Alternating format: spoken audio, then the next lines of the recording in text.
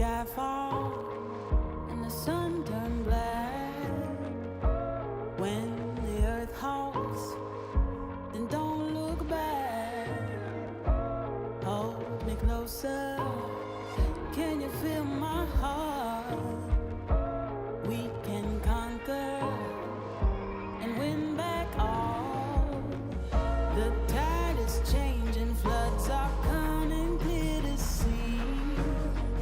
The page is turning, can you feel this energy? Light breaks through the darkness, they are fires in the night. Nothing can break us when we rise. We run on the edge and across the flames. The world we knew is not the same. Feel your soul, feel your desire. We walk through the fire. Leave this place and watch it burn. Let the king and queen return. See the sun so bright and high. We walk through the fire.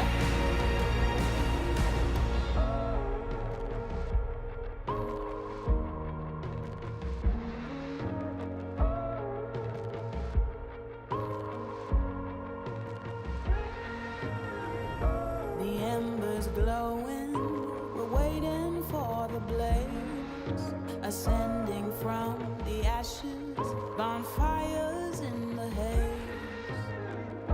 Standing tall now, your feet are on the ground.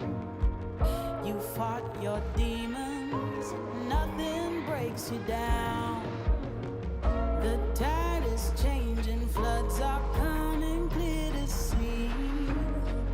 The page is turning, can you feel this energy?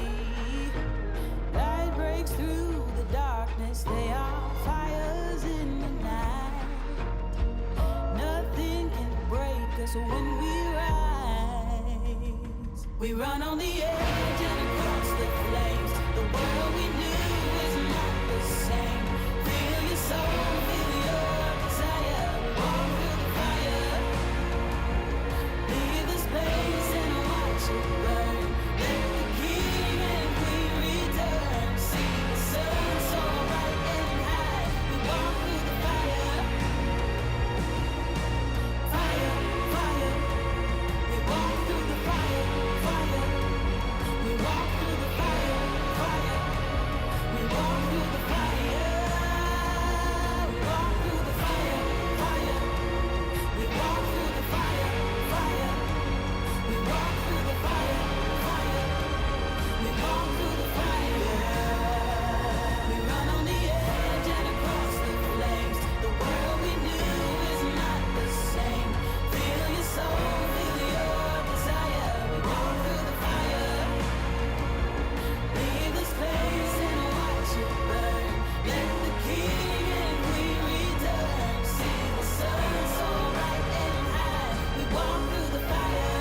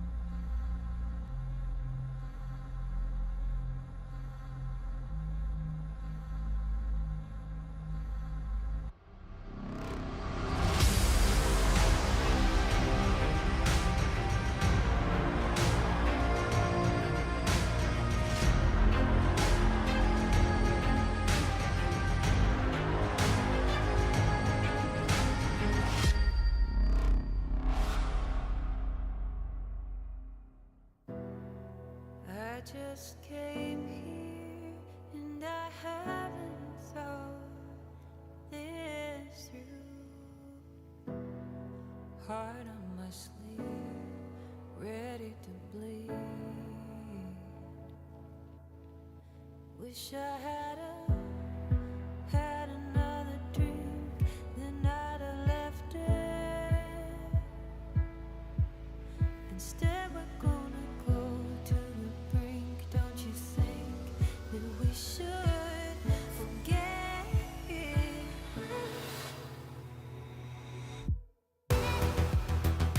Give me all your love, give me all your love. Give me all your love, all your love. Give me that pain, but it's light from above. Give me all your love, all your love. Since I left you, you haven't left my mind. You keep me awake, so for my own sake, I had to come and see your face. Can't erase you anyway. So here we go again. Touch your skin, pull me in. You and me, head swimming. Give me all your love, give me all your love. Give me all your love, all your love. Give me that touch, give me strength from above. Give me all your love, all your love.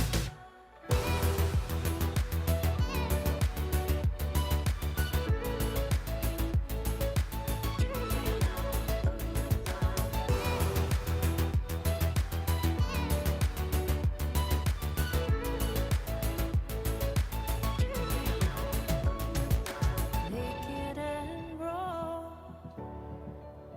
with your failures and your flaws. Bring me what you are,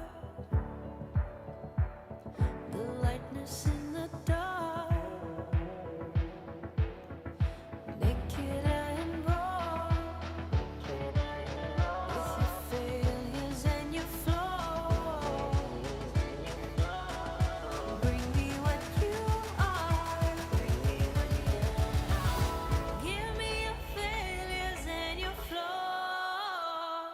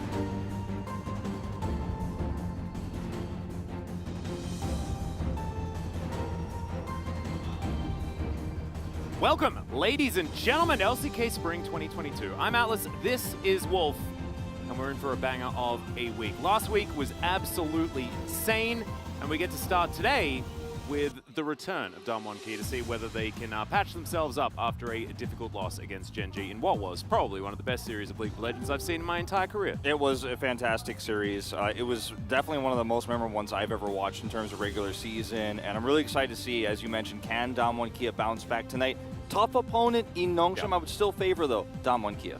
No, absolutely. Let's get right into it, though. Points of the match starts right here. As one win, one loss, of course. The losses were very different on the side of Nongshim and ㅣ2022. But two teams that are actually, as all the dust settles, tied in third place.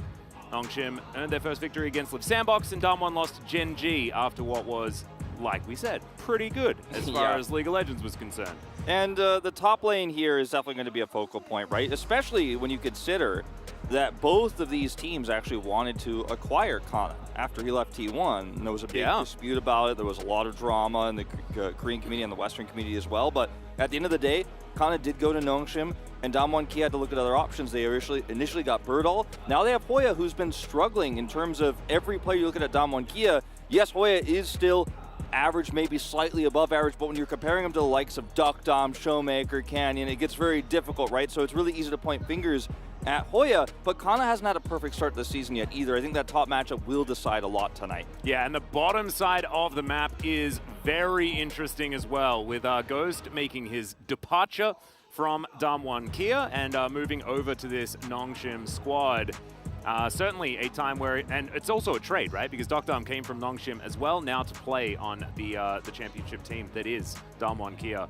Will this be sort of an exposure of Ghost, or maybe ㅣ2022 will regret letting him go? We'll have to find out as we get into the match. But let's begin by welcoming Nongshim Red Force onto the stage. I think highlight player of this team last week was Dread. Absolutely. His Diana was absolutely unbelievable. And welcome back, Peter. That's right. Peter will be playing with the roster again today. And there's been a lot of discussion about Peter versus Effort, but he played pretty well. It was not a standout performance, I wouldn't say, but Dread said on Peter, he said, look, the guy's not perfect. He's not an amazing player just yet. I think everybody knows that, but he has a lot of room to grow. We really believe he will evolve as a player. He's very young, and he also doesn't fold under pressure. He doesn't get nervous. He's not the type of player who's going to choke, and they can rely on him, and they know that he will actually reach a higher ceiling than where he is now, so they're going to continue to use him for the time being. And I don't know, we might not see Effort for the rest of at least this first round robin if his performance continues.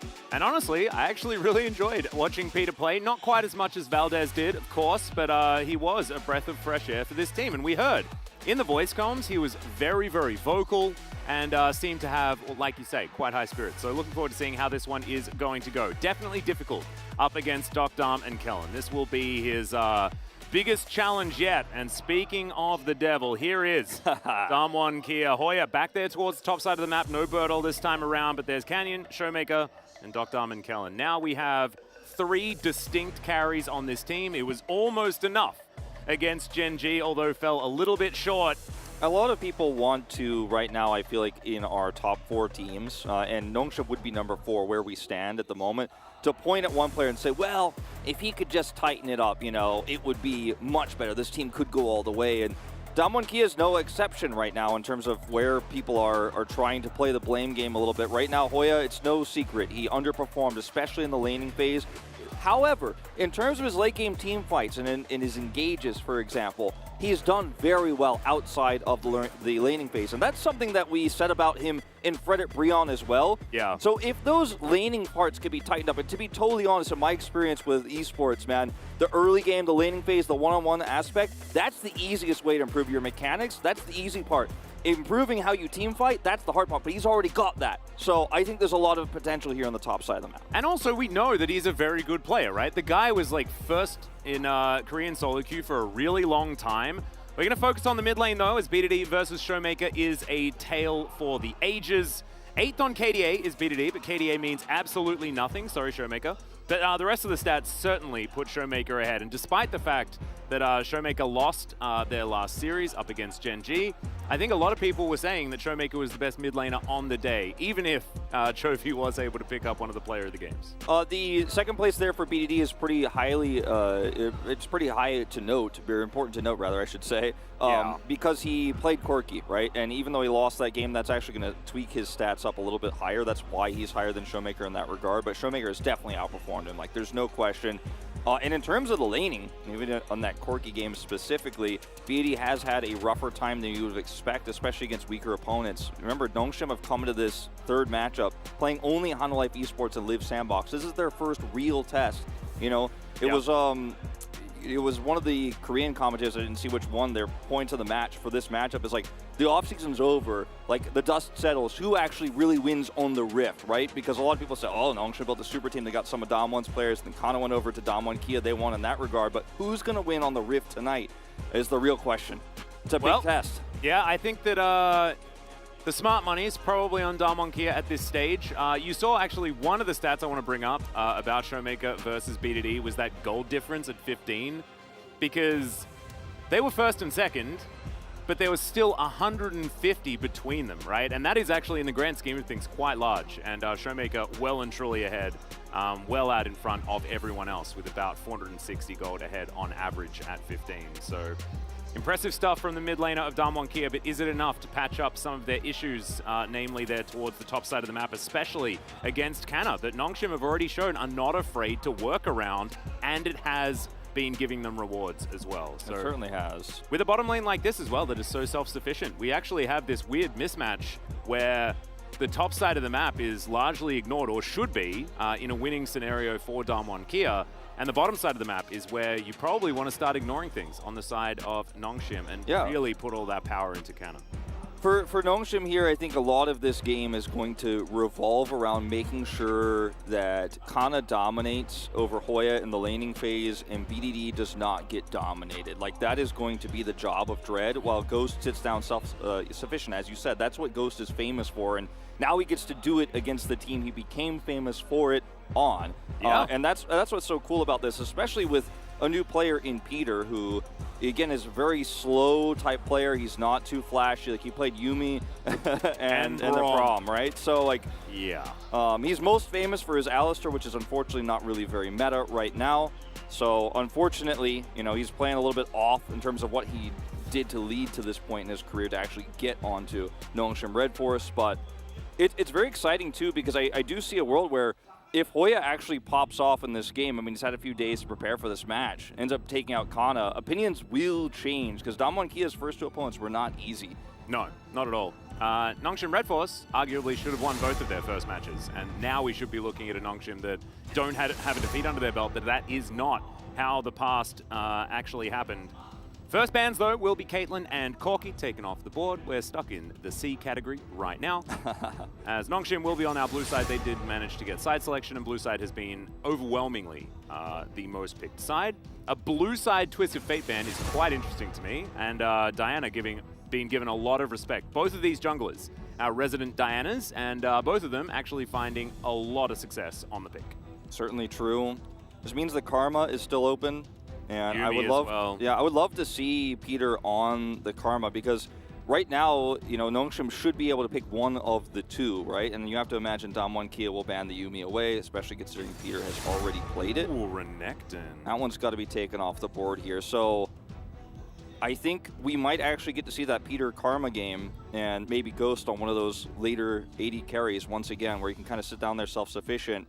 That is the idea here. That's the name of the game. Dom1 Kia may also ban the Karma if they're more afraid of that, and will leave the Yumi open, but I think Nongshim get one of the two here. And maybe Dom1 just don't care. Maybe they allow the Yumi to go through as the Graves will be banned away from Kana. So perhaps thinking that they can just collect the Karma for themselves. Remember, Aphelios is definitely very high priority as well right now, and this is Ghost versus Docdom. That is a pick worth denying, but instead, Nongshim thinking about going for the Karma. Exactly your line of thinking there, Wolf. Yeah, I really like this, because I think it's a champion that suits Peter's playstyle based on what we've seen from him so far. But he will pivot at the very last second. I guess the cat isn't dead just yet. Nope. I did love your call on that there on Sunday. You might have to do it again for us here in this game. Hopefully We'll not have to for see Peter's how sake. important it is, because last time around, that cat was being very, very frustrating for Gen G. And it was, in fact, Kellen that did it, as there's the Samira look at. And this is developing into one of these anti-Yumi type situations that we've been seeing. Yeah. And that will be Dr. that's piloting it, of course, has played a lot of Samira in his time as well, which Diana? did have a time in the sun. Diana is banned, so, you know, we've seen a lot of Samira, Diana from Dom1 Kia specifically already, but that won't be open and available this time around. I don't think Did we'll you be- see how, like, he had such a straight face while he was straight Yeah. up trolling? Oh my god, so good. Nautilus will be locked away, though, and this is the most common of the Samira lanes. So yeah, this is the most common Samira lane. It gives you a lot of power around early objectives too, especially once Samira gets her Immortal Shield Bow online. But this does mean that now Ghost can play very safely something like the Ezreal or the Aphelios here, and you can grab the Xin Chao right now. As Lee Sin has fallen out of priority, and his win rate is like 2 in 10 right now here in the LCK, so I think you'll be seeing a little bit less of him this week. And the Xin Chao comes in, Yumi's going to work extremely well with that. Now the question becomes, what AD carry do you want to play this into the Samira? Because Aphelios is rather fragile and can have a tough time in lane 2, especially if Samira gets on top of him. Yumi does alleviate some of those issues, but the Ezreal is so much range, it's so much safer, you already have a decent front line. Looks like they're going to pivot to the Victor here instead. They really want to have that scaling damage first, and they'll worry about the AD carry pick later. And also, lock away BDD's pick, right? Make sure that BDD is as comfortable as possible, as Dom1 do have their opportunity of answering the Victor, but I mean, Victor is such a simple a blind pick that there's not really a whole lot of, well, this is going to trash this pick type counter pick options that Showmaker has available. So I'd expect to see a jungler here just because that pool is far easier thinned as Gragas is being Harvard. So protecting Hoya is another option. And I don't mind this, making sure that Hoya is on something that will definitely do its job and doesn't struggle so much in the laning phase. I really like this. Yeah. Leave him on an island and he shouldn't feed. You know, it's a similar idea to what you were talking about with the Victor, right? I mean, there's not a whole lot of counters to the Gragas per se, and now they can take out the Gwen. It's a really nice ban here. They've already removed the Graves, which is one of Kana's favorites, right? And they may even just straight up take away the Jace and say, Kana, it's time to play a different champion, because he's played 4 games of Graves. Yeah. And 1 game of Jace, which is this shocking to anyone? Absolutely not. Absolutely not. And so it might actually just be the best thing here to ban the Jace. It's not a strong matchup into the Gragas per se, but it does push Kana off of his comfort a little bit here into a matchup that's very difficult to dominate, which allows Hoya to play that slow top side, weak side that he does so often play. Yeah. The other option here is to ban something like an Ezreal, but they could, of course, take the Aphelios away themselves if that happens. No, I think you had to ban Ezreal and Aphelios if you wanted to ban 80 carries. Otherwise, it just feels like a little bit of a waste. We're expecting a Victor top lane, and the Azir is still going to be banned. This is very, very cute from Dom1, just trying to make sure that no funny business does come through.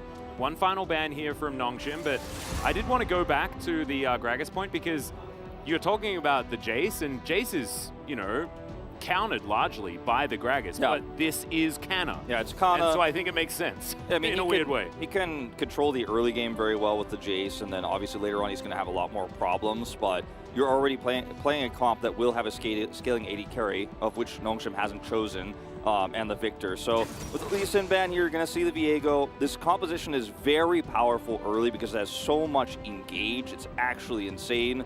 And Nongshim might just go all in on this Gnar pick, and honestly, for the first time this season in LCK, this is where I want to see the Gnar. We'll see the Sivir. Oh, there we go! The Sivir in the bot lane, and the Gnar will be the top here for Kana. So very, very unique approach to the Samira matchup here. And this is the first time we've seen it in a little while here, but now you've got so much engaged with this Gnar, and you have that damage late. Plus the speed ups of the Yumi, and the Yumi is going to make your ability to compete through those early mid-game fights so much easier. I love that it's a Beyblade battle as well. It's like Sivir throws the Beyblades and Samira is the Beyblades. Yeah.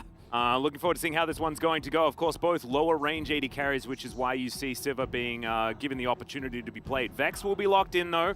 Not exactly something that ㅣ needs to worry about, as of course, not going to be dashing around, but sorts out Xin Zhao very, very effectively.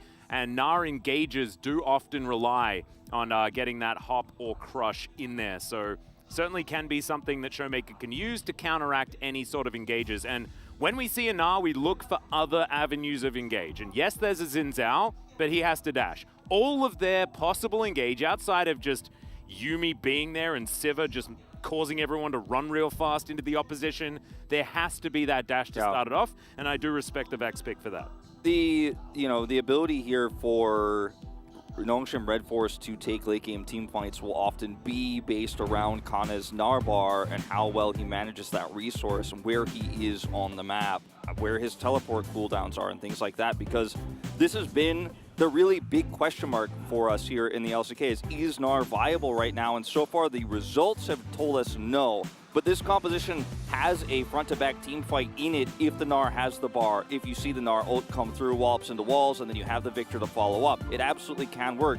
And it will work as well, very well, into the engage here that Damwon Kia already has. So if you can play the fight out patiently, you say, you come to me, Damwon Kia, you play defense in the fight, then re-engage. I really like the comp here for Nongshim. Yeah, I do like Damwon Kia's, if they manage to lock down that first target, these like resets and the ability to reposition very, very quickly is going to be something that could be really, really fun to watch unless Nongshim deal with it effectively. Let's see how it all goes, though, as here we are onto the Rift for game number 1 of week 2 of LCK Spring 2022. Already, Damwon Kia sitting in a brush. Yeah. Canyon trying to look as juicy as possible, not necessarily working. Not pack ㅅ, so I think that Ghost immediately starts off with a disadvantage, but that's okay. Yeah. It's really interesting the point you raise about the Samira and Viego synergy.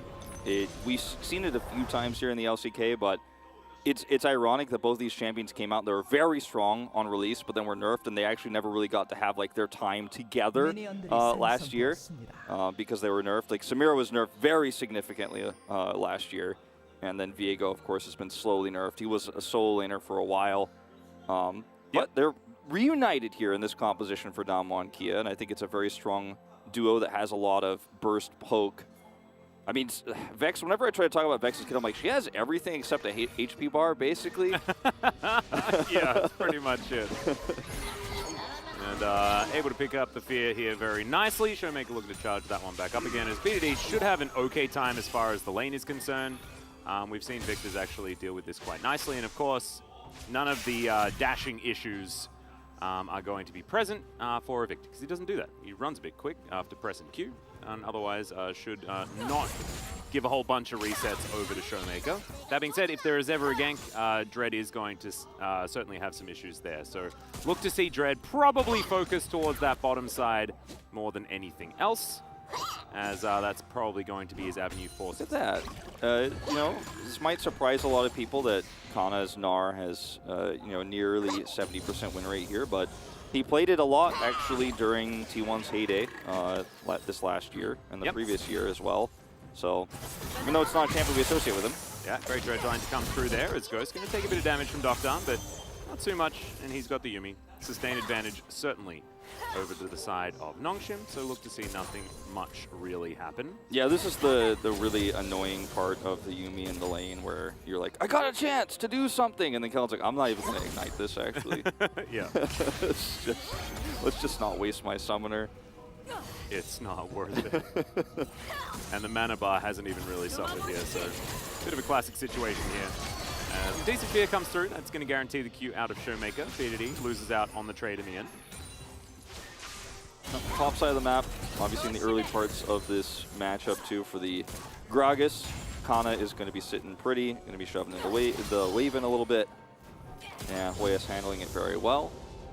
It's a very Rift Herald oriented matchup between these two, because like nothing should happen in lane, and when that Rift Herald spawns, that's when you're going to see the fireworks a little bit here, and that's where Damwon Kia's comp should have the advantage, and they should be stronger there at that timing, unless there's a big error, because they have a Vex to fear, they have a Gragas who can body slam, they have Viego to get in there, who's so fantastic at that scrappy fight, and Samira ult, right? So Nongshim, in this early game, don't have tools to really be aggressive because they have a comp that scales damage-wise, and they're looking for 5v5 team fights. Will Dread find him? I don't think so. The wind-up happened, and Canyon was like, nah, I'm out of here, mate. So I want to see the decision that Nongshim makes on this Rift Herald fight, because it's not like you can't take this fight if you're Nongshim. It's not an unwinnable one. And if you do win it, the results are so favoring to how you're going to get through the mid game. But avoiding it might also be the play, and just trying to stay in lane and actually maybe get some plates for Ghost, for example. So I am curious to see how that pans out in a few minutes' time here. Yeah, I think that Dogdom probably wants to rotate earlier, especially if he can get 6 at that moment. But Ghost does have the ability, once On the Hunt actually becomes available, to get there a bit faster if he wants to. Has taken the first strike here, more focused on farming out as much as possible, and with a Yuumi, certainly gives you that opportunity. You can play up, play aggressively. Showmaker going to tidy up all of these minions, and then get himself out of the way. And as you can see, Victor not quite with the wave clear that he's famous for just yet in this game. So Vex will be able to take some control there. And Hoya up here towards top side, even in farm, you love to see it. He's doing a great job so far, as Showmaker will roam down bot. Yeah, played well. Not really doing too much here as Showmaker shows himself on the ward. Went for a bit of a roam. Didn't quite work out, but does create some space. And that's pretty cool. No summoners to really talk about, though, but he will miss out on just 1 minion, so no harm, no foul. Yeah, really not costing him much of anything to make that play, and the rewards were super high potential there. So the rare low risk, high reward play there from Showmaker does not pan out.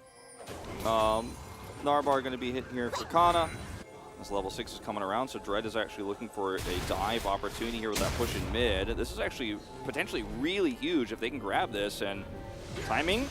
Yeah, actually manages to get the cancel. Canna misses the Canna minion, but the flash does have to come out. Good body slam, but the flash afterwards, and Dread, oh, misses. The wind becomes lightning as Hoya's trying to walk it out. Can he actually do it? Just keep going straight line, my friend. And it's not quite enough as Dread picks up the kill. That's a pretty massive kill, because even though the Drake is going to go over to Damwon Kia here, that's going to be a lot of lost farm in the top wave. Oh, minion wave was already crashing when that happened, and as you can see on the top wave right now, the second one is going to crash through. Now, he does have teleport, so he's going to get back in. It's not one of those teleportless lanes where things would have been even worse here. But that's a nice early pickup here for the Jin Zhao. Ooh, Hoya almost made it work, but the hop was available, and Canna has the quick fingers. I like that one. Party cask, unfortunate. It's kind of perfect for Damwon Kia, as in, 80 seconds time this Herald spawns. The one Drake that's going to give you like a lot of oomph with this comp too is actually the Infernal. You're going to get that extra percentage damage just ever so slightly for this first Herald fight. So it's a nice one for them to pick up. This could have gone a lot better for Nongshim. If Kana was in a better position to capitalize. Hoya gets caught in an awkward spot, and then the wind becomes lightning misses, as you mentioned, after the knockup. Oof, that hurts. Yeah, if that had a hit, then he wouldn't have had to invest as much of his health bar, I guess, but still. He was backing anyway, so no real issue, and it already flashed. So it's fine. Not going to be punished too much for that one. Close for Hoya. It was a decent attempt. You could see the lines, but just didn't quite work out. So the timing of this back here would be really important to not have interrupted, is going to come through, and now they can rotate over with the Samira to that Rift Herald. And this is the choice I was talking about earlier. Does Ghost rotate with them? Doesn't have 6 just yet, or does he just stay and try to trade this for plates? Because this is a must-take for Damwon Kia's composition. There is no ignore. There is no, we'll just stay and farm. The composition needs to get that gold early. And so that's why you're going to see this rotation of Dukdom over with Kellen. And Samira will actually, at least at the moment, looks like will match. Ghost is not going to look for plates, wants to fight this one out. Yeah, so Sivir actually shoved a wave in, so at least denying one. But yeah, going to go for this fight potentially. Dread up here, Canna with 0 Narbar at all, and Hoya with the inside track, and that means that Damwon Kia will easily pick this one up. Ghost and Peter getting here just a little bit late. I have to say I disagree with this choice for Nongshim. This is not a fight you really want to take, nor are you going to gain much from this rotation here. You're super late on it, and at least Ghost is going to pick up some farm. Yeah, ulti comes out. Ghost is going to be able to get the spell shield. Does have to flash, get himself out of the way, and he tries to use everything, but it's not quite enough. Dom picks up the kill. Showmaker in trouble, though. Chaos Storm, a lot of damage, but chugs through his corrupting potion and will be okay for now. ㅅ2022 strike back. ㅅ2022 strike back with the kill, but also most critically pick up the Rift Herald here. Relatively uncontested. I don't want to say that was a contest from Nongshim. They came over to contest, then decided to cancel, and then they were collapsed on there. So ㅅ2022 picking up a kill unscathed here, minus some summoner spells going down. And so, if, the other world we could be living in right now is that Dum actually has a bunch of extra, or rather Ghost has a bunch of extra plate gold on the bottom side. It's weird to have Ghost on Nongshim and Dum on the other side here, but yeah, we're getting used to it. As once again, Hoya is being dove. Yeah, Dread coming on in here, seeing whether this dive can actually work out. There's the cast as Hoya gets himself back underneath the turret. He's pretty durable, finds the body slam, and they're not going to be able to get the kill just yet. But Hoya is limping right now. Dread in a bit of trouble. Dum lying in wait. We've got Kellen and Canyon making their way in. There's the flash forward. Good spell shield again, but the depth charge is going to go off. Bladewell comes through. Kellen's going to die. Ghost survives for so long as finally the S rank comes on in there. Hoya now going to get booped against the wall. Can Dread fall? And the answer's no. As there is a trade on both sides, but it's a good dive top lane, and Kellen died on the bot lane, and therefore Nongshim, I think, come out a little bit ahead. It's always weird when you see a Yumi try to be like, well, I can get one CS here, and then she misses it. She's like, never mind. I should just go back. They gave it a red hot crack. Not going to go for the second one, but yeah, this is definitely a big favor. It goes in favor of Nongshim here in terms of this trade. Really well handled there by the bot laners. I guess Ghost is really piloting that excursion, but that one control ward actually that was in the tri-brush there, spotted just in time for him to get out by time, and then of course make that a trade onto Kellen, and then they stayed topside because they knew Canyon was bottom to get that pick onto Hoya, who's just been bullied this whole game. As we watched what happened here mid when they decided not to contest the Herald, but they pushed out too far in the mid lane. And I get this because you're like, well, we got to make sure they lose something for this, right? Like maybe we could crash a mid wave in because we just gave the Herald for free and didn't get a bot plates, but then you end up losing one of your players there. As this is the bot dive that Ghost and Peter handled so well. As Kellen holds turret aggro one shot too long, we'll make it a trade. Yeah, one or two shots too long actually, but Canyon able to pick himself up a Sivir. Avoid getting counter-killed as well, and that could have been a lot worse if that had gone even further wrong. As Hoya, tries to survive here. Does clear out the minions, but the flash Gnar and the fact that he was positioned a little bit further away from the turret that he would have liked, that's going to be the end of that one. So Hoya 0-2-0, but a lot of the focus has been from Nongshim on that top side of the map, as was to be expected with the fact that it's Canna and Dread that do definitely like focusing on Canna's lane. However, elsewhere, ㅅ2022 haven't been able to capitalize nearly as much. And as you can see, it's 1,000 gold in the lead here for Nongshim. Still, HLE is in the back pocket of Canyon, so should be that there are two plates waiting. And he's going to throw it down here in mid. Showmaker will be able to get some of the gold. And will be able to lock this one away guaranteed. There we go. Very nicely done, and they can use this pressure to secure second Drake here. They have that bot wave controlled, so realistically, Nongshim at this point can't do anything about this. Now, Dread is rotating over here with Peter.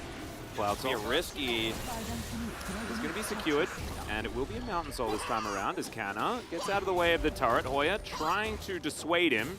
He's like, I'm sick of this bullying. Well, the good news for ㅅ2022, or the less bad news, I should say, is that there's no kills to BDD, right? He's staying even with Showmaker and farm, but he's not massively ahead. The kills went over to the Xin Zhao, which you're feeling the best about. As we're going to see Kana just go in again. Yeah, the wallop does come down, and that is all too easy to solo kill him underneath the turret. Kanna's just having the time of his life up here towards the top lane, and it looks like Hoya has absolutely no answer whatsoever. Yeah, I mean, this is definitely starting to become a pretty big glaring issue for ㅅ2022 here. Yeah, I mean, this is a champion that can withstand almost anything. And this is again, kills went over to the Xin Zhao, not the Gnar, so it's not like we're talking about an extremely fed Gnar, or Hoya's down like 3 levels and down 50 CS, and it's just not even fair. Like, it might be 3 levels after this. Yeah. But, you know, his positioning has been a little bit questionable. He has been camped, to be fair, but some of those I think he could have dealt with a lot better. He's 1,600 gold now. down in the hole. Yeah. I mean, this is a big problem because Kana is now going to be able to dictate a lot of the pace of these mid-game fights. At least Dom1 Kia have the Drake advantage, so they're not going to be threatening, you know, Soul Point or anything coming up here soon, but it does hurt quite a lot. Certainly does. Let's see whether Dom on the other side of the map is going to be able to carry through. I just don't know whether that's going to be the case, just because Sivir is so valuable as the game goes on, right? Has so much utility. You're not really too worried about it. So Dom a lot on his shoulders to try and get through what is going to be an extraordinarily dangerous Gnar. With his Divine Sunder already completed, looks like it's going to be Sterix or something like that to come through second. So it will be a lot of damage, and he will have a lot of tankiness. Takes down this turret as well, and as you can see, first turret, about 40 CS ahead and 2.2k after that turret goes down. Yeah. Almost able to get every plate on the turret. I mean, that's where we're at here, unfortunately, for Dom1 Kia. And we've seen Dom1 Kia win late game team fights with compositions that aren't as suited for them in the past, especially when they're super far ahead in terms of like the skill mismatch. But this is Nongshim Red Force we're talking about with some top players. This is a pseudo super team here we're talking about. So to come back in this game will be very tough. But again, their comp needs to fight early. They have to look for this fight. They have to look for a Samira ult to pop off here, get those resets for the Diego. Yeah, well, it is going to be Shirley locked down. Kellen now in trouble, has to flash himself away. Canna with the Nabar in a decent spot, and Dreads dived on forward. Dom well and truly dead. And Hoya is running for the hills. He knows what happens when he gets too close to Canna, and he wants none of it. Already it's a great fight for Dom, and I believe the eye is still in the pit. As Hoya was thinking about trying to defend, he has no explosive cask, and therefore isn't going to be able to get Nongshim off this turret, and they will be able to tidy this one up as Canna tanks it for a long time. However, he's going to be absolutely okay. So close to 3,000 gold now, the lead for Nongshim, and they are only extending and extending against Dom1. Now, Canyon did it. Yeah, he did manage to get it in the end. He was able to sneak it away here, just barely there at the last possible second before he was, you know, just hightailing it out of there. But watching this fight again, too, watch the cast from Hoya. It actually kind of delivers dread into the team. So Kellen is pretty much dead no matter what. And then the cask is like, yo, what's up? I got him. No. And then he's able to, because he doesn't actually have to use his, audacious charge, charge to kill Kellen, he actually gets a second charge. So that fight is actually on Hoya in a lot of ways. Like the second kill going over there could have been, okay, we lost one, we walked out with a Herald, but you end up giving two. Yeah, and I think Hoya was actually the best engaged for Nongshim. Yeah. This is the problem, right? Like, I was the one who was hyped for Hoya. Yeah, and hyped for, like, the team fighting as well. We're like, ha-ha! But that was not it. That was definitely not it. I listened to him when I did an interview with Kenzie. He was like, is there one player you're most interested on? And I was like, I think Hoya will really surprise people. I think he's really going to perform. Like, I thought he was chained on Fred Brion, but so far, man, the laning phase has not been it. Some of these engages have not been it. Like, we have to be critical at this point. To your point, to your credit, Wolf, I am surprised by Hoya. Because I personally thought it was going to go a bit better than it has. As, like you say, I think he had some potential, but not quite working so far. This game has been focused largely by Nongshim. So he's got some opportunities. Gragas, thankfully, just has a kit that's pretty good. Doesn't necessarily need that much gold, just needs to try and stay alive. He just has Staying to alive press the thing buttons. has been difficult. It's not the end of the world just yet. As you can see, gold only 2,000. And there is standing gold on this map as well. Dom1 Kia now with the ability to try and contest for this Mountain Drake if they would like to. And Shirley's going to help them there. Dom pretty squishy right now. Hoya flank. Fear onto Dread. Canna with a fantastic Nabar right now is looking for Kellen, who can't find the right Dredge line. He is just dead as Showmaker now pushed out as well. BDD down to half health, but in comes Peter to rescue him. Diving forward is Hoya, but it's not really going to do too much as Ghost collects that kill, and now it's just tidy up. Oh man, the On the Hunt working out so well for Nongshim as well. There's just no way for Dom1 Kia to escape. Yeah, I mean, this game might just be a bridge too far even for Dom1 Kia to win team fights from now on because they're so far behind. Now, the idea in that fight, it was brilliant. It was as brilliant as it was simple is that, okay, you're going to have Hoya come into the back line there and actually grab a kill. So he was flanking, and he knew that they didn't know where he was. But Nongshim also identified, okay, Hoya's probably flanking. I don't know where he is, but Ghost. Yeah, ulti going to miss there from Showmaker. Unfortunately, no Shadow Surge this time around, and so it's a drive-by from Canyon. looks out from the shadows. He's like, nah, not today. Gets away with his life there. But, you know, they just turn onto Kellen once again and decide to go forward. Like, they don't know exactly where Hoya is. He's off screen here. And Kana and Dread are like, well, I think we actually grabbed this Nautilus. And Showmaker's actually caught in this choke. He can't get out. Then we can turn around. And then once again, Hoya looks for the engage. He does go for the body slam cast there after the flash. But the rest of his team is already gone. There's no follow-up damage here. It's a Samira, right? She's not going to be able to go, okay, let me just reach out and help you secure that kill. She doesn't have long range. She can't actually help you there.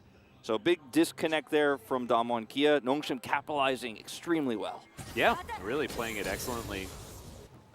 Peter as well, also being able to navigate that fight really nicely, getting the UMEs working out exactly where he needs them to. And Yuumi, again, proving to be a bit of a problem here in the LCK. First Drake to go over to Nongshim will deny the soul point, and that means that now Nongshim are in such a commanding position. Hoya now heading down towards this bottom side to once again reconcile with what has happened as far as that top lane is concerned. Kana with a level lead still, and 40 CS in the lead also. Just having a great time on this Nah. A pick that we were really critical of last week.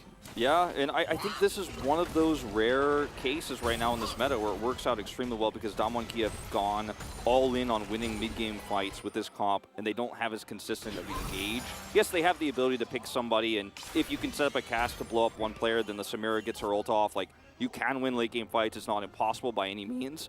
But Nongshim can play like the slower fight, right? And then they have the Yuumi, they have this Gnar that's going to be able to stun up multiple players. So yeah, in this particular case too, where Nongshim is this far ahead, it is going to look very strong. It is going to look almost impossible to beat when it was fed so many kills onto Hoya early. Finds himself now 0-4. This is not I mean, this in the draft we liked the Gnar a little bit, but this is not the game where you're going to say this is the proof that Gnar works. It's definitely not that one. Not necessarily, but the way Nongshim have played around, you know, getting Kana into the right positions has been pretty impressive. As BDD looks to try and tidy up this lane, might actually be able to do so. Doesn't get feared, but the turret will still fall down. And Showmaker finds the ult. Goodbye, BDD.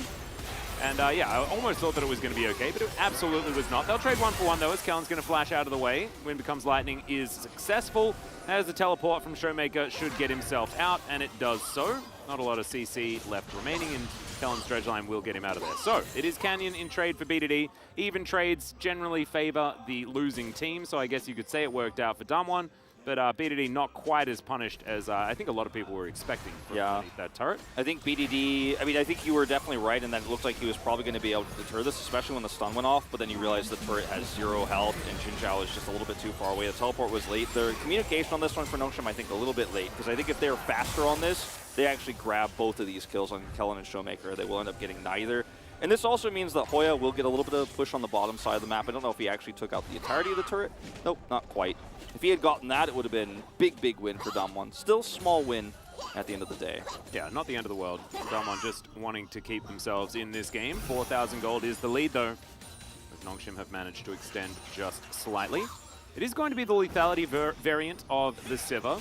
Something that I've tried a few times and honestly have never really made work, but the boomerangs do a heck of a lot of work. It's very tricky to pull it off, I think, in solo queue, just because your teammates are never giving you the opportunities to make it happen, or your lane partner just will not play the game correctly. But in this game, if it hits Vex, she dies. Bye. Yeah. You're done. So it makes Showmaker's positioning a lot tougher, realistically here. It's Kana looking for an opportunity. You're going to miss there from Showmaker. Not too much more going to be a problem. Dread stealing away the jungle, and now the suffocation begins. Dread having himself a great game so far, as we can see. 3-0-3, only missing out on participation of a few of the kills. And unfortunately, you know, Dr. Arm, he's finished 2 items, but the collector, you know, sometimes you buy it and it feels like one of those rich person fundraisers. Right now you bought it and it feels like a paper cup. It's really, yeah, the amount of collection that's going to be happening here this game is not exactly going to be large. Okay, Kana, yeah, he's going to get picked off. He's well and truly dead. That is collection, so never mind. Maybe this is actually the fundraiser that we were talking about. Or maybe I just cast a curse the heck out of Nongshim. Most successful lemonade stand in history. Yeah. Maybe it's the banana stand from Arrested Development, you know? Like, it has a rich history. Well, this actually is a really critical timing for Damwon Kia. Like, Damwon Kia is so smart, right? Even this far behind in gold with a, compositions who's missed their game state of strength, right? Where they're very far behind. It's going to be very difficult to win a straight-up fight now, like almost impossible. You don't have the tools, but Drake is spawning in about 20 seconds. You're going to group up here and look for Kana. You show only Kellen. Kana gets a little bit interested. And then suddenly, not only do you get the kill here, but you grab a teleport in here from Hoya, so you're already set up for the Drake. Now Damwon Kia on sole point for the Drake. Now that itself is not the way back into the game, but it is one great step forward here for Damwon Kia if they can repeat plays like this.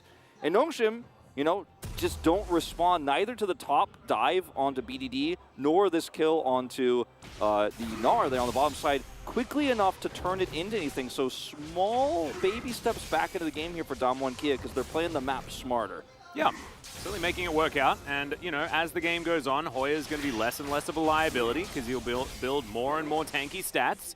And Gragas can be Gragas no matter what his scoreline looks like, as we've spoken about before. The Fimbulwinter comes in as well, and so a couple of items. Still, definitely nowhere near parity with this ridiculously large Gnar or anything like that. But, it is not the end of the world. Some Shadow Flames on both of our mid laners as well. I personally think that, that the argument for Void stuff is certainly a relevant one. However, I'm not going to I don't want up to do right that. here. Yeah. Let's just not do it. We'll leave that one to Valdez. He feels the most passionate about it, I think. Yeah. Something mathematics. Maybe when the analyst chairs and collaborative carpet space is upon us after this game, we can hear a little bit more about that particular argument because I can tune out, and that's absolutely fine. Okay. So Kana's Unleashed Teleport is online, so he can actually push and then come into this Baron pit whenever he wants. The wave clear here for Ghost is insane as he just deletes a wave with one press of a Q, and then now for Damwon Kia, you're really trapped between a rock and a hard place because they can start up the Baron. Once this top wave is pushed, you're going to have to deal with that too. Canyon's like, yeah, nah, not really going to be able to go for this one. Uh-oh. Kana once again. With Hoya here, okay. There's the mini stun into the wall. The hop is decent as Heartbreak is going to have to be flashed, and Canyon says, all right, well, we'll be able to slow you down and take you out. Nicely done, and another pickoff onto this Gnar. He was unkilled until about 6 minutes ago, where it's now twice, and that is the first assist for Hoya. So there's a 1 in the positives column. What Damwon Kia did was they postured around the top side of the map and made it look like they were going to play that tug-of-war vision, which is why Kana was like, oh man, we so win this, because if they just keep posturing around the Baron pit, I just keep pushing, and then eventually, I'm going to get a proc on my demolition on that inner turret, and then we're going to start really getting some actual value out of this. But they hid where Canyon was, and once again, Kana gets greedy and is punished. And Damwon Kia is outsmarting Nongshim right now. Like, this is almost like you could read about this in Aesop's Fables, like kind of level of like cunning from Damwon Kia, It's like, oh, well, could they win 3,000 gold down? Let me tell you, son, as you he's on the knee and you read the fairy tale about Damwon Kia, the hero does always win in the end, actually. Because actually Damwon are now in a position where they're a little bit more comfortable. There's no longer the threat of that silence. There's no longer the threat of that Baron anymore. They've completely deleted it off the map.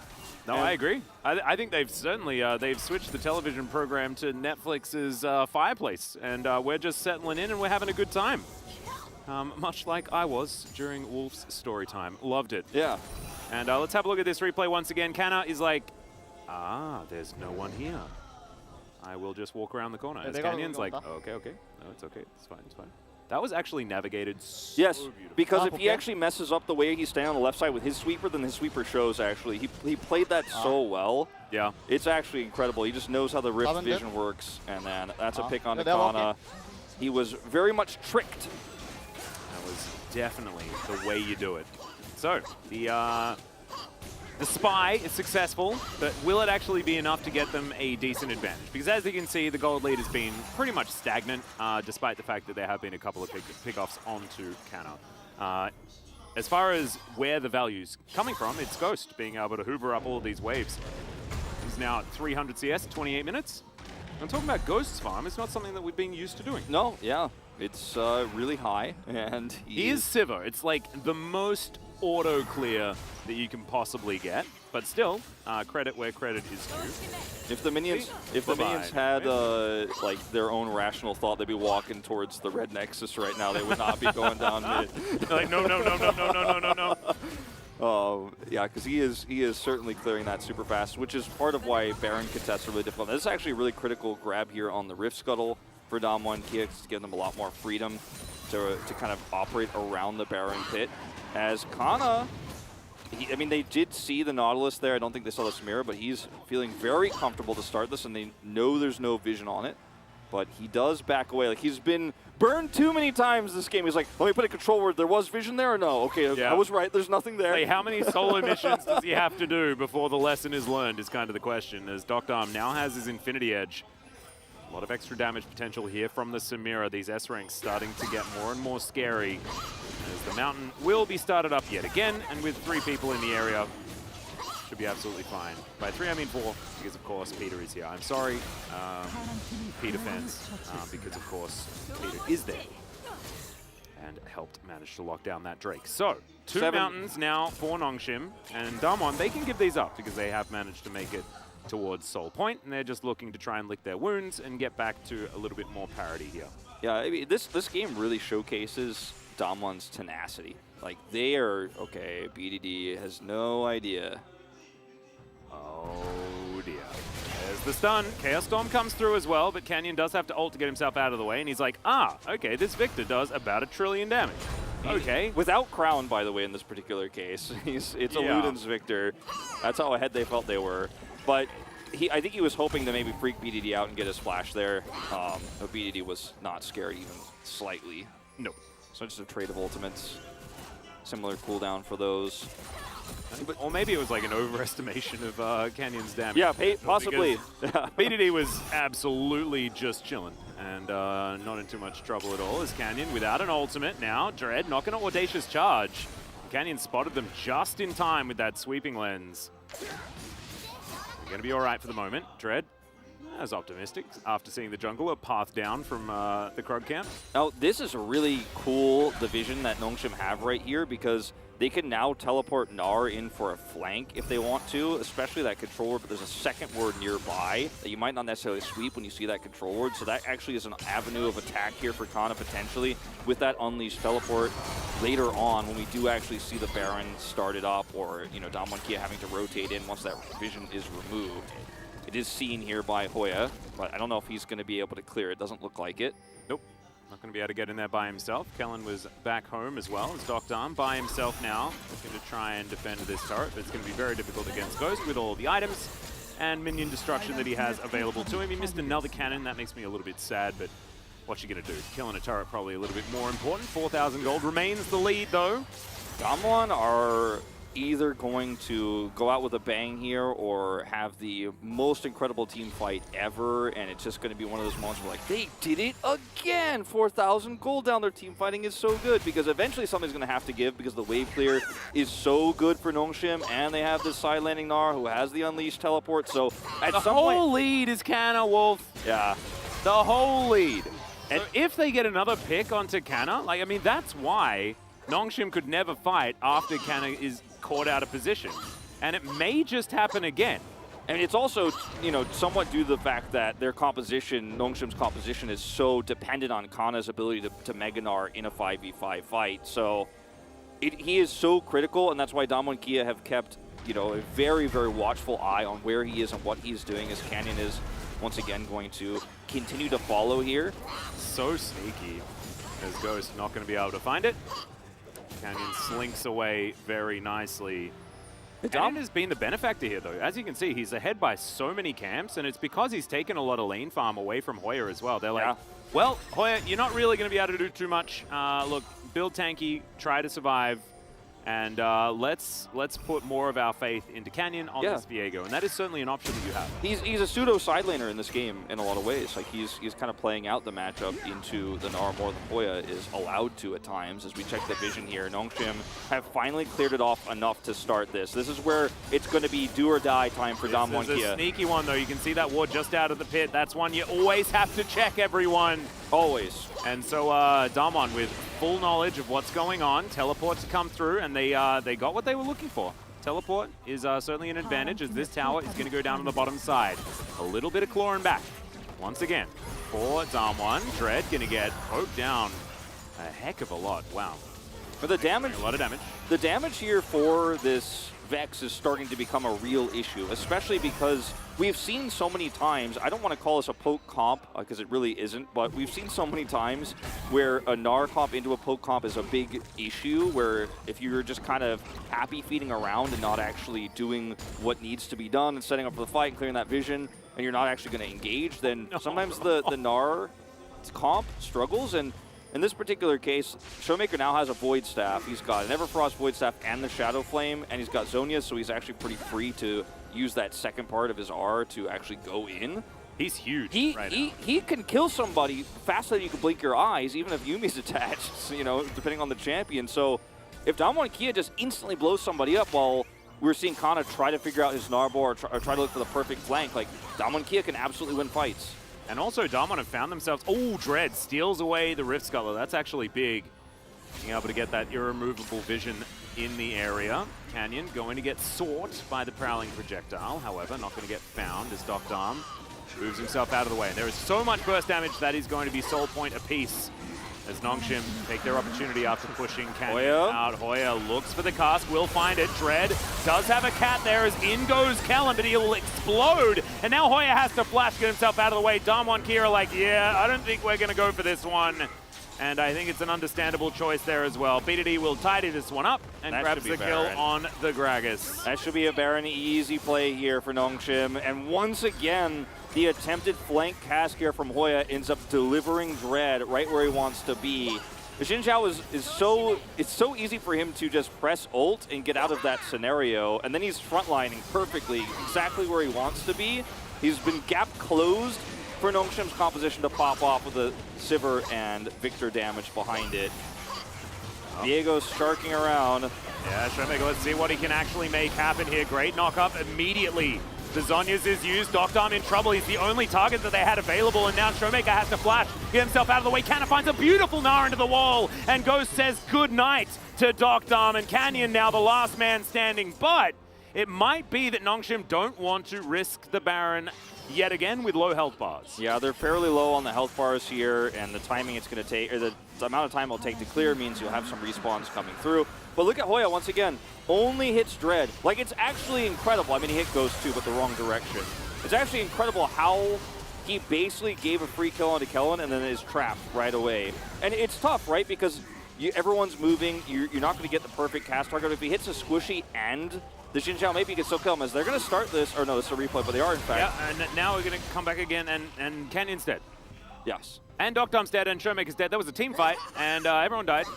Wait, that was from before? That was from Never before. mind. Okay, cool. But Canyon died as well. He got punished for checking because they didn't have clear vision of what was going on around the Baron pit, and now they know what's going on, but unfortunately there's nothing to do about it. That's going to be a cleared out ward. Yep, it's 36 minutes into the game, I just realized. And so these death timers are really starting to stack up. So, as Damwon Kia here, you're looking for a miracle. I mean, you don't even have teleport for the Vex, who has to go through the top side. Like, you're not going to be able to make a realistic play for this Baron. Hoya has Unleashed teleport, but no one else is going to be there when he arrives. Maybe you go for the steal, but he can't even see where to steal it from timing-wise, so he's not able to make it happen. And so, this should be, with the clear that Nongshim already have, the last nail in the coffin here. I mean, it should be, you know, Nongshim fans knock on wood. Yeah. This should be the beginning of the end for real this time. Well, let's see whether they can actually crash this into the base and start doing some real damage. I imagine that this Baron power play should be able to stack up. All 5 members, and with waves prepped and ready in the mid and top lanes. But Damwon able to tidy this wave up. Vex, of course, fair bit of wave clear as, okay, Ghost is in a bit of trouble. On the hunt, he's going to get popped. Now the stopwatch has to be broken. Is the bait going to be effective, though, as Canyon? He's going to get taken down. Now Canna finds his position. The Naba almost ready. And Ghost really baiting it out with that stopwatch. Beautifully done. Looked like he was out of position. Damwon thought he looked like he was out of position. But no, he's just fine. The rest of the team ready to back him up, and Nongshim break open the base now. Nexus turrets could be in trouble, and this could just be game 1 over right here, right now. Ghost will be able to eat through these minions very, very quickly, and with any spare time, on these Nexus turrets, we'll be able to take them out as well. Yeah, I'm just going to back off here, use that Demolish proc here from Kana to take out that last inhibitor turret here in mid. And they're going to continue to push forward. Not really much that Damwon Kia could do against this many Baron buff minions. Yeah, there's another cask just to try and slow this down just a little bit. Body Slam goes completely wide though, and Hoya immediately punished. That's explosions of these health bars as both of the tanks, in air quotes, are going to die. Doctan follows suit as well as Canyon and Showmaker against the world. I just don't think it's quite going to be enough here as Nongshim, with all 5 members, will destroy the Nexus. Very good start in a best of 3 here for Nongshim. I mean, remember, this is the team that lost to Hanwha Life in the very first day of play here, and now they are bouncing back very hard. They, again, had, I think, a better draft, and they executed it well. There were some serious problems there for Hoya in the top side of the map, but Nongshim are playing this out so perfectly, and the man of the hour was Dread in every scenario, and I know a lot of people probably joke that, yes, it was gifted sometimes by Hoya with those casts, but Dread was where he needed to be at every moment. He helped get Kana fed. He camped the top side of the map. They played around, just putting down that enemy Gragas, and they were not without issues. They did get outsmarted by Damwon Kia a few times. Kana got caught. There were a bit of a ring around the rosy moments. There were a few of those. But at the end of the day, kind of a straight-up win here for Nongshim with arguably the better draft. I really thought it was the better draft. They played it better. They did. I think it was better play. I think the way that they played around Kana getting all of the attention from Dread, but then leveraging it so beautifully, plus the weak side play of the bottom lane. Once again, it's Peter reigning supreme. 3-0 right now is the guy that loves playing cats on books or gentlemen holding up gigantic doors. He's just a... it's working out very, very well. I don't know whether it's necessarily exactly what they needed, but something's gone right since he's joined the team. And for a team that we were talking about, especially after their first series, the mental aspect was a difficulty by what it looked like in that one against Hanwha in that loss. It really turned it around. This was some tenacious gaming. Wasn't quick. They hung around in that mid game and didn't really find the openings. Kana found himself caught out of position a couple of times. Other than that, though, it was just better play. It really was. They really did manage to sink their teeth into that weak point of the top lane of Damwon Kia. This is also, let's not forget, the start of the game looked really great for Damwon too. Like, they were able to get the Rift Herald for free, and then Ghost didn't get bot farm or plates, right? Then they were able to pick onto BDD. Like, actually, it was onto Ghost there in the mid lane. Ghost was in mid at the time, but was picked. But they still couldn't actually get the lead they were really looking for because Hoya was a liability on the top side of the map. And to be fair, though, Canyon never gave him any resources. He was never there to catch the dives. He was never there to defend the Gragas on the top side of the map. And, they wanted to put their focus elsewhere, right? They wanted to get the Samira ahead. But that comes with consequences, Atlas. And we saw that in this game for sure. It was a 2v1 in the top side of the map. Largely, was very unfortunate. However, even fights after that really didn't work out. But, ladies and gentlemen, this is a best of 3. That is the best thing about the LCK. So we'll be back for Game 2 right after the analyst chairs and collaborative carpet space.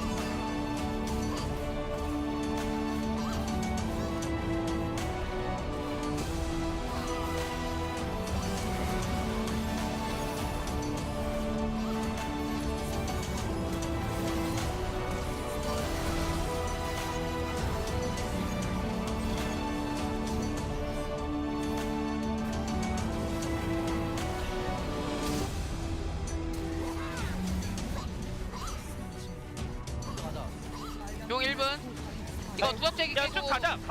쭉 가. 오케이. 끝낼 수 우리 있어. 바텀 라인 안 좋아. 텍스 괜찮아. 쭉 가. 괜찮아. 타워 좀 봐. 나 다음 메가 때 볼게 이거. 나 괜찮아. 그래 녹음. 나 메가 때 볼게. 네. 메가 이제 된다. 그래 매치기 빠졌고. 나 봐줘. 벡터 마크 해줄게. 벡터 마크 해줄게. 3이라 봐줘. 3이라 좋냐 여기 3이라. 3이라 봐줘. 카메라 잡았고. 파운쳐.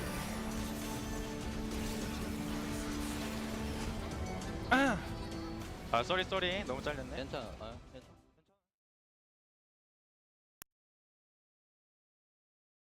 Speaking of entertainment and speaking of the fans and speaking about the actual priority for this show, because we've been working our way here throughout the entirety It has of to be this, said. and the true battle that exists, the real battle. The real battle. You guys will never get that reference. That's an in-joke, but Ian, we might actually be able to give Ian the clip of the I real think battle. maybe it needs to be shared. I think it with the needs to be world. shared. It needs to be shared with the I'll world. send it. I'll send it. Let's head into the real battle. The off season was definitely a fun time for some people and less fun for others. But yeah, okay, we're not going to go into it, but it's hilarious. So welcome to the real battle, and that is the battle between analyst chairs and analyst carpet space. Team carpet. Yeah. Team chair. Team chair. Yeah. So we need to find a way to reconcile this because right now we've had the combinations of myself and Wolf, who was on Thursday, and then I had to come onto the chairs It was kind of hard. with a carpeter, yeah. and I think in these divisive times, you really want to try and work together. But I had a hard time. I had a hard time. Really. I mean, you did. Your microphone wasn't even on, and you had to Yeah. talk into a that was even worse. a analyst I had to. chairperson's microphone. I had to get close to someone who believes that the analyst desk should be called the analyst chairs. It was very like Romeo and Juliet, with you two together there. It was. From opposing families, and Yeah. it was a much We're happier bringing ending. the Montagues and the Capulets together. That's what we're trying to do. But I don't know whether we can come to a consensus here. We might need to delve into the YouTube comments in order to get some sort of realization. I'm very sad because LCK Global Twitter did do a poll. And It was a clear winner. The carpet space actually just rolled all the way over the Pretty top. sure that was AstroTurf. Pretty sure they used bots. Pretty sure it was a rigged vote. I'm just gonna put it out there. Yeah, that's definitely what happened. And the carpet isn't real.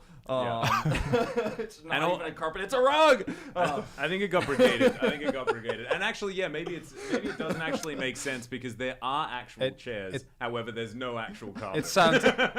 Oh my! That's what I'm saying. It sounds like a bunch of sore losers. Everyone loved the carpet space. Everyone was happy about it, and you guys just can't stand it. And I think, frankly, it's offensive. And what? Okay. I don't know. Yeah. It's offensive. So Thank you, if Valdez. It might be offensive, right? But I like to feel like I tried to make you as at home as possible. You I did. did introduce our analytical segment as the analyst chairs and collaborative carpet space. I know. Do you but is that a worthwhile? It's is not that fair enough? because carpet space actually comes ahead of it alphabetically. So when you're trying to mention it analyst at the same time, chairs, collaborative carpet space. yeah, but carpet Maybe. Carpet is. is ahead of chair, so Yes, it should be 'cause it's analyst CA. carpet Ooh. space and collaborative chairs. I don't know are about they- that. it's not- Actually, I saw a little bit of bias actually. I wasn't gonna say anything. I didn't want to bring it up, but I'm glad you did. Yeah. I was brave this time. Well, I think we just have to talk about the definition of a carpet because a carpet is the I don't floor. wanna- I don't wanna A get rug into is something you that put bull. on We the don't floor. talk about that. No. Actually. So This is Rug space does sound a bit nasty. This is our definition of a carpet, and we will hold on to that. And despite this fight, I think that outside of that, we can agree on that. It's been so fun. Oh yeah. Like, I've had if a you great want to bring time. it back to having a real conversation about this, instead of just, Well, I could go. debating I it. could go on with this for hours, but I don't think we should. No, it's probably true.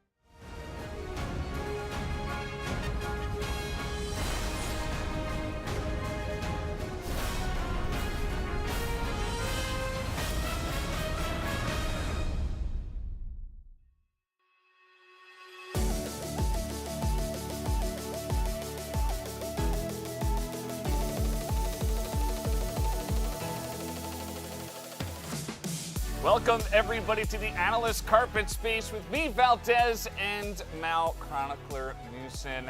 How are you doing? I noticed you have worn your turtleneck. It's a safe space here without Atlas, who is a big turtleneck hater.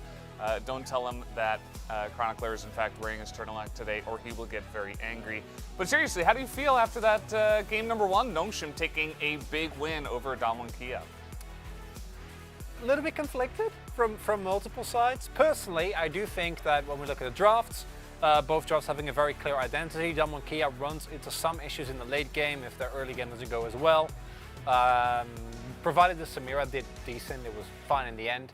But then the Nongshim draft, a lot of power picks they were able to get. And the Sivir, actually loved the pick, think of it very well, avoids the Samira issue by just always staying out of range, the insane amount of effective range she has, especially with First Strike and the lethality build where you can just keep spamming those boomerangs, worked out really, really well. Yeah, it absolutely did, and I think a lot of it did have to come down to Nongshim getting a nice little lead and not really ever getting behind. That Victor and Sivir were able to come online, and of course that top lane very heavily favored for Kana. So some interesting builds as well. A lot of Shadow Flame second, which we're not too happy, especially with the Mountain Drakes all over the Rift for both sides. I was a little bit disappointed to see even Void Staff fourth for the Vex. I feel like that was a little bit late. What are your take on that, Chronicler? I agree. That's it. No, I'm kidding.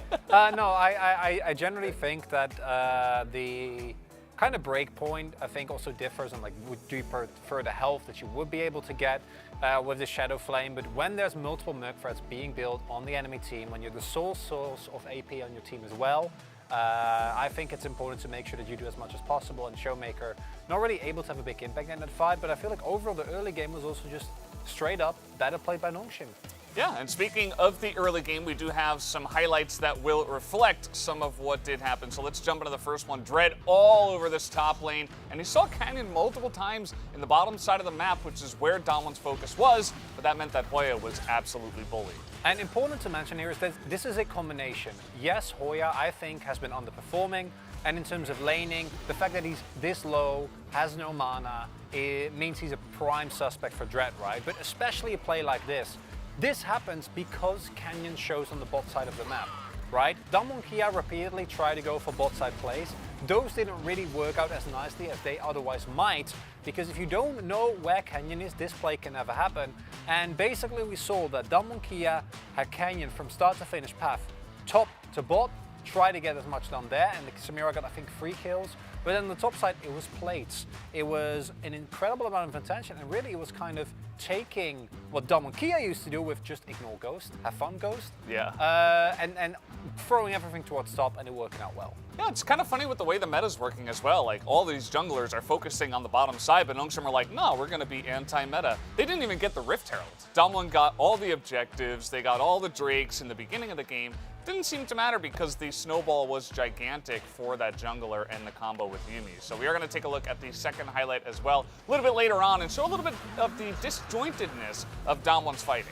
And it's, again, something I want to highlight. Look, while Canyon is going in, and Hoya is clearly also looking for a play, Dokdam and Showmaker are already disengaging that due to the Yuumi ultimate, right? And I think that much more so than what we saw in the previous game against NG, where Damwon was still very much a unit. It's a combination of individual players not performing as well. Obviously Hoya comes to mind, but also Kellen had a couple of moments there where he was going overzealous, trying to hold aggro for too long. And then also the cohesion isn't there yet. And this is a problem that I personally suspected would be the case with Damwon, because individually Dokdam and Kellen, I think, incredible players. But overall, it just doesn't mesh as well. Only that Showmaker-Canyon duo is great, and Nongshim is too good to win off of just that. Yeah, it's a very interesting first game. It's definitely not what I was expecting, but Nongshim showing that they are pretty intelligent when it comes to the draft, as well as their play, Agreed. And their understanding of the meta. I really, really enjoyed that first game for them. We do have the player of the game ready to go. Let's check out who it is for game number one. No surprise here, as Dread, even with his eyes closed, was able to pick up the victory in the POG vote. And Dread is truly unleashed, and I think it's really cool to see a player that we have seen for last year be extremely good in the first 15 minutes, which he still has, but then not drop off. And that is a key difference and something that I think is also aided by the cohesion of the rest of his team, the level of play that they have shown. But as you pointed out, Dread, again, identifying that Hoya is the weak point and punishing that weak point to the furthest extent, further enabled by how Damwon was playing, but just reading what Damwon was trying to do, the rest of his team responding well, and then making such good use of the Yumi. Every single time that there was an engage that was attempted, it was on Dread. Dread was always there, he was always in the front, and between the ultimate and the Yumi, you can just never really go for him, right? And it keeps being such a big problem for the entirety of Damwon Kia. And I also don't want to say Yumi anymore because, again, the fact that Dread can do this is also aided. Every single highlight you see, barring the first few ganks, is with a cat on top. Yeah, it's a cat on top. It's, well, we're going to see the votes here. As you can see, the Green Cast actually did vote for the top lane, so kind of getting a couple there. One Media did vote for Ghost. I don't know. You gotta get it. You gotta get it in there, you know. I guess he pressed his R button a couple of times. It gets spell shields. A good bait at the end there. Very, very quality bait there at the end. Props to Ghost. But that's going to do it for this section of the Analyst Carpet Space. Take it away, Atlas and Wolf, for more of the cast for Game 2. Thank you so much, Valdez and Chronicler, there on the analyst chairs. I repeat, analyst chairs. Absolutely fantastic stuff. We have some brilliant news, and it's not a conversation about that analyst vote, which was very suspect yet again. Firstly, I feel like Dread and Xin Zhao have very similar cheekbones, which is really cool. True. Definitely brought to light on that POG. Congratulations on 300. All right, what's with the camera walkers these days? We're going to have to get some anti-camera walkers. Oh! This is what we were talking about. Hoya is out and Birdol is in. Of course, Birdol had a brilliant Aurelia debut, if you remember, back on Gen G. Looked very, very cool. And Hoya had a stinker in Game 1, so let's put in the much younger, much more volatile player and see how he is going to go. At Worlds, wasn't so great, but maybe he's developed a little bit more and will be able to bring Damwon Kia out of this 0-1 slump. There's definitely two ways to look at this. If it were up to what would be the best way to win the best of 3, I 100% keep Hoya in because you have clearly prepared to play today's best of 3 with him. He's the one you've been using as your mainstay. But if you want your players to trust you as a coach, if you want your players to think, and your fans as well, to trust the decisions you're making, after a game like that last one where I voted for Dread, right? Dread played phenomenally, but in those highlights where you're watching Dread highlights, all those were Hoya highlights. It was that rough, right? So like, if you want your team to trust the decisions you make, you have to make the tough call here and pull Hoya in. Or pull Hoya out, rather, put Birdol in. Now, I think the draft will change massively as a result, and we will probably not see something like a blind Gragas. They'll actually try to give Birdol strong side and have him get a counter pick. They chose blue, though, so as I say that, let's see what they have planned here, because I think this is going to be a very different Game 2. Oh, I absolutely agree. I think not having to deal with the Yumi is, or having the Yumi yourself is definitely going to be a positive. We remember my own yelling about cats being dead. That was in fact Kellen's Yumi that was very, very difficult to deal with. Was ultimately thwarted at the end of that game, but took a lot of effort. So I would expect that Nongshim are going to take that one off the board and not allow that to sneak through the draft. And we'll see what does actually get in. As, you know, Corki, Diana, Graves, definitely important bans to be taken away from Nongshim, and of course from Damwon Kia as well, in the case of the Corki and the Diana. I think the Graves is kind of like a non-negotiable ban for Damwon Kia, considering how much Kana has relied on it so far, and he looks very, very comfortable on the pick, even in losses. So you get like one stylistic ban here as Damwon Kia, and it's the Graves they're going to take. The Corki will be banned by Nongshim as a result. Now, I think you can ban Yumi here, then wait and see what Nongshim do, because you can obviously first pick the Karma if that's left available, and then you have a lot of other strong first picks that can come through. Even the Diana, I wouldn't be shocked to see from Damwon Kia in first pick territory, because they know how to play composition around it so incredibly well. I agree. It does leave your cards a little bit face up, but we'll see how it does go. Is J4 going to be taken off the board? Was banned in the second round last time. Will be taken away in the first round this time. Nongshim things like the Renekton, Twisted Fate, Corki, Caitlyn.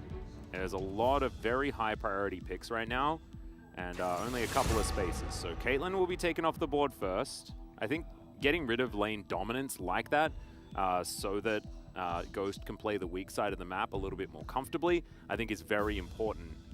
So they will deny that. If you ban the Yuumi here, you either get the Karma with no counter response Yuumi, or you can get the Twisted Fate if they ban the Karma.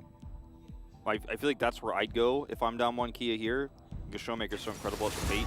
They'll take away the Renekton, which is something that Nongshim could have responded with, which would have been very annoying to deal with, especially with Dreads and Italy potentially being something else you might want to lock in later down the line. Yep. So there's a lot of options actually here in the B1 slot here for Dom 1 Kia.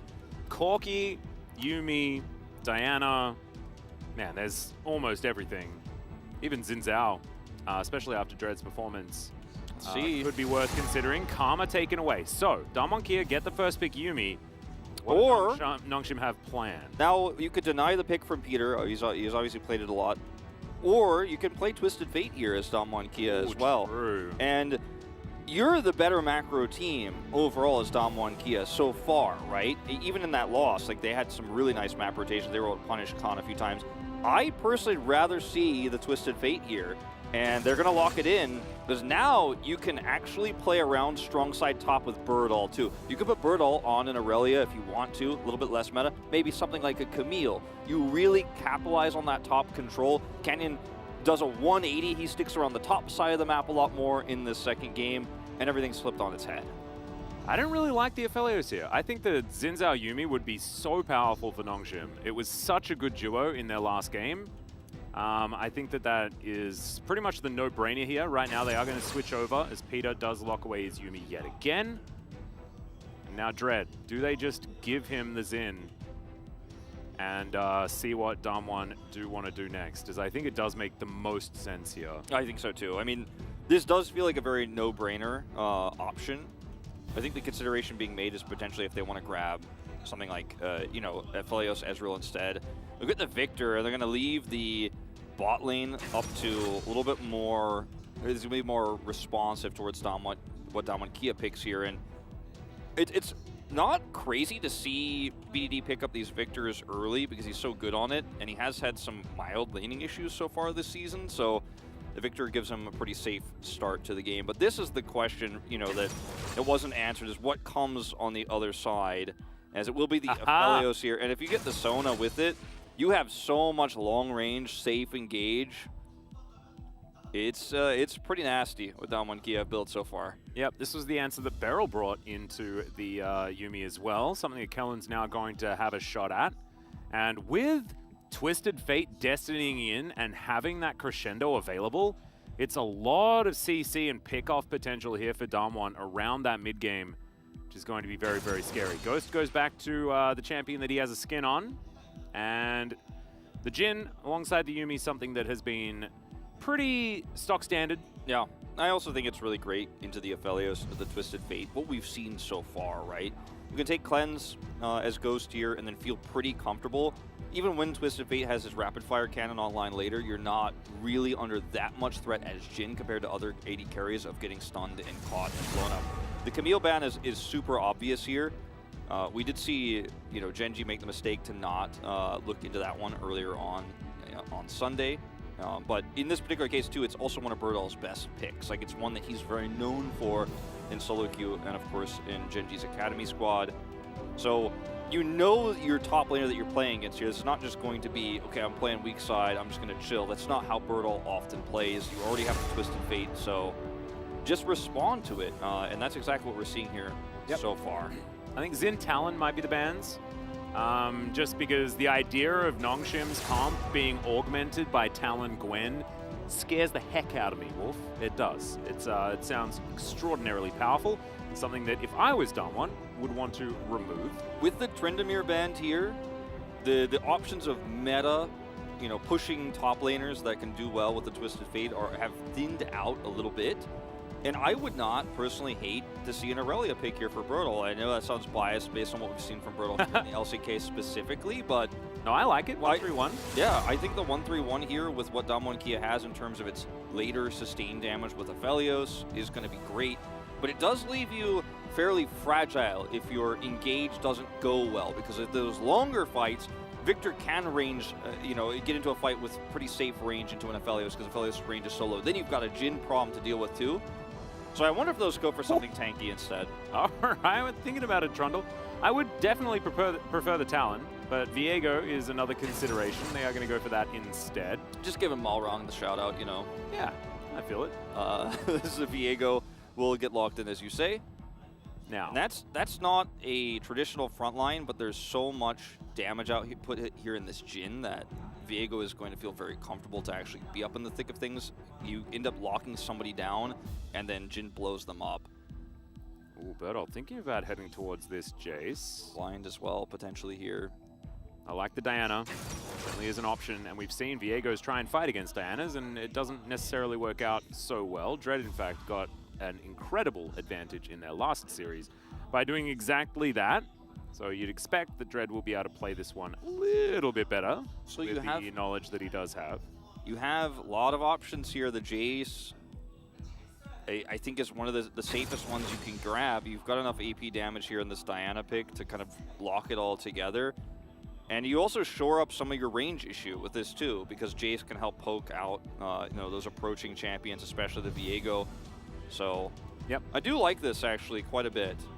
I think Sona getting a Putrefier as early as possible as well will alleviate some of the Yuumi issues as well. Hey, there's my boy Sion. This is literally the champion I was going to mention. I think Sion would be perfect.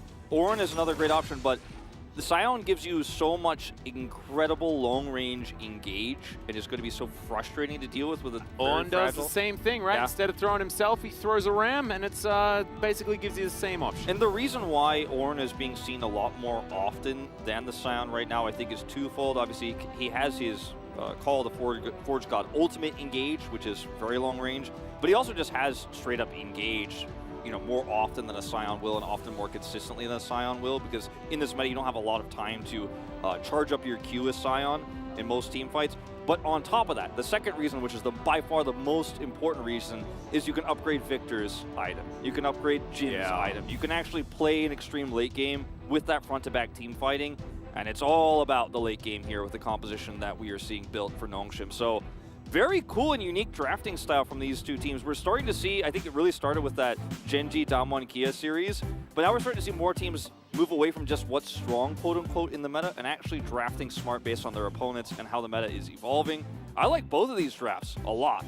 Me too. I actually think that the Ornn is smart on so many levels as well, just because Bellows Breath gives you so many options against the gold card coming through. So if there is going to be a focus at all towards that top side to try and get Bertle an advantage, Canna should be able to walk it off relatively effectively, and especially after he gets to the Bramble Vest.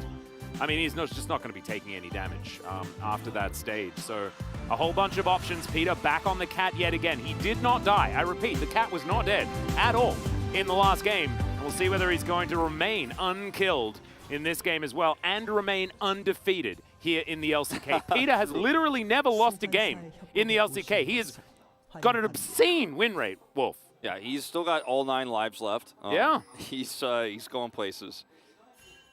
And now he has Ghost, who has his very pretty skin on as well. Like that one a lot. Bertle here towards the top side with Canyon just hanging out for the minute. Oh, look at this. Might be the closest that they'll be for the entirety of the game. Yeah, could certainly be. Now, Canyon is an incredible Diana player. And in that first game of the Genji series that I'm pretty sure most people watching this broadcast now were lucky enough to see, because it was big. Everybody was watching. Everybody was talking about it. We did see, basically Canyon and Showmaker and Duck Dom 3v7 and come back and win that first game because Canyon's engages were so perfect. So this is a champion that we often see comboed with a lot of other AoE. Not really in this case, although you could make an argument for, of course, the Aphelios ult. But you don't necessarily need to pull the LEC and pull out the Yasuo with this one, right? It's definitely going to be great in terms of setting up fights in general with this comp. However, if your engage goes poorly as, wow, what an even matchup. Yeah. If your engage goes poorly as Damwon Kia here, where you don't end up getting a pick or you can't get that poke to land as Birdall, it gets really hard to win fights against Nongshim's really basically straight up front to back team fight comp. I think Canyon actually knows that there's vision available. So actually doesn't head towards the red buff just yet as Birdall trying to get some damage onto Canna. We got 12 out of 12 for this one as well. So very even for Jace versus the Ornn. This is a matchup that we have thought was decent for the Ornn because you can weather the storm, right? You can build yourself some decent counter items and then just survive to that late game where you're just giving everyone all of the stuff that they want. Yeah. Which is fine, but in the early game, you're always going to have that slight lead for the Jace, and the reason why we see it being even is that a lot of teams manage to snowball from that position. And Showmaker taking a lot of damage here in this lane, and Victor versus Twist of Fate always reminds me of Faker versus Kuro. Just always. Yeah. It's definitely one of the ones that always stands out to you, right, and is iconic. Yeah. I do feel like in terms of creativity and craft here is... That's a decent win right yeah, there, Canyon. I mean, Diana was super meta last year, and he was playing it a lot. Whenever he got a chance to play it, he did. And only 2 of those 11 times did he lose. And So- there's also been a couple of international appearances of the champion as well, and I think it's only going to make that stat even larger, which is pretty crazy. Nobody mentioned Khan's Yasuo, please. Ooh, that's a great knock up there from Canna. Let's get some Brittle there, but Birdall going to be okay for now. Nice knock up there from Kana. Gonna lose a few CS here, but at the end of the day, still holding solid. He's gonna go ahead and grab a quick item. Now he's got a cloth armor. He's like, oh, I'll even have to go back to eventually start to do annoying things to you in this lane and wither the storm. Sows himself a nice little cloth armor as Canyon spots that there isn't a Krug camp to be taken, and Dread just gonna steal away this red buff. Yeah. You know, in I'm sure you've seen Strong Bad before in the Trogdor thing where they all draw dragons, and Strong Mad just like carves something. He carves the word dragon into the thing, but he spells it wrong. I feel like that's how Ornn makes cloth armor. Like, he just like pulls a hammer out with like some rocks, and then somehow there's cloth armor. He's like, I did it! Yes. It's beautiful. Speaking of beautiful, Dread Dragons being coming able over. to just smash this jungle phase, being able to steal away the red buff, also grabbing the scuttle here on the bottom side. So it's a 3 buff for the Viego. 3 buff as well as a few stolen chickens there, and Yeah. is feeling very comfortable. And if you slow down the Diana, it makes it a lot easier in those first few mid-game fights to actually fight straight up before Nongshim becomes, you know, their scaling comes online, because Diana is going to spike when she hits 6, and then when she hits her Proto Belt, as really nice trading here from Birdall so far. I mean, this is one thing we can say straight out of the gates. I know it's early, but he is laning so far as you'd expect, which we have not been able to say about Hoya. Like, this is a Damwon Kia top laner with a 15 CS advantage as this wave crashes through. That'll, you know, obviously... Certainly in a better out. matchup, but yeah, having a much better time. Canna, of course, not going to have nearly the lane dominance that he normally would. With this champion, also being able to pick up all of that CS, which was absolutely fantastic. Also got the cannon from the last wave that I thought Birdall was going to be able to deny. So there's some positives there to be gleaned from Canna as well, as he's only 8 CS behind. Canyon, Showmaker looking for the gold card. Will not find it. Kellen just going to try and give him a bit of health back. You can see not too much to worry about as far as farm is concerned, only 5 behind there in that mid lane. It's Dread that's really starting to pull ahead in this jungle right now, and that's normally not something that you talk about when it comes to Diana. Even in the early stages, you can farm very, very quickly. So Dread being able to deny the couple of camps, certainly working out. Might actually have the space to collect this Infernal Drake. Yeah, they will have the space to do that with the mid prio there, and 2 control wards to back up anyone trying to sneak through. Like if Canyon was trying to like sneak down there and they were going to try to rotate up from bot, which they can't because they're also pinned down in this Yumi lane. It's great, and Kana is going to be able to sit up there top and weather the storm. Like, he's not at risk of anything. He knows there's no all-in with Canyon being a little bit behind. He wouldn't have 6 now anyways, so there's no way that he dies. Like, he's 100% fine. So no resources need to be given. They take this one out quickly. And man, Nongshim really impressing. And We talked a lot about BDD coming to this team, and I think a lot of people had concerns, but also excitement for Kana because, you know, he's a very polarizing player, depending on what team you followed him on. But the ability for Dread to give so much control on the map, like he's the player I feel like has been talked about the least in terms of the upgrades here for Nongshim, but he's getting talked about more now. Like I think that was his 4th POG he's picked up this season so far. Last game. That was his 3rd, so he's got 300, which is equal first, I believe, with Gumayushi. Okay, that's right. Yeah, you're right. Gumayushi was the one who had 3 before today, but he's tying it. I mean, the guy is incredible, and he's unchained here, you know, from the shackles of an Afrika that had a weak mid lane, and often did carry those games too. But now you can see he's really coming to his own. He's very comfortable here on Nongshim. And playing out very, very well against Canyon as far as his pathing is concerned as well. Canyon has been denied a lot of his attempts to get in and steal away camps, and you can see that is represented here in a few camps being in the lead for Dread. So continuing to be effective. It's just this top side that is now looking much better for Damwon. Mid lane, BDD laning very, very well on this Victor. And so far, we haven't seen any Destinies. We do have a level 6 on Showmaker, and so now is the danger time for Nongshim. They need to watch out for what Showmaker's going to do, and so far, BDD has kept him underneath the turret. It looks very, very good. Kellen sidestepping there, and now Canyon looking for his opportunity. This is what we were talking about. Chaos Storm immediately down onto the Diana as Dread dives forward and says, nope, you're not killing my mid laner, not right now. But they do manage to get the flash and don't need to invest either of theirs. So really, really well done. Flash and ult here from BDD is pretty huge because now he's not going to have Chaos Storm for this Rift Herald fight. He's actually going to go ahead and back to his mana bars low. And this should be the time where Damwon Kia very aggressively rotate over. You can see the Aphelios heading there now. A little bit of a faster rotation here with that forced back. So the timing of this gank is so pivotal. You know, you could use that Diana ult in a fight, but you actually get to hold it now because they flash away. And, I mean, Dread's going to contest. He's going to look to try to steal. Super risky. To get in that, yeah. But, you know, you may as well. Viego. He's camouflage. He's yeah. Might as well try, I suppose. But Damwon Kia with a nice lead here with this early Rift Herald. They're already, you know, 500 gold up. That's going to jump up to about 1,000 once that crashes through. Yep. And as you can see, actually working out very well for Damwon. You're looking at the rest of the map, and I was thinking, you know, BDD was forced to go back there, but before that, he was well and truly in control. You could see Peter and Ghost having a good time on the bottom side as well, but it's the top lane. The fact that Bertel has been able to keep up that pressure and build himself a bit of a lead that has been working out. Now Canyon in counter gank position and has Shelly available. Bertel speeds himself up. There's the knock up as Bertel just invites them in. Moonfall comes down as the Heartbreaker comes on through. It should be a trade here. That can he actually fight out against Dread? There it is.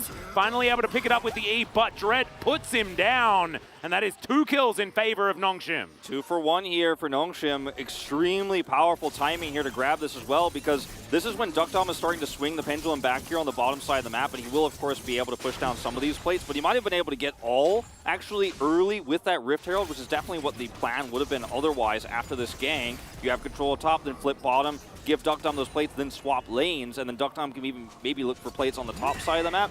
This throws a wrench into all of that. Extremely well played here by Kana to help secure that second kill there. Does, of course, trade his life for it, but absolutely worth it. How long he survived there guarantees Dread is able to pick up both. Yeah, really clean stuff. Dread now very close to that Divine Sunderer being completed as well, and he's the carry, right? Because they've got to tank towards that top side. Let's have a look at this one more time. Yeah, Kana ends up setting this up with the call of the Forge God. Now, Canyon is ready. He knows this is very likely going to happen. Does ult here, but Dread is able to get behind there, grab the, of course, Jace Soul here, and Kana's flash timing into the brush, super nicely done. And then as Dread transforms back into the Viego, is just going to be able to close that one up with the W stun. Yep. It was a... I think Bertel actually intentionally made sure that he got Brittle from the first part of the GOAT just to make sure that they are 100% committed.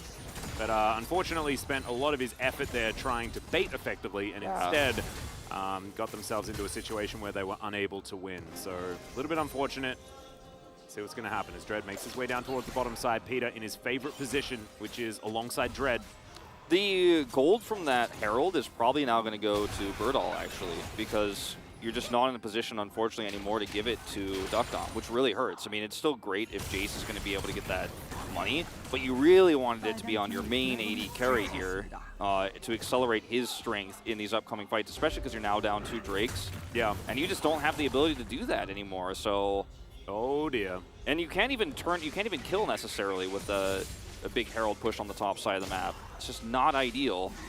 Now time to talk about some oh no! environmental. I didn't realize. I was like, "What are you saying? Oh no!" About. And then I saw the logo, and then I was like, "Ooh, yeah, we are gonna have to discuss this rift." Yeah, and you know, there's a lot of ability to get camouflage, but is it worth it when the population of Poros is under threat? It's a really, I'm gonna have to say no. I think the Poros are more important. I think so too. I think we need to really make sure that the environment is kept safe. So just down to Chemtech, everyone. Just remember, try not to use too much of it. It is dangerous, it is irresponsible, and we can be better as a team. Yeah, and right also, now though, it is going to be Nongshim and Damwon using it in order to get camouflaged, but they're not going to feel good about it, right? No, certainly not. At least until we get some more changes here onto the Rift. Rift Herald will actually be dropped mid. Try and get Showmaker as many advantages as possible as Callan just coming on through, trying to get some damage onto BDD. Doesn't really do too much, and he's actually able to secure himself a bit of that gold as well. Takes a piece of the pie. Respect that. Yeah, this is going to give a lot of time for Kana to get back to lane. Doesn't have to teleport or anything like that. So the resources were committed mid, and you give some money over to Showmaker. However, there's no objective to grab with this. It's not like the Rift Herald can be used in conjunction with clearing that prio to grab the Drake or anything like that, as Ghost gets caught. In trouble here as Duckdom gets the Moonlight Vigil out, but doesn't actually do too much more. He had to cleanse, but because he has cleanse, he's able to just walk out of this one relatively unscathed. Down a summoner or an ultimate there, so decent trade for Duckdom, but at least he survives with his life. Down at items as well, and Kellen does have Flash Crescendo available. So Ghost does have to be careful. No cleanse available, so it can't actually avoid the stun, like you mentioned earlier on. Birdol gonna get knocked up by Canna. Nicely done. He's in fact got his Frozen Fist already complete, as Birdol this time will get out of the way of the ram, but can't stop the knock-up. Another dive back. Let's see who's going to be able to actually win this one out. And it looks like Canna is in absolutely fine form. He will just grab it with a searing charge. Puts his skull right through the Jace to get the solo kill. And Duckdom now with red-white guns might be able to do something elsewhere, but the final chapter comes on in. Crescendo's decent, but look at this. The zoomies are so strong. Canyon gets exhausted immediately, and now BDD joins the rest of the fight. It's a beautiful shot from Ghost. And Kellen's going to get slowed down as well. Dread off from the side as gets the flash out at the same time. Canyon behind enemy lines. He's not the main character of this movie, I don't think. Can't even take down Canna. And Peter keeps everyone safe and sound. Nongshim playing out of their minds This today. is almost an unrecoverable deficit now for Damwon Kia. I mean, you've lost out on the entirety of the map now. But also, like, Nongshim had the late game scaling advantage. I know. It's crazy. And this is the thing that we saw in the last game, but it feels like in a lot of ways somewhat more egregious this time around. As Kana is extremely greedy here, ends up getting knocked up, the Brittle comes through, then he stays. Birdall stays, that is to say. I think I said that backwards. Yeah, no, that's all right. I think we understood, because it's Birdall that definitely messed this one up. And Birdall just ends up just losing his life here. Like, you can't actually do this into Steel Caps and Frostfire Gauntlet, as once again Ghost buys so much time here with the Yuumi attached to him. And then Teleport comes through. Look at this. Threads the needle. Bam! No missing here. No, it's so easy. He even finds Kellen there off towards the side. Yeah, he has to flash. flash. He had any vision. Just put it right through that little corridor. And then Canyon, nothing he can do, as Birdall's dead again here towards the top side. So Birdall, let's talk about Birdall, because, well, we might not have enough time. Canyon is once again a bit out in no man's land. Interesting point is the fact that Damwon still have a gold lead somehow at 1 and 6. Nongshim do have a couple of Drakes though, so that's certainly helping them out. But 0-3 on the Jace in a very small window of time is absolutely not what you wanted to see. No. Damwon still with a fair bit of power in the area, but remember, this Ornn is going to further augment this team, right? This is not going to be one of those situations that'll make you feel too good for too long. No. As I'm going to watch what happens here off screen. This is not the previous kill, as it's actually a rotation up here with Yuumi attached. Grab the slow, Threads can help pick it up. And now they can get their own Rift Herald to crash through. More permanent damage here onto this mid turret. It should go down if they commit further. They have a wave and a Jin, but it's just barely going to live. Yep, not quite enough. That's Hair's breadth away. Because now, you clear the wave and you can contest this Drake as Damwon Kia. It's Chemtech sole point. So very, very critical, especially when we're talking about these two late game comps. You do not want to be giving that one over to Nongshim. Oh, absolutely not. And the Cat is actually going to have 18 lives after that as well, which is going to be very scary. Dread actually might be caught out of position. Moonfall comes in. Fair bit of damage. Good flash there as Drake gets himself out of the way. But now, can they actually stay here? As that one pickoff is definitely good, but is it actually going to be enough? Chaos Storm also on cooldown. Not a lot of R buttons left, but Peter does have his. And Peter is the main character of this story, as we know. Ghost going to get missed by the Shock Blast. And it looks like it's just going to be the Drake given over. Nongshim not going to take a fight that they can't win. 4 versus 5 going to be that as Dokdam throws away the Moonlight Vigil. Decent stun there onto Birdall, and they might be able to just find this. Yeah, the final chapter comes in, and BDD locks down the kill, then the exhaust onto Kellen just to make sure that he's dead. The Cat pops out, and it's a double kill for BDD. Canyon might be following suit, but thankfully, he has an E and can actually dash over that wall. Yeah, he's going to get out of there, but Nongshim once again grabbing back control of the map. Still very slightly about less than 100, or about just over 100 gold behind here as we watch this fight happen once again. Dread is looking for Showmaker here, but obviously Showmaker is very survivable on this Twisted Fate. Can grab the gold card there and helps turn this one around. As we watch this one more time, Birdall very greedy here again, looking for some extra poke and is blasted here by BDD over the wall. Q connects and it's going to be a double. Birdall is showing some of his inexperience here in this game, and it's very small mistakes, right? The small overextension top, the small overextension looking for poke there, which puts him down at 0-4 and 2. And Birdall has had some flashy moments in the LCK, right? We saw him at Worlds. And I think because of the high highs only that people have seen from Birdall, they incorrectly may assume that he's a storied veteran, but he's not, as Ghost is once again caught out of position. He's real dead. Canyon just pops him like a balloon. Just not allowed to be there, my friend. Not enough vision in that area. Well, that was a very nice catch and a very simple open and closed case on Ghost there. And now Canyon's like, guys, can I do this? Can I carry this game? Because he's got all of the kills that Damwon have. Often a situation where Canyon is everything that they need to work is, okay, we're going to get the crescendo really nicely done. Kellen holds on to some turret aggro. Cannon takes a fair bit of killing, but they will kill him. It's just whether they can get anything in the end. Dread will find Canyon, and so it's at least a 1-for-1 here, as Peter is, of course, here as well, and he's going to help secure it. 006, Alec Trevelyan here. Yeah. It's pretty appropriate to the game with the Chemtank, or Chemtech rather. Yeah, exactly. The Chemtanks on facility there in the GoldenEye game. Something fate, as he was fated to die here, unfortunately. Very Ghost. Kana, obviously the reason why he doesn't buy a ton of time here is because he's interrupted on his second part of the Call of the Forge God, so can't actually send that one back. He does buy enough time for BDD to make this into a 1-for-1 trade, but they're unable to save the turret. And meanwhile, if you look at the map, top side is being pushed by Birdall, so he's getting a little bit of extra value here as well. Yep. That turret not actually taken, so not really any extra real monetary value, but still, Damwon somehow retain that 1,000 gold lead, largely picked up from Canyon, being able to hoover up minions a little bit faster than Dread at this stage of the game, but also some extra plates that they were able to, I believe, pick up earlier on in this one as well. But now Nongshim, they'll be able to grab this outer turret on the top side, and they're still very comfortable with where this game is as we crest the 20-minute mark. You know, it's so interesting. I think I look at this game and feel so differently about the state of it if that Rift Herald had gone bot, and we could talk about Duckdom having a lot more gold here, having a second item online coming into these next few Drake fights. And because that didn't happen, a lot of the gold went over the Twisted Fate. You know, Showmaker is going to be able to set up some fights, and Canyon can actually help, you know, guarantee a kill on somebody if the gold card connects, you know, with rapid fire cannon, all that.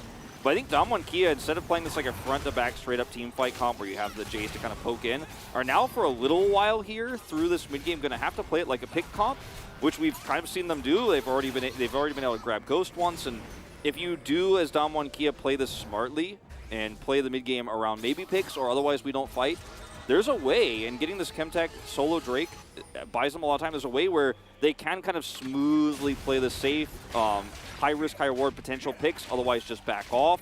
and then later on the EFLs will be online, and this composition is definitely doable.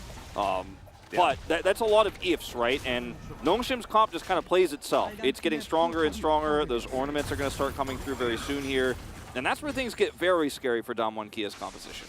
Yeah, Damwon are going to have to play it way smarter than Nongshim. Avoid every single 5v5, utilize the Twisted Fate like you're talking about, and really start stealing things from this map. The Twisted Fate effect actually is probably coming in pretty clutch here, which is why aiding their gold advantage that they have somehow.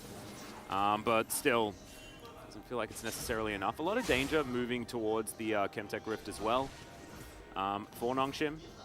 It's really, you know, the Rift itself does give a lot of opportunity to Damwon Kia to look for big plays if they can control that vision. Flanks, Twisted Fate coming around, you know, Destinying over the other side. You have the ability for Diana to pop around. But in this case, there's walking his 5 towards the team that is Nongshim. Kana is perfectly positioned here. Showmaker flank, though, I was talking about it. Yeah, looking for the opportunity. Is Kana going to get a double knock-up? Showmaker off towards the side. Should be able to stun Ghost out of this, and is able to do so. It is going to be Soul Point now picked up, but can Damwon Kia survive as Nongshim turn their attention to them? Moonfall down on a BDD, but he just flashes. And Peter is there to protect the entire team, and now Dread starting to get those resets. That ends very, very quickly, though, as he's put down by Bertle. And Showmaker collects the kill on a BDD as well. Ghost and Peter now running away. And it is a one fight for Damwon after all things are considered. Yeah. Despite losing the Drake. They do lose the Drake, but because it's not Soul, Damwon are feeling pretty good about this because this is going to open up the map for them completely. They're going to even get an inner turret here in mid. You can see the Birdall splitting off to the bottom side of the map. He will very shortly start to put the pressure on that bot inner turret. And this fight was won by Damwon Kia without a big Diana ultimate, and that gives me hope that they can actually pull this fight off, or rather this late game team fighting off, because look at where Showmaker is on the backside here. He's threatening Ghost at every turn. And so the focus fire here is onto Canyon, so he can't ult. He can't turn this. Look at the split here as well for Dread. He knows that Canyon's going to ult. He pulls back, and then they still focus Canyon down, but they used every single resource across the board on Nongshim to kill one player. Yeah. And that was the Diana, and by that point, the choke points are starting to really stack up on top of these players funneling through. And the fight goes to Damwon. They don't get the Drake, but they get a lot of well-needed gold. And now suddenly, Duckdom is getting closer to his 3rd item here. And this is a very winnable game for Damwon Kia. Yeah, all of a sudden, getting themselves right back into a much better position.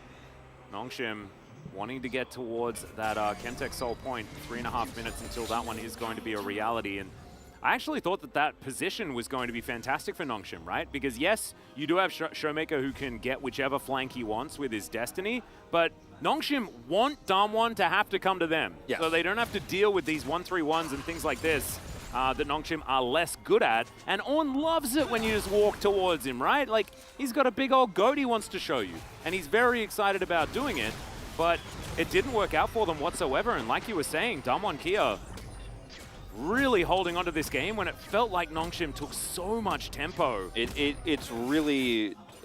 this game is very different than the last one. The last game we were like, wow, like Damwon is actually pulling off a fairy tale here. We're not quite at that stage because Damwon is still ahead in gold and like their composition is harder to pull off, but like they're in a much better position than they were in game 1. But still, you do know the struggles of this composition for Damwon and how difficult it is to pull off. I mean, it can't be overstated, and how well they handled that last fight and pulling all that aggro onto Canyon, doing the turn as they did, was so beautifully executed. And I think the target selection has to be better for Nongshim. Yes, you can blow up Canyon instantly if you get lucky enough to, but I think you probably want to just play it out slower, as you said. Yeah, kind of looking for the knock-up, but instead going to go a little bit too far forward. There it is, to the Sky's going to secure it with the help of Duckdom, but the Jace is going to go down as well. There's the curtain call, slowing up this Aphelios, but the rest of Nongshim not wanting to fight that one out, so we're trading top laners. An even trade is there, so Showmaker now able to head back towards this top side, and I think that even trades like that do favor Damwon, purely because they are so mobile around this map, and Showmaker can continue being frustrating. I completely agree, because when you are in a situation like this as Showmaker, you have all the power, because if it becomes a longer fight here and they commit further, then you are able to Twisted Fate ultimate in and then actually look for that fight. But when you trade 1-for-1, Showmaker's like, nope, going right back to doing my job over there.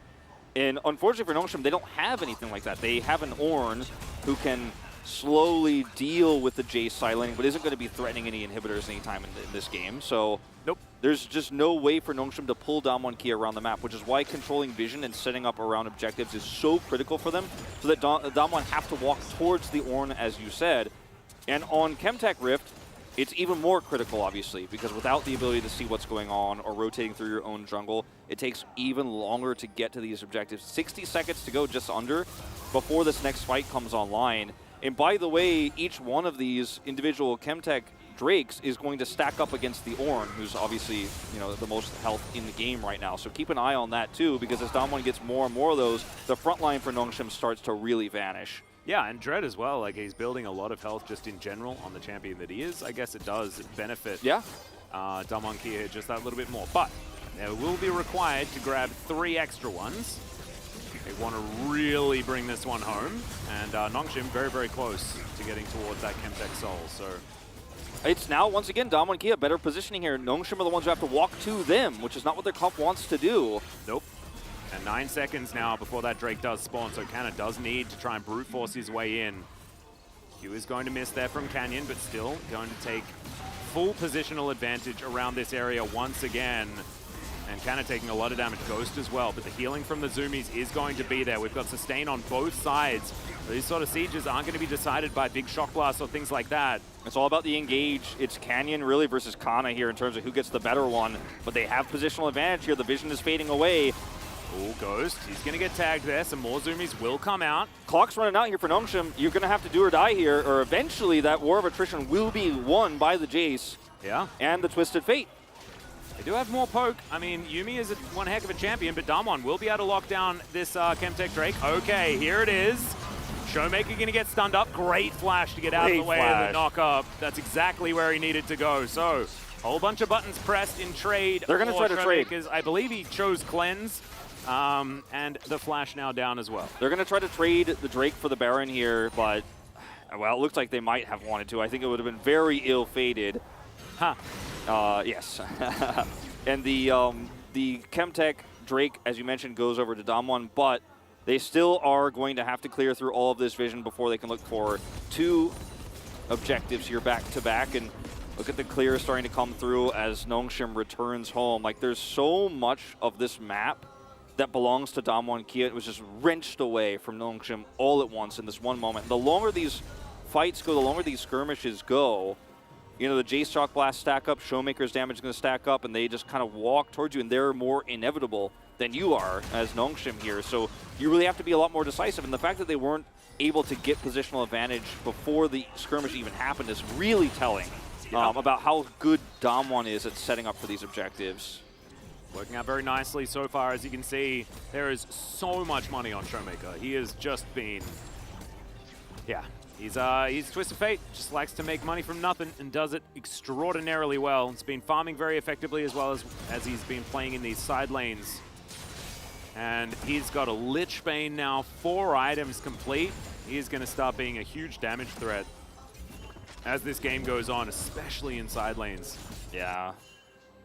And Kana is just over here being like, I would like to prevent you from taking this turret if I can, but I have no agency to do anything else otherwise.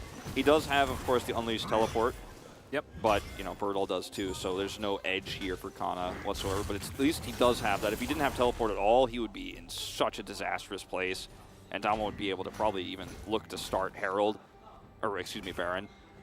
This game is really about here for Nongshim being able to deal with the Jace somehow. If they can collapse on the Birdall and punish him, then I feel like there's a real window to get those advantageous positions. And speaking of which, Birdall's like really close to walking over the line. It's pretty dangerous. Zoomies there onto Dread. Likes to be able to run pretty fast as well as get all of that health back. Feels pretty good. Canyon now.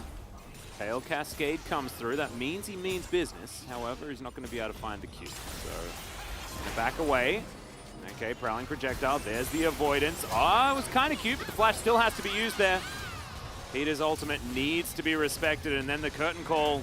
Now, I don't like the curtain call here because now you don't have that tool, but I think now is the moment where you try to collapse on the Showmaker and Canyon maybe, but you're too late, you're too slow on it. So yeah, you got a flash, you were able to split up Damwon Kia into 2 groups, but you were too passive in the one moment you had an advantage here as Nongshim. So Damwon and Kia, yes, they are pushed back to their turret, but you're not going to get anything out of this. This is not going to be the timing where you could start a Drake. Yep. And we're just going to reset back to neutral. And even though it felt like Nongshim had the better composition for this goes later, that's no longer really the case because the Diana is really starting to scale up. Obviously, the Aphelios has 3 items, and this is going to go down very quickly here, Atlas. Yeah, Damwon already bringing it down to half health. Dread gets the bad news there in the form of a Shock Blast, and I just don't think he can get in here for this 50-50. He dives forward, not able to steal it. And Damwon just hop in and say, we'll take a Baron if you don't mind. And I guess Nongshim didn't mind. Kana did a great job in lane of just sitting back and defending the turret, taking the aggro, being like, okay, I'm going to be 30 CS down, but I'm going to be the rock here, so the rest of the map can be unlocked for Nongshim, which led to Nongshim's control of the map, control over those first few Drakes. But his inability to be decisive with Dread and Ghost when they look to lock down a single target in this late game shows that Kana is normally a strong side type player. He doesn't like playing these tanks as much, and he looks, I don't want to say lost, but a little bit uncomfortable on the champion, and Nongshim's shot calling is falling apart. Dread said in an interview that they don't really have a shot caller, they all do it together, and I think you can really feel it here. There needs to be a decisive voice in these moments. Yeah, also Nongshim understanding that they are falling behind, right? This is where in the first series against Harma Life that they started to look uncomfortable. Yeah. You know, it's very easy to look like you're all coordinated and together when you're winning, but it's at these moments that Nongshim did look like they were struggling, and that is continuing to happen here as Dread slinks into the mist, extending the Chemtech zone, as you can see. And 12 Damwon seconds. with positional advantage. Yeah, exactly. Shock Blast really hurt onto BDD here. Nongshim can still win a fight potentially, but Canna going down relatively low. Canyon trying to find that avenue in, and Showmaker just biding his time. Look at how much damage. Back end, yeah, BDD is in trouble. He's going to need a few of these zoomies from Peter. Look But at it's just the Drake guys. just evaporates the Doctom. Now you have 3 Chemtech Drakes stacked up gear against this Ornn. He was already kind of struggling to, survive the front line and survive all the poke that was coming through from the Jace and often even the Twisted Fate.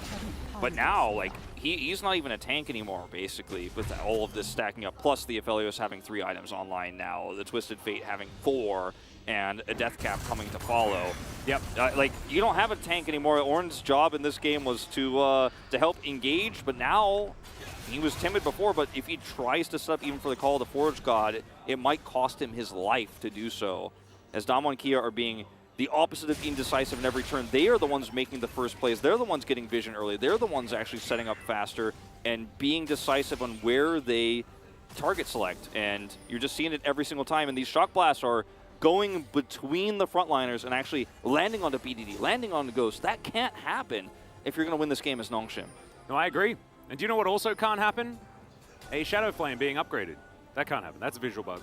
Yeah, it was the crown. It was upgraded earlier. It just moved for some reason. Yeah, the boxes are in very confusing places. We've seen this all around the world. The squares around items, they cannot be contained. Yeah, it's it's just wonky. impossible.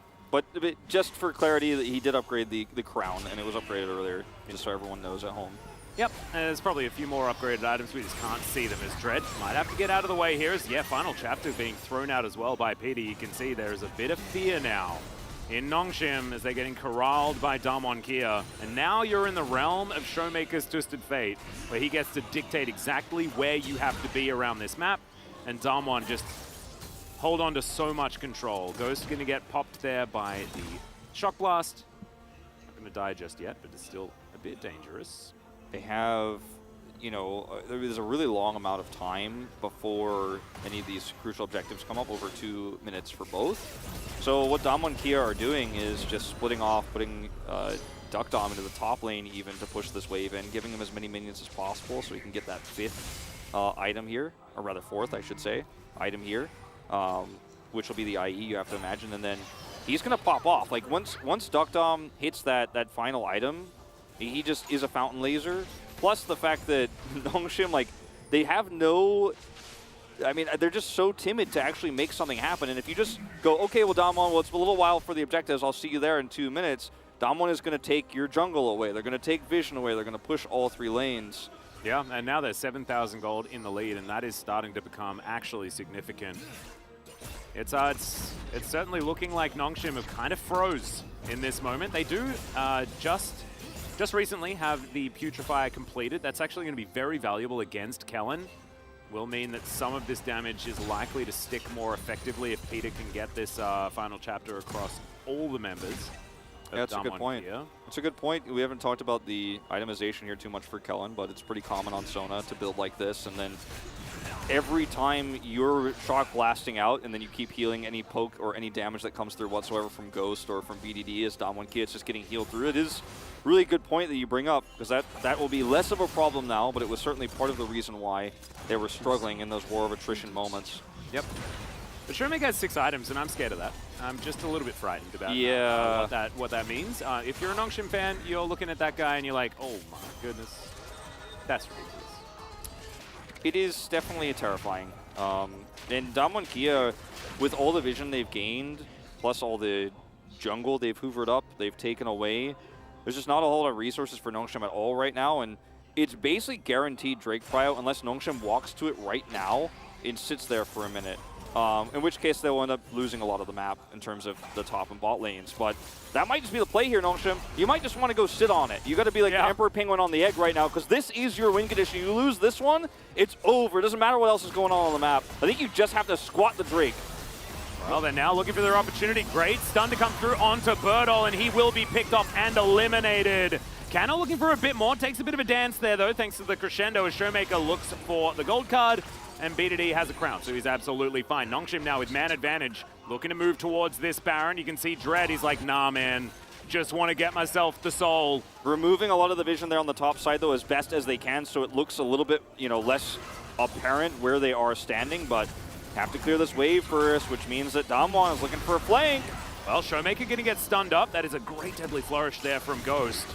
He's been playing very, very well this game as Nongshim. They do prioritize one move ball onto 3 members. Moonlight Vigil comes out as well, but it's not quite enough damage. Oh, Dread just pops. Doctorm is massive. The Gale Force doing so much work, and now Showmaker thinks it is his time to shine. It's a double kill as Calibrum is broken. The amount of range is obscene as Ghost looks for the opportunity onto Showmaker there. He will get slowed down, but the prowling projectiles don't quite get there, and Doctorm is like, hey guys, it's ready for me to play the game. And Ghost, I don't know whether he's going to be able to quite do enough. He almost manages to grab him, but Doctorm's going to be all right. Kellen says one more heal for you guys, thanks to the Chemtech Soul, and that is going to be all she wrote for game number 2. We're going to a third one here, Atlas. Yeah. They had the pick onto Birdall. They had control over the Drake, but they squandered it. Really nice ultimate there from Canyon. And Dom1Kia will prevail in a lot of ways against what their composition was designed to do. They played that mid-game so beautifully. I really feel like the way they turned this composition into a pick comp instead of a straight-up combo comp, the Diana pick comp with the Twisted Fate worked out. They got several picks in the mid-game and then took vision control away. And never, ever, ever did Nongshim ever look decisive after that. They never were able to start a fight off. The Call of the Forge Gods were lukewarm at best, if they even happened. Yeah, it just didn't work out at all. Finally, we're seeing why the Sona is so valuable up against the Yuumi. And not only does it work out in the lane and things like that, but it also works when you get into these stalemate siege type situations, and that poke war was absolutely won every single time by Dom1Kia, and then layer after layer, gold after gold. Once again, it's Twisted Fate coming through for Showmaker, and just makes bank on it time and time again. Well, he was able to get, because these moments where both teams were kind of staring down the line across a brush there in the river, but a lot of the time, Showmaker was able to get several rapid-fire cannon procs off in neutral, because he's able to hit an auto and then back off, charge up another one, hit another one, because there was never a moment where Nongshim were willing to pull the trigger and go in. So auto attacks from a Twisted Fate became poke damage in this game. Yeah. It was a great effort by Kana as well. He was hitting a lot of really effective chip damage into the carries. His aim on those shock blasts, Birdall. God, I did it again. Right. On the chase. Birdall's effective damage was really nice there onto the carries. No, really clean. And Damwon find themselves in back-to-back 3-game series, looking to try and grab this one. Nongshim, their game number 1 was absolutely fantastic, but this one, you let through Twisted Fate at your own risk. And yeah, he didn't do a whole lot of damage, but Showmaker just always seems to find a way, and the way that they controlled that mid to late game was just really, really beautiful to see. KDA actually 1 assist off as far as like even for both teams. Yeah. Kind of hilarious towards the end there. And Birdall did a heck of a lot of damage. I'm starting to feel like maybe the substitution worked out. However, very different matchup looking at ㅅ versus Gragas and then Jace versus Ornn. You know, you find different advantages at different places, and Birdall was punished in a lot of those moments as well. So as we go towards game number 3, looking forward to seeing what the analysts that we have at our analyst chairs and collaborative carpet space, what they think about that particular sub. Let's have a look at that after the break.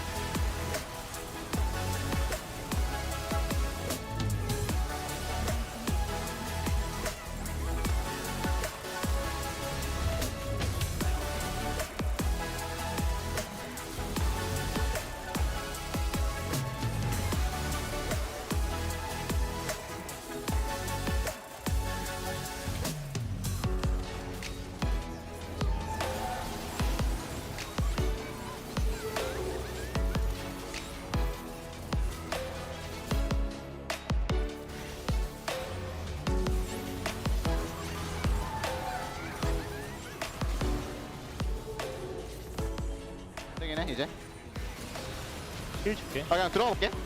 빅토르 스턴. 아. 천천히. 오른쪽 스턴. 천천히. 피해고 잡았어. 야 크게 볼게. 나 크게 볼게.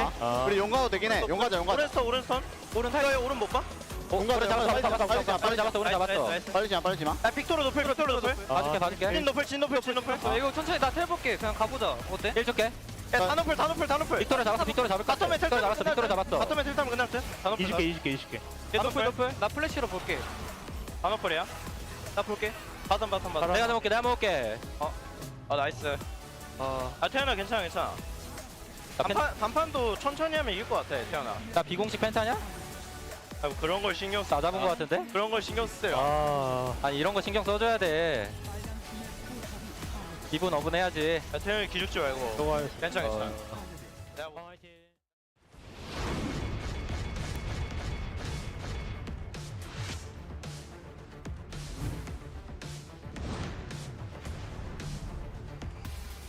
Win this game still. The Predabrian have just been outfighting them. They don't have vision right now though. They have so much damage on this Baron right now with the Vicar and the Aphelios, but the fourth fight comes in and Delight gets blown to smithereens immediately. A lot of damage here on the front line still. Senna holding on to that final. What did he do? Are you serious? They do it again! You have to be kidding me!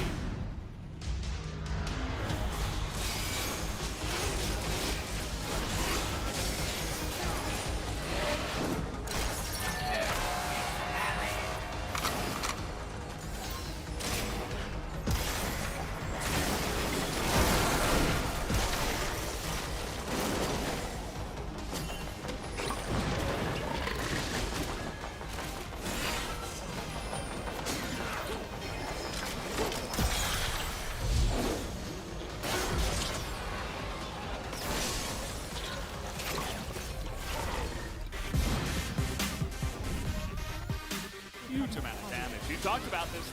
These two guys in the early game, they're so obnoxious. As here comes big boy Gragas. Really nice flash out of Gumayusi in response, but the cask is just way too much. And here's Lava. He's looking to feed in that backline, but he gets absolutely nobody at the end of it all. How could that possibly happen?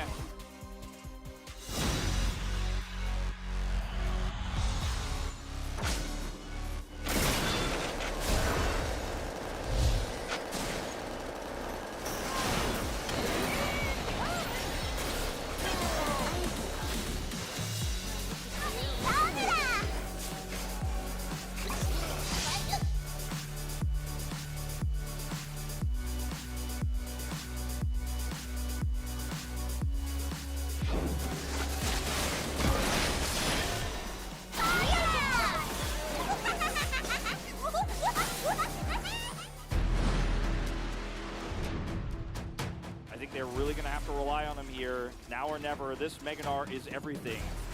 The rotation. There's the steal. That is coming in. Yeah, the Gnar does get stolen, and there is the set they're looking for. There's a huge Cataclysm in the back, and a big Gnar ultimate into the wall, though. But a follow-up one from Arya is way better, as they have the damage, aiming, able to fight forward. 빅토르랑 바로 보면 봐줄게. 요번에 나 이니시에 가서 나와 천천히 봐줘.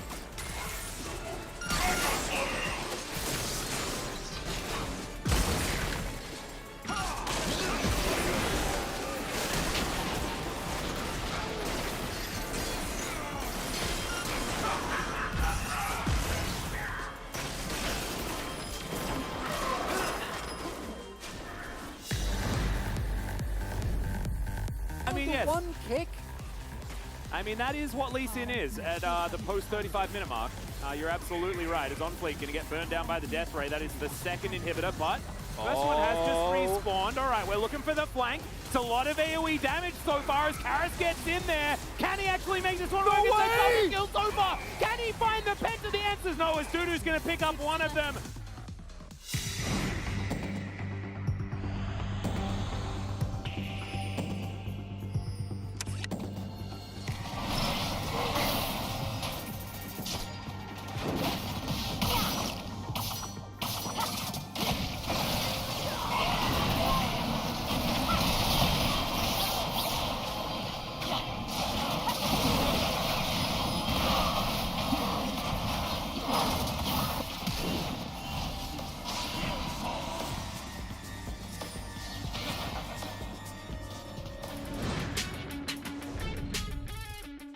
They should be able to take it. It's going down so quickly that they should also be able to contest this Baron. Damwon here wanting to do it. Rush it down as fast as they can. You can see they're not wasting any time, but the teleport will come in. Doran doesn't have the needlework, but he'll bring them all in. He kills one, but it is going to be the Baron locked down by Genji. What the heck? That is a massive Inferno trigger as Peanut at least finally gets the dragon to come down, but my god, Dom.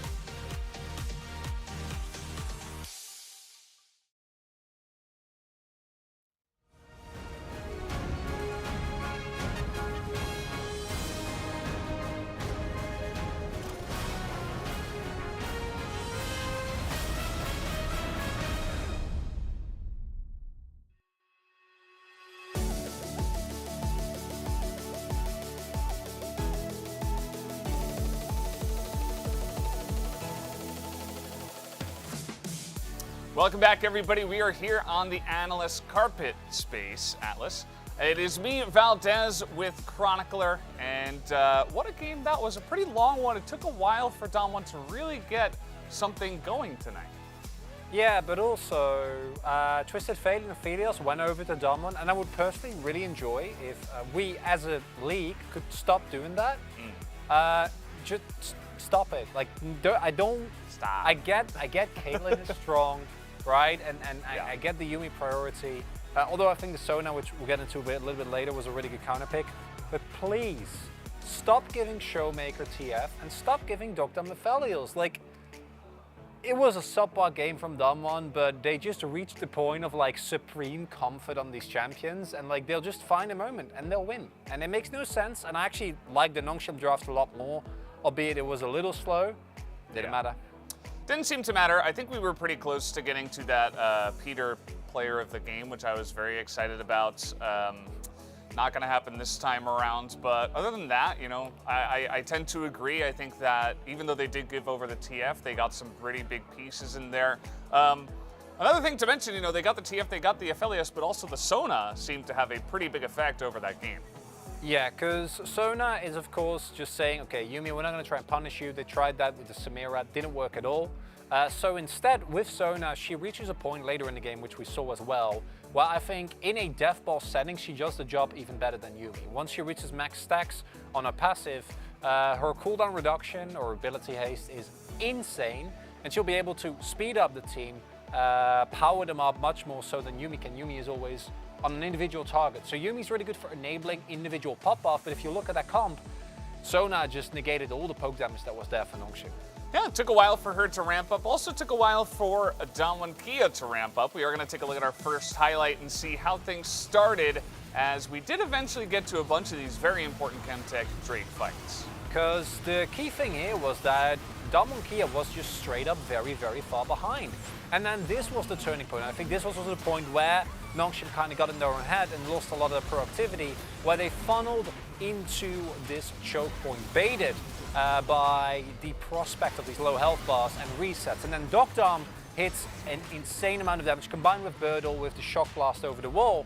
And as a result of that, Damwon was able to buy themselves a lot more time. And even in later situations in the game where I feel like there were opportunities for Nongshim, they were like, hold on, we don't want to make the same mistake again.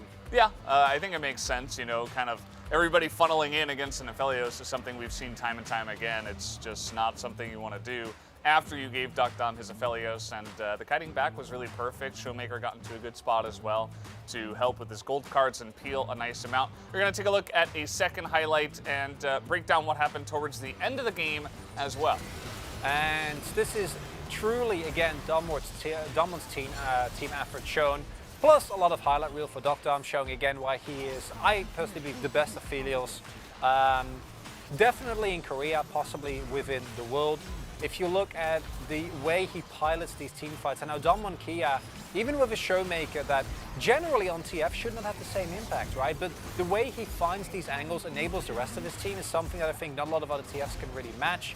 Because generally, especially within the LCK, we like to think of him as an early game pick. Instead, he has found 3 or 4 of these super pivotal flanks, blowing people up to low health bars, and then Dokdam says, thank you for the snack, I will move forward. Have a Sona with me as well. Easy peasy. Yeah, super fast, always full health, always enjoying his life. I think that was also an unofficial pentakill that he did pick up there, so double into a triple gets him the 5 and the ace all into the hands of Dokdam, so pretty fun stuff. We're going to take a look in a moment at our player of the game. This one was kind of hard to select chronically. Yeah, because we had, I think, Canyon, who did a lot of engaging as well. Had a couple of solo kills that really slowed the game down, very important. But then on the flip side, I personally wanted to vote for Kellen because I feel like the Sona is just stupid. Later you wanted to vote for the Sona? Yes. Yeah. The Sona. Well, mostly the Sona. Yeah. The champion. He played the champion very well. We are going to go ahead and look at our player of the game for game number 2. It will end up being Canyon. A couple of big engages on this Diana. Fairly muted in terms of his numbers, at least in this KDA. Kill participation was pretty high, at least at 15. And kind of just doing his job this game. Kind of high. Yeah, recently. It's up there. It's one of the higher numbers I've seen. Yeah. The beauty of what I think Canyon brought to this team, and outside of like a solo kill like this, actually helping to put that fear in the heart of Nongshim, right, was the fact that as an initiator, I think, doesn't matter on which champion he is, the rest of his team always has faith when Canyon goes in. And we saw this problem in the previous game with Hoya, where if Hoya goes in, the rest of the team not necessarily always happy to follow. And even though, as you pointed out, I don't think his damage numbers or his stats looked as insane as we've seen in the past, but he was the one that found the openings again, and against a team with as much offensive power as and engage and frontline as Nongshim had. I think it's a given. Like this spread. I think it's good. There's the guy who engages, and then there's the guy who does some DPS on the backside of that. So that's going to do it for this episode of the Analyst Carpet Space. We'll throw it back to Analyst and Wolf for the cast. Did Valdez just call me analyst? Yeah. Wow. I'm like, I don't know. I think that's my job. I'm like kind of insulted. Yeah, I mean, I'm kind It's of like the person who does the real job Wolf's supposed to do, I'm Wolf. I'm like, whoa. Or he just forgot my name and called me analyst instead and got my role wrong as well. It's like the double whammy of like, who even is that guy on the desk alongside Wolf? He said that I was working on analyst chairs. What an idiot. Wow, well, I'm sorry, Valdez of the analyst carpet space. I hope you will forgive me in the future. Canna still here. Let's have a look at what's going to happen as far as the top side of the map is concerned. We saw some interesting things backstage earlier on. The sign says, is there anyone here who doesn't like Kana? Just checking. It's like a gun there for some reason. The raccoon's on. Oh my god. Okay, well that's a little bit frightening. Okay, never mind. We're not going to have any sort of trade backs. We saw actually HLE was out on stage on the PC, so I thought that maybe there was going to be a little bit of a maneuver, but instead it is going to be the Showmaker Oh man, glasses. the Showmaker glasses. Bertol's going to be still in, is what I was going to say. Yes, it did look like, at least when we walked off the stage, that might not have been the case, but no changes here. I think eventually ㅅ2022 will have to decide what they want to do long term, because you can't just swap based on what you want to draft, because you're not always going to get the draft that you want. Yeah. Because right now it looks like, okay, ㅅ wants to play weak side, and then Bertol wants to play strong side, but that's not always going to happen, obviously. As Nongshim will choose blue. Yep, and it's the understandable choice. They managed to win on blue side, didn't manage to do so on red side, and blue side has been chosen by the most people. So, blue side, 100% win rate so far this series. Unfortunately, Peter has now lost his first game here in the LCK. RIP. Huge condolences to Peter there. Hopefully he does manage to recover, and I believe he will do so as we hop into the draft here for game number 3, the decider between Nongshim and ㅅ2022. And I'm so glad that Nongshim have brought this game all the way to 3 games, because after their loss against Halma Life Esports, I thought maybe they weren't going to be one of these top echelon teams. But from what we've seen today, I think we can definitely agree that they certainly are up there, even if they weren't able to beat Showmaker's Twisted Fate, which I think, you know, most people can't do anyway. True. I want to see a big departure from ㅅ2022 here on red side to what we've been seeing from them so far. I want to see ㅅ2022 prioritize champions like the Victor. I want to see the scaling game from ㅅ2022. Worked out for them in the second game, even though I don't think that was necessarily their intent. They were able to ride through some of those rough patches in the mid game and then just outplay a very timid Nongshim. Yep. But we've seen so many of these games, including in the Gen G series, that ㅅ2022 really wants to be the aggressors. They want to be the ones who set the tempo as the targeted ban on that Diana comes through. Not a shocker. Twisted Fate also being removed. So let's see what ㅅ2022 bring to the table here to us on this third game, as might be a Karma ban here. Yeah, it could be a Karma ban. Still the Graves available that ㅅ2022 have banned every single game, but instead the Cork are going to be taken away. So Canna could decide to pick up the Graves, and I think that pivot from ㅅ2022 is because Bertol does like to play a lot more aggressively in lane, and could, of course, go towards something like the Tryndamere if he wants to respond to that one. Is Karma going to be locked in? It's going to be the 3rd champion that Peter has played, if it is indeed Peter that's playing the Karma. Now, what you can do here is ㅅ2022, there's a lot of different options. One is to take the Xin Zhao, or to take the Aphelios, and then you can... Okay, they're going to go really down a different route here. I was going to say you could take away the Xin Zhao, which is going to have a lot of power with the Karma, and take something like the Graves yourself. But you've taken away one of the best champs to put with the Karma there in the bot lane. And this might actually mean, yeah, I like the Poppy here a lot. This might actually mean Nongshim pick up the Ezreal. There it is. So, yeah. Really nice adaptation here from Nongshim. It's almost as if they expected this response with the insta-locks coming through. I really like that it's Nongshim, right? And so, of course, Peanut is our resident Poppy aficionado in the jungle. And Dread, you know, the nameplates may have changed, but it looks like Dread is going to be hopping on that pick as well. And the Lulu is super obvious here. Like, there's no real... there's no better pick when you have the Jarvan and the Aphelios here in terms of support right now, unless you were going to do something a little bit more utility. This one is...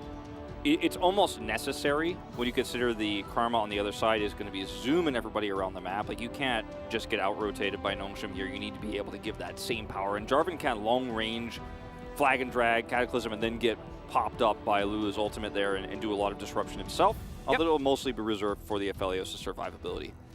Let's have a look at these bans here, as Damwon do have the opportunity for the first one. BDD's Azir and probably the Victor, I would imagine, will be taken away. And then Showmaker can have sort of free reign over there. I wonder whether we will give counterpick over to Birdall. I think that does make a lot of sense. Give him the option, unless they want to go for the Graves and take that one for themselves. Could be an opportunity here. Yeah. The Vex is going to be banned away. No Poppy Vex combos to come through this time around for the ultra anti-dash. For the Canyon has zero fun ever style of composition. No, not going to happen this time around. I think this is a pretty easy not Vex, excuse me, the Victor ban. Yeah, I wouldn't mind. Unless they're planning on taking it themselves, which I suppose is not a bad option here, and that is where they are looking. This might mean that Nongshim decide to ban it themselves. Wouldn't be shocked. Orianna, you know, the next champion that really comes to mind here for Showmaker in terms of what he can do with this Jarvan and Lulu comp. Already has a lot of damage. Just give it some more consistent engage. I really like the Orianna pickup for Damwon. Would have liked it if they had have actually banned the Victor as well, just because I feel like Victor does just get to sit into that lane and have a decent time. But you can have pushing advantage. Is Victor going to be banned, actually? I think this means that Damwon Kia just grabbed the Orianna, and they can save that counter pick for Birdall, like you mentioned. And this means that Nongshim have very little options in terms of what they want to play into the Orianna to get a lead. Is it an orb off in the mid lane? Do we just see BDD's, oh, okay, this would be much more exciting than a Syndra that I was Yeah, I was thinking like it's maybe Syndra or potentially even more boring, the Zoe, but especially with this comp, I wouldn't have liked the Zoe at all. This gives you a lot of blow-up potential.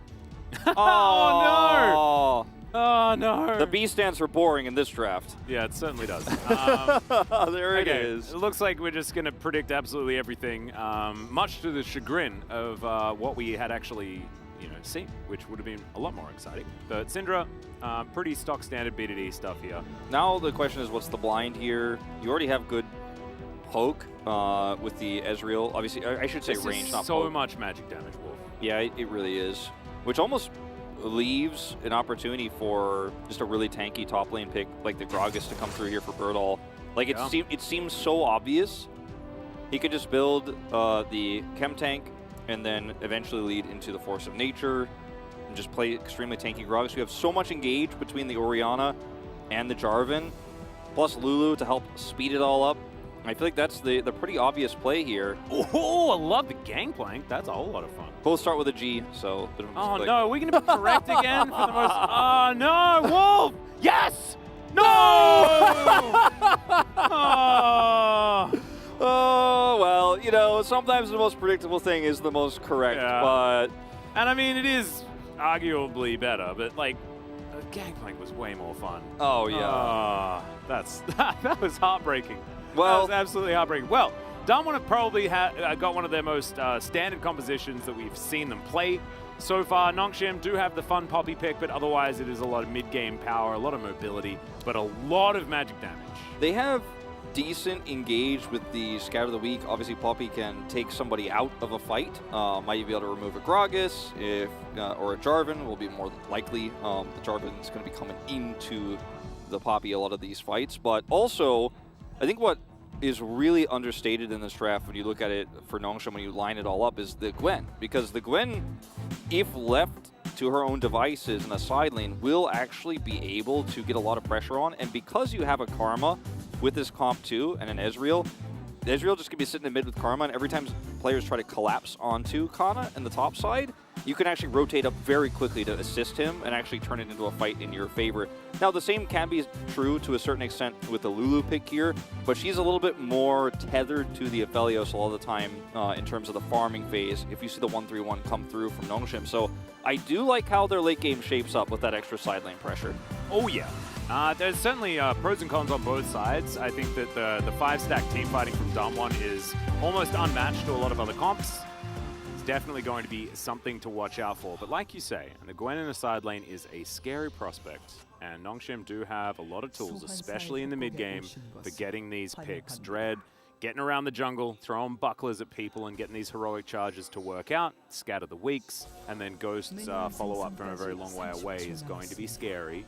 I wonder if Ghost builds Crown this game with all the magic damage their team already has. I kind of hope not. I think it's a pretty force game. Yeah, I think so. I actually completely on the same page as you. Because I think if you grab Crown here as Ezreal, you make it so easy to itemize as Birdall, like he doesn't even have a choice, and he can absorb a lot of that damage. You lose a lot with it. Oh, poor Kellen. He's crying about something. Not entirely sure what it is. Pepper hands in the chat. Sad times. Yeah. Casters don't even know what he's crying about. That makes it even sadder. Yeah. Peter down here towards the bottom side. He is playing Karma for the first time, adding that to his repertoire of cats or men with doors. He's got Enchanter Lady now on top of it. He likes a lot of shields. It seems to be the case. That's what he's about. Because I know Brahms He really does have door, a supportive playstyle, doesn't he? He really does. I like that. I think he's in the right position. As he's going to miss his first... Oh, actually, no. It lands it onto a Doc Dumb there. Nicely done. Colin's like, ah. I shoot him myself. I believe both of our supports as well with the icy-themed skins. I like that. Kellen and Peter making sure that they're coordinated, even though they're on other sides of the rift. Into it. Definitely into it. Yeah, it's definitely a thematic here for Game 3. Big fan.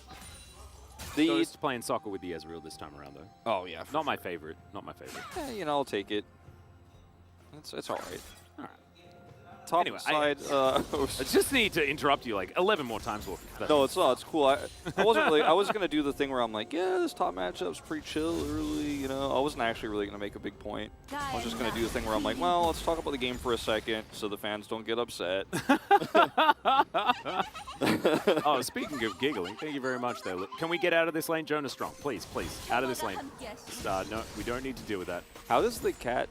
One of those cats have a mustache on that emote? I don't know. Showmaker getting stunned up there just a little bit here. There's B2D. Looks for some more stuns. Scary times here in the mid lane. BDD starting to hurt from B2D. BDD is a very oppressive Syndra player in the early game. Sometimes can come back to bite him. As Dread is once again trying to steal away Canyon's jungle as much as possible, but he's a little bit late to the party this time around. Yep, Canyon able to actually take away his wolves, and so we'll be able to rotate up and collect his Krug camp before heading towards the Rift Scuttler. So having a better time in the jungle this time around is now Canyon looking for his opportunity. BDD just moves down towards the southern side. Red's here. Needs to check too. He knows Canyon's not here. Yeah, wants to be able to get that stun beautifully turned onto Kellen, who then flashes to get himself out of the way, and Ghost does weave in that auto attack. Doc Dumb now takes a Mystic Shot. There's a stun out from the Graviton, but the Lulu is well and truly dead. Really nice gank there from Nongshim. This doesn't work unless you path exactly as Dread did, where you run into Canyon, verify his location. You know, BD was trying to figure out, did Canyon go over? He was able to check with the Scryer's Bloom that Canyon didn't follow, and he knows exactly where he's pathing because he went aggressively over there to check. So you can make that three-man dive happen on the bottom side. And throughout this series, you know, and it sounds crazy to say, I feel like Dread is kind of one-upping Canyon at every turn, especially in the early game. The early game pathing? Absolutely. Yeah. Once again, he's just really ahead of the curve. And Lulu's a very squishy champion, so, you know, you're going to be able to make that level 3 gank happen if it's coordinated correctly, and it absolutely was. Well, Cannon's borrowing a few of Peter's Spidey senses here by the looks of things, as he's playing pretty far back after knowing that the J4 was definitely away for quite some time. Orianna actually ahead in this matchup, but is still very, very close. Yeah, today, got to find the stun there on the Showmaker. Today is the day of very close and boring common matchups in terms of our stats. There's certainly a lot of that. We almost had more excitement, but then we didn't. Yeah, I would not have really liked the Gangplank in this situation, but... No, I also think Syndra is probably more consistent than the LeBlanc. However, less exciting, which is not what we want. As we're going to have a look at this one more time. Good target selection here by Dread to start it all off. Yeah, I mean, he's like, okay, Duck Dom, you're going to go ahead and heal and go up. I'm going to collapse onto Kellen. Ghost gets the final shot there. And juggled the aggro perfectly. Dread is just so good at early bot dives. And that's what this meta is all about. In fact, just early dives in general is something that Dread has made his career on. Of course, did it alongside Keen on Afrika throughout last year. Yeah. Found a lot of their success that way. But it is going to mean that we've got a slight advantage. Showmaker taking a bit of damage here, but does have Command Protect to help him out. and BDD not a lot of mana to work with. So Showmaker should be all right here, wanting to try and catch back up here in this lane. In fact, down by more CS than I've seen Showmaker down in quite some time. BDD actually laning very effectively here on the Syndra. Of course, does have a slight advantage early, but good to see that he's leveraging it correctly as Dread now moving in. They pinged it. Potential counter gank as Peter connects the tether, if I can speak correctly. The heroic charge just a little bit not far enough. And Dr. Arm's going to survive. Canyon now coming down. Peter, no flash, remember, does have to play really far back unless he wants to die to Canyon. They can turn on to Canyon, though, you know, if he actually decides to go in here. There's no realistic way. And this was, again, just better coordinated by Nongshim. They pinged Canyon in mid the second he showed there because he was actually pathing up, as Birdall will have to cast to be fine. Well, looks for the last bit of needlework, but Birdall is not going to get snagged by it. The Ignite not enough. And also holds on to his flash, so nicely laned so far here for Birdall, but to make sure we don't speak too soon. Because Canyon, you know, he was shown there in mid, they make the play happen. Hex Flash is available for Dread. It's a set play. They get the flash out of the Aphelios, which is massive, right before this Rift Herald spawns. You know, we're about 70 seconds away. And then, you know, a free back goes to BDD, who's so far ahead. Now he's actually taking that prio to go bot. Yeah, just throws out the ulti. No There's flash. the stun. It's all too easy here. Last little auto attack. Good night, Dr. Arm. This is clean. Yeah, they are playing this early game so beautifully, and they have to with this comp. But damn, it is. Yeah. It's looking lovely. It's just so insane the amount of coordination this team has suddenly had, because last week around this time we were talking about how we're not sure if Nongshim is going to be able to pull off the coordination. Peter difference. Peter diff. He gets the root, but like insta collapse through here, and this is what leads to that pick mid, because Jarvan showed they knew they were safe. And the BDD comes over here. He knows Duckdom has no flash. He's level 6. And just ult his way through with the gameplay button as the pings are going down in the mid lane. Showmaker's like, he's gone. And they're like, yeah, I know. I'm witnessing it in real time. Well, not going to find the knock up there onto Canna, but the red buff is going to slow him down. He's immune, but we'll have to see what happens here towards the bottom side as Doctarm trying to stay out of the way. There's the flash forward, just moves him back with that heroic charge, and Doctarm is dead. Arcane Shift, actually, from Ghost will secure it. Dread is unrelenting in this bottom lane. And unfortunately, Canyon has not been able to do anything this game to follow where Dread is. He's one step behind, and now he's on the Rift Herald because he's like, well, we could definitely get this. We have to make this play for this now and rush it as fast as possible. And with that push in from Showmaker there, it looks like he will be able to get away with it, because if you don't get this, you get nothing on the map and you find yourself in an incredibly terrible spot.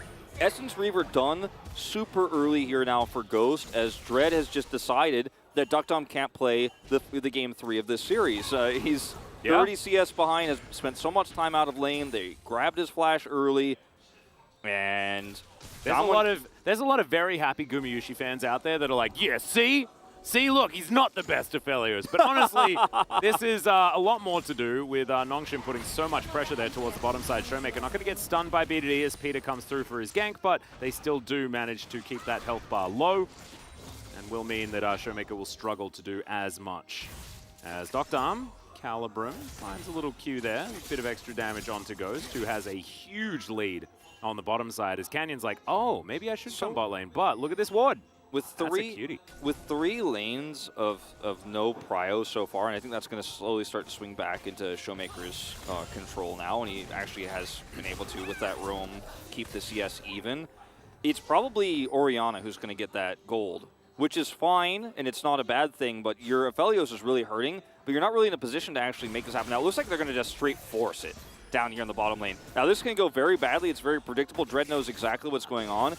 If this goes poorly and Duckdom dies and isn't able to pick up this plate gold, I mean, the game might actually be, you know, certified wolf over. Because you just can't recover from that. Now, playing a little bit of a game of chicken here, as Dread might show first. It's going to be very close. I love seeing this from Dread, making sure that he can get down and get the counter gank working if indeed it does come through, because Nongshim are playing with all of the extra information here. Dread's wrapping around, will get seen. They have this to leave. Control ward, and yeah, Dalmonkia just hightailing it out of there. And it does now mean that Shelly is going to go unused on the bottom side. Still has half the cooldown for the moment. part of the reason why I was feeling like this was going to be placed in mid and we were going to see a lot of attention there onto BDD is because top is also going swimmingly right now. As Dread looking for this. Yeah, finds a stun into the wall there. Showmaker takes a lot of damage. Ulti comes out from BDD, but the flash from Showmaker will keep him alive. But still, does mean that that flash is now on cooldown, and Orianna's flash is very, very valuable. There's the ulti from Bertle, but the Ignite's ticking down. Flashes out of the way. I think he will survive for the moment. Does manage to clear out the minions as there's the body slam. Bertle playing it real nicely, and he will be able to get the counter kill as it's a 1-for-1 solo kills on both sides. Yeah, very well played here by Bertle to survive through that, to make it a trade as BDD will get caught. Yeah, there's the Cataclysm. Doing a lot of work there. Oh, it's just barely a hula hoop. And BDD just floats Not it over out. yet. Yeah, there's a heroic charge. Somehow manages to find a very small bit of wall. The Peter And Flash. Yeah, he's going to be able to grab himself that snare, and Dread just says, yep, that's a devastating blow if ever I've seen one. Ghost grabbing plates on the bottom side as well, and Nongshim have turned it on here for game 3. I mean, Dread is jungle gapping the best jungler in the world right now in this series in a lot of ways, but also there are some overextensions happening on the Rift. Showmaker, once again, not able to capitalize with that ultimate, as you mentioned, just a little bit off there. And that's going to end up coming up huge. But the Rift Herald is going to time out if they don't place it soon. The Drake is timed here really well for it.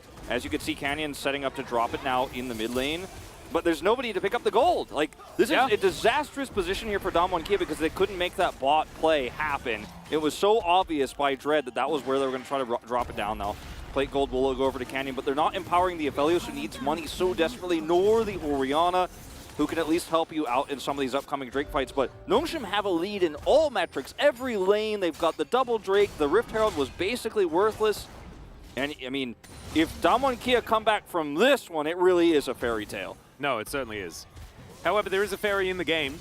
True. Pix does exist. So, okay, Kellen, just making sure that he gets a piece of that True Shot Barrage as well. Dread, discovered there. As Showmaker is still doing fine when it comes to farm, but I think this is one of the first times in my entire casting career that I've seen Ghost ahead of everyone in farm. Yeah. In And twice in the series, too, it's happening. Like, yeah. It's just absurd.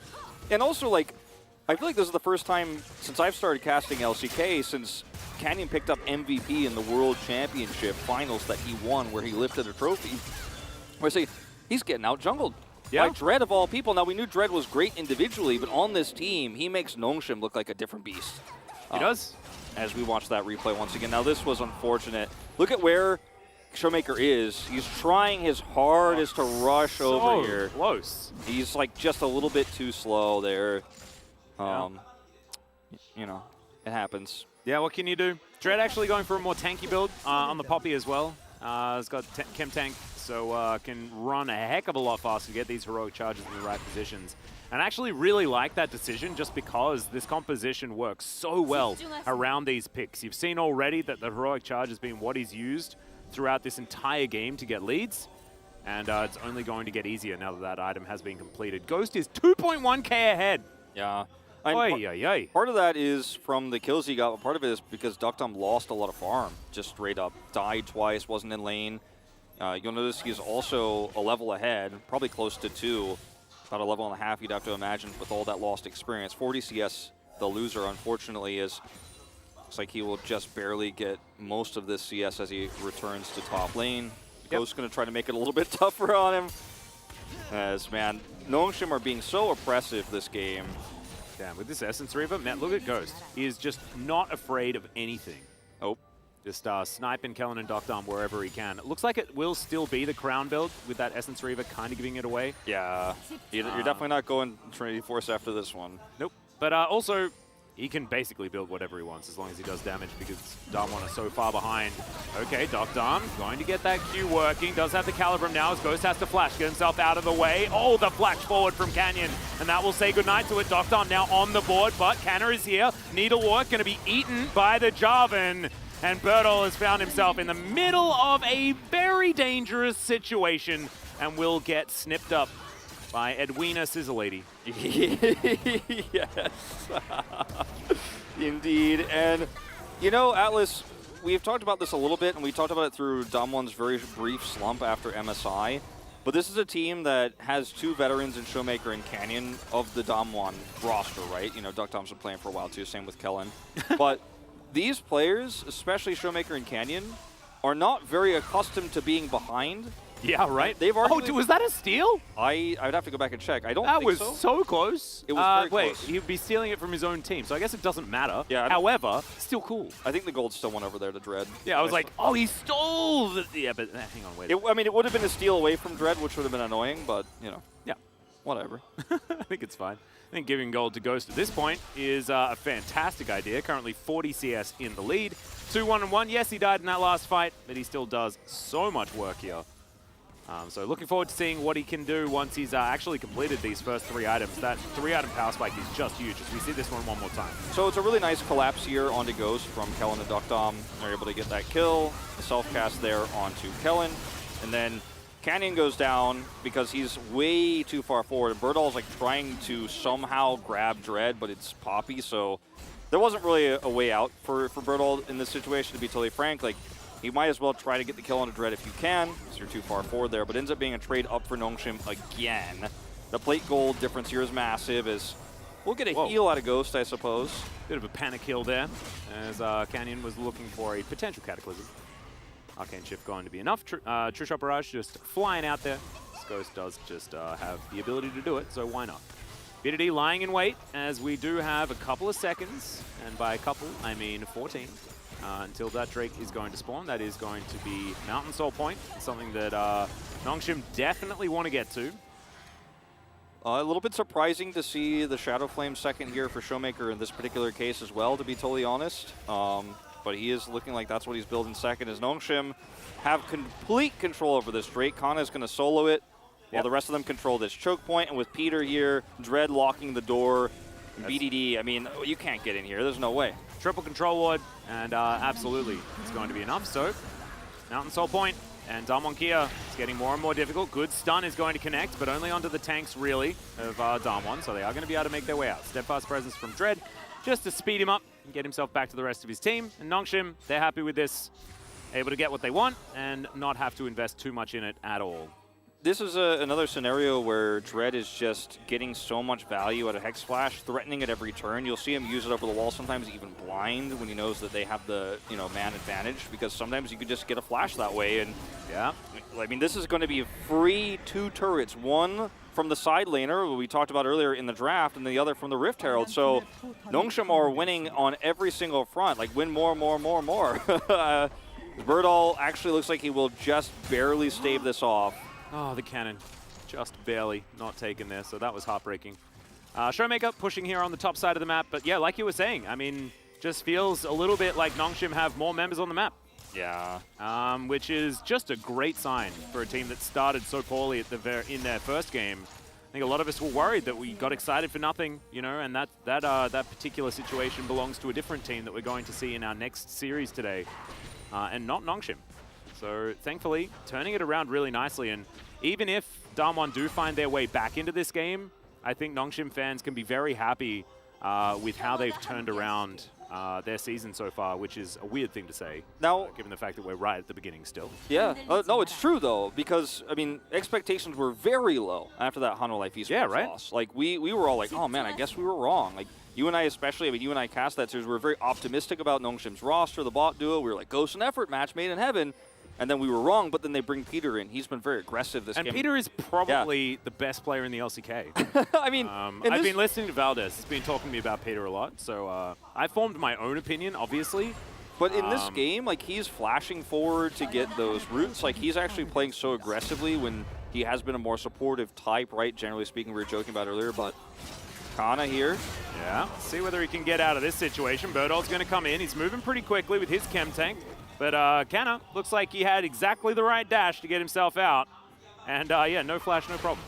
So this is just going to be BDD as we have a pause here. BDD looking to grab this turret with a rotation up. Like, one step behind on the bottom of the rift is Damwon Kia. As you can see before the screen changes, it's going to be a regular outer turret versus an inner turret, which is worth more gold and is starting to threaten inhibitors. And when you have a Gwen who can come up there later on in the game, that's going to be much more valuable. As Yep. Sure, we'll get an update soon as to what is going on in this scenario. Looks like Ghost that had a little bit of an issue. You saw him in the player cams being quite vocal. And so refs now checking it out, making sure they know exactly what's going on. And so nothing to do with that last play. Kana just getting out of his own volition. And so looking forward to seeing actually what went wrong, because Ghost wasn't even on screen, so it must have been something completely unrelated. One thing that is also unrelated is Ghost's hair looks absolutely glorious. Yeah, like that is ready for like a shampoo ad. I don't normally talk about this actually as we see our stats come up. What do here. you mean not normally talk about Well, it? You were literally known for being I a was gonna hair segue. person. I was gonna segue. I was gonna say his skin looks great. Oh, well, true. Yeah, like he looks like he's definitely. Are we gonna bring back care of his face a lot more. the old Wolf thing from your StarCraft days, where you just adjudicate people's hairstyles? I mean, we can. I'm always down for it. Like, I have pretty strong opinions on a lot of LCK pro gamers' hair. There was a sign earlier that was all the different variations of Kana's hairstyle. I saw it in the audience, and then it panned into Kana. Because Kana does change his hair color, his style a lot. He definitely does. I mean, the style I think has always been the classic bowl. See, that's an amateur mistake. He's parted it in different ways. Yeah, he's changed the way he kind of pushes it over to the side a little bit. Like, he's had it shorter at times. See, this is why I asked the question about the hairstyles, right? Like, Wolf is there with the nuance. He understands. Well, you know, part of the reason why I started talking about pro gamer hairstyles is because everyone said pro gamers all have the same haircut, and I was like, well, that's just not true. Yeah. It's certainly not true. They can be similar at times, as we have a really nice drawing of all There certainly is a style here in Korea as far as like the hair, but it's the subtle differences that really allow you to bring out your uniqueness whilst also not looking like you're crazy, you know? Yeah. No offense to Crazy, he actually had a very normal hairstyle. He certainly did. I do miss Crazy. Did very well for himself over in Turkey last season. I was actually so surprised, and pleasantly so, that Crazy's sort of made a name for himself elsewhere, because he didn't get the right kind of fame. This drawing of Showmaker, though, is just A for effort on that one. Wow, that is like ready to go into the like Nintendo Entertainment System ET game, you know? Like that is actually like directly from it. Is save those guys. The power on the screen right there. We had a Chemtech Rift. Make sure you guys, you know, I'm sure that there is now a website. I know that there is a Twitter now for Save the Poros. We need to combat Chemtech's takeover of Runeterra, saving those Poros. Big Shin Ramyun eater there in that sign there with the Pepe. That's the logo you see to the top right of the Nongshim jersey. If you guys have ever tried Korean ramen, that's probably the one that it's most accessible. It's the most popular one. It's very easy to get even in America. So I don't know about Australia, but in the States, it's super easy to get that one. Shin Ramen? Yeah. Yeah. I assume it's easy to get pretty much anywhere. You can, like, I was camping on a mountain in the middle of rural Australia. As we're getting a bit of an update here, Ghost apparently experienced an in-game bug, which is what we're investigating now, and we'll review it and get back to you. And in the meantime, I'll talk about finding Shin Ramyun while I was in rural Australia so go up on. a mountain. It was in the general store, and I was there with my girlfriend, and she's like, oh my god, we're like in Korea. It's amazing. I like as well that there's also the Noguri ramen as well on the other shoulder. It's like they're flanked by ramyun at all times. Yeah, really cool. Very different style of noodle. In my experience, the Noguri ramyun is much thicker, and it also comes with a very big piece of like kelp in it, dashima as it's called in Korean. Yeah. I did a video about this. It was really fun to check out how they make it and where they get the seaweed. Was that where you got like 14 kilos of seaweed afterwards? Yes. Because Wolf has an alter ego, which is basically a ramen specialist and Buddha jjigae specialist here in Korea. Follow me on Instagram at ProxyWolf. Shameless plug. But anyway, he does often do sort of advertising projects and things like that for other food companies, and therefore has like just ridiculous foods at his house sometimes. Yeah, I this is not a shill for Nongshim. Like, I'm not sponsored by them. This is not an official. You got the care package, didn't you? I mean, no. I didn't get that deck. I got it last year, yeah. Yeah, that one hurts my feelings actually every time. If you're listening, Nongshim, please, next time care packages go out, I would like one. I really enjoy your ramen. But it is crazy to see how like seaweed and kelp is farmed in Korea and how it's actually literally auctioned in huge piles based on its quality and how big the piles are and how much they weigh and stuff like that. Like that's actually, and then that is then taken to the manufacturing companies of lots of snacks. It's really, really awesome to see. I got to experience all of that. As Ghost looks like he's experiencing another check to make sure the bug is either gone. Yeah, I think we're going to resume soon. Not entirely sure what the bug was about, but seems to be like it's fine. Yeah. Not entirely sure. As a little bit frizzy at the front there from Doctor, but otherwise A-okay, as we're going to check this one out once again. So, Ghost now chilling in this mid lane, and very happily doing so as well. Doctor, red-white, danger. As Nongshim, as you can see, after Canna got out, they used all of that time and space they picked up in order to rotate towards that top side. Yeah, this is what we were talking about right before the pause. Like, this trade is better for Nongshim massively, because it's not an even trade. Like, you know, we often say even is better for the team behind, but it's not even, in fact, because it's extra gold to the top side, and it's opening up an inhibitor turret for a Gwen, who's 3-1 in this game, to go and wreak havoc on later on. So you're kind of putting Damwon Kia on a clock, whereas their extra gold infusion to Showmaker isn't relevant yet. Now, the last time you and I commented... Peter is so far ahead. Yeah, it's actually crazy. The last time you and I commentated a game where Showmaker didn't hit a Shock Blast until later on, or Shockwave, it was good for him. That was in 15 minutes from now, by the way. That's how long it took, as Peter does manage to... oh my god, Ghost. Okay, that's a bit of damage. He's got a Kindle Gem, building towards mythic proportions of damage, which is where he will get a lot of that extra power. Canyon moving on over, spotted by that control ward. And Canyon has been thwarted this whole game. This whole series, I feel like, in a lot of ways. I mean, he did end up picking the POG up in that second game, but it was not easy. Like, it was not a dominant performance. He was the most consistent, and that's why I voted for him. And he had some really important engages later, and his positioning threatened them a lot. But in this game, the early game didn't go well for him, which led to a huge, huge discrepancy on the bottom side, which is why Ducktom is only slowly becoming a champion in this game in the later parts, but it might just be too late with Mountain Soul on the way. Showmaker just running towards Ghost. Ghost with Arcane Shift still available. So if you thought he was in danger, he's not. Never mind. And now you can see Showmaker. He's ready to start playing the game. He has his Shadow Flame built up. He's happy about that, even though some of our analysts are not so much. Yeah, including me. I think definitely should have built Void stuff here. And I am Analyst. That is actually my name. Brendan Valdez did tell me that is my name, so I need to up my game when it comes to analyzing and things like that. Atlas is no longer. Well, is here. This is a really opportunistic position for Damwon Kia. Like, they are really trying to force something here. If they can blow up Peter, it would be huge. Kana is going to be able to live through almost anything. Well, this is a little bit early for a Shockwave, but it looks like Showmaker is still looking for it. I've seen this position many, many times. Circles on the ground, man. They're looking for opportunities. Yep, Showmaker picks his ball back up. Pulls it out again as okay. Steadfast Presence is beautiful from Dread. Just says no to Birdol, but it's still a three-man Shockwave, but it doesn't seem to matter. Canna does go down. They've traded top laner for top laner. As Doctom is still very scary. Peter and Ghost still alive.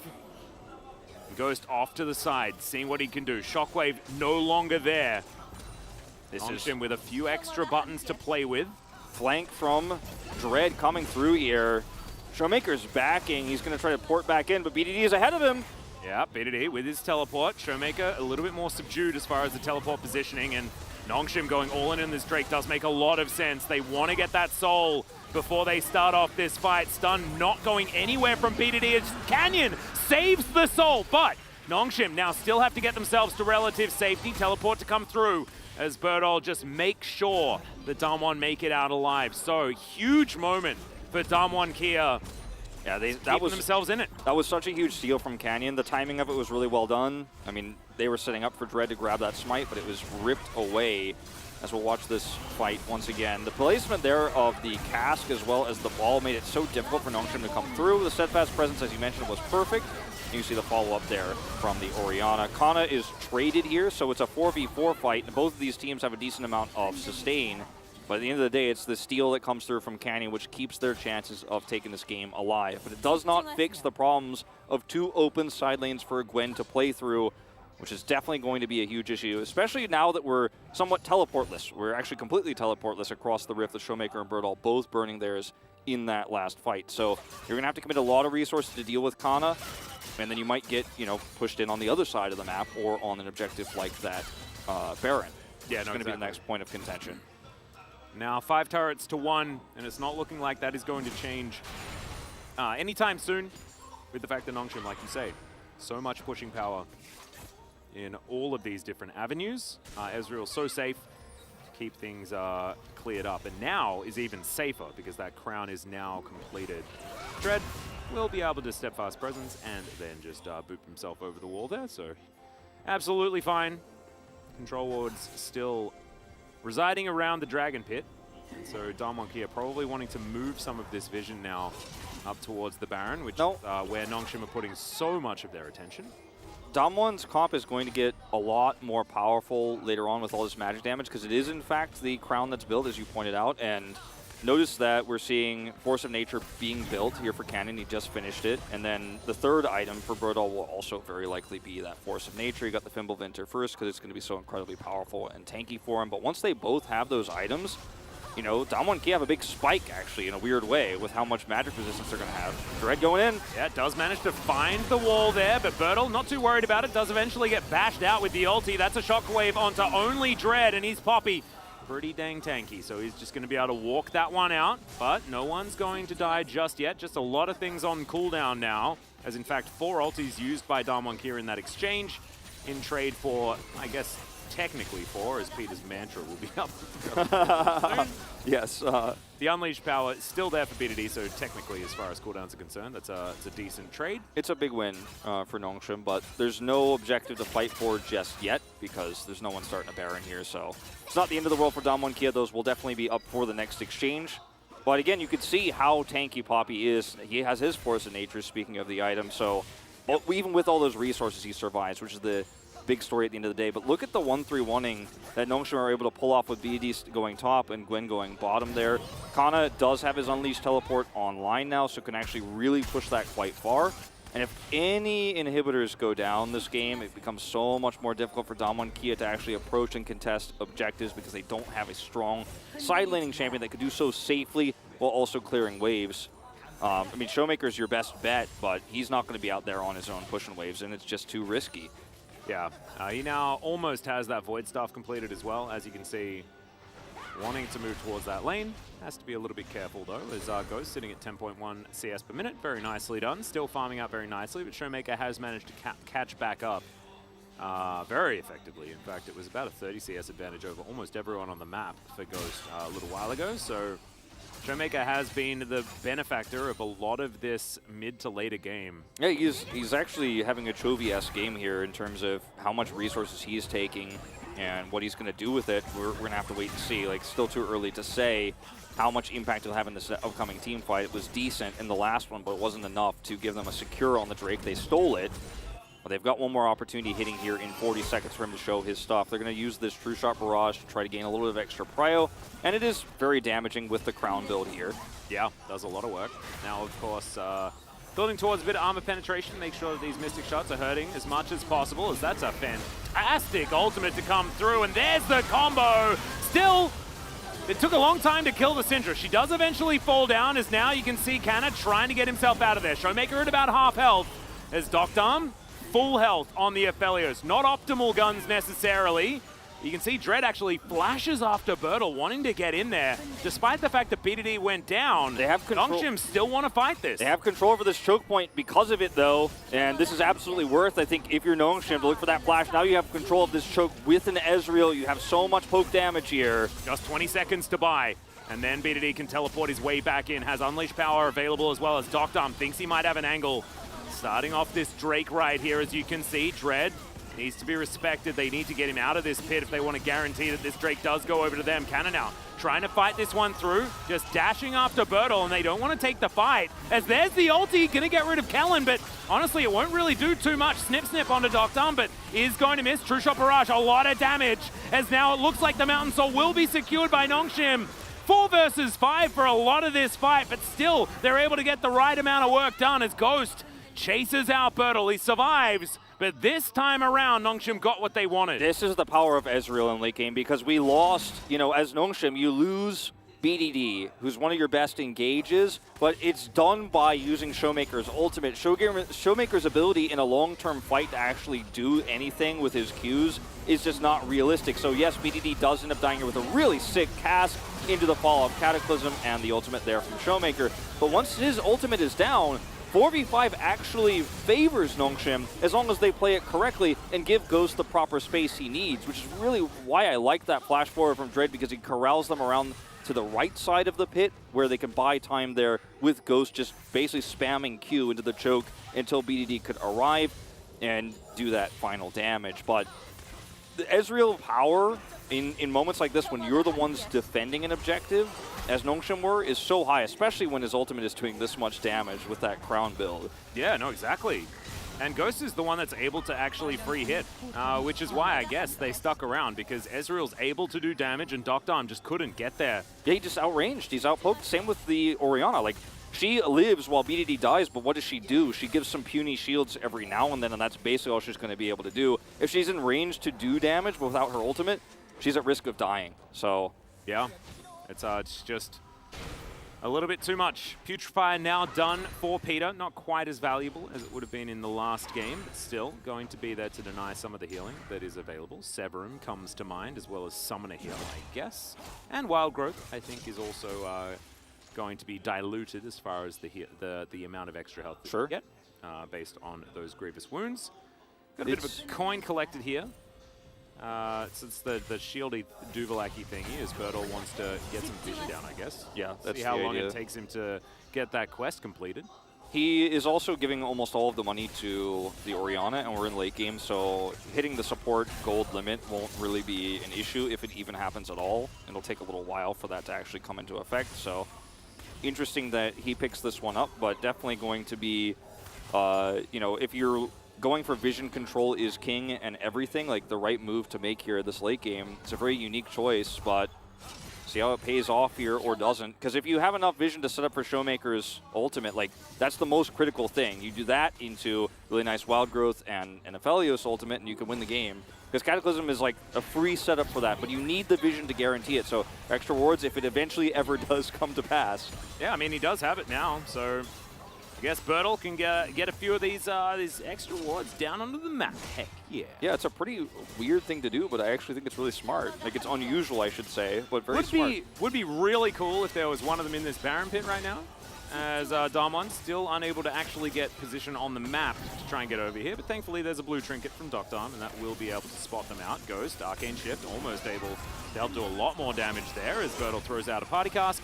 And Dr. going to take a True Shot Barrage to the face. Thankfully, he has about 1 billion shields, so he's going to be A-OK. Israel just gets super busted with items like this, man. And because he could just E out of danger, even if he does get caught, he's got the crown, and it's going to, you know, come back up here in about 20 seconds or so. Yeah. Like, he's arcaning shifting forward to poke and chip. Like, Ghost is at the front because he's so difficult to kill right now. He's almost unchallengeable. It's just... it's crazy, and now suddenly, you know, Kana can find some side laning. If this neutral poke war continues, you can win it 4v5 without Kana, and then he's going to start threatening that top inhibitor turret, which is exactly where he's going right now. Well, that's not it. It's going to tidy up some minions over there. That's not really what you want. He's starting the Baron, actually. It looks like he's going to clear this up, and they're just going to look for it. Ghost is just going to try to chip health bars down as they rotate in. And Kana may as well do this as well, because he just sustains himself so effectively. 3-man BDD barrage. As BDD off to the side, does find a lot of damage there onto Showmaker, who's now making his way in. Nongshim still on the Baron for the moment. A lot of shields with the help of Peter. And Canyon, I mean, yes, this could theoretically be a 50-50, but Nongshim, they might just look for a turn. Stun not going to land onto Showmaker there with the Scat of the Week, but BDD will have another one of those relatively soon. Cannon now trying to find Dr. Gets boot back there as Bertel misses everyone with the ultimate. Nongshim, I mean, Damwon is running out of ults that they can use. I mean, they are out basically outside of the Moonlight Vigil, which is going to be so difficult to pull off here. But they are going to be able to buy enough time.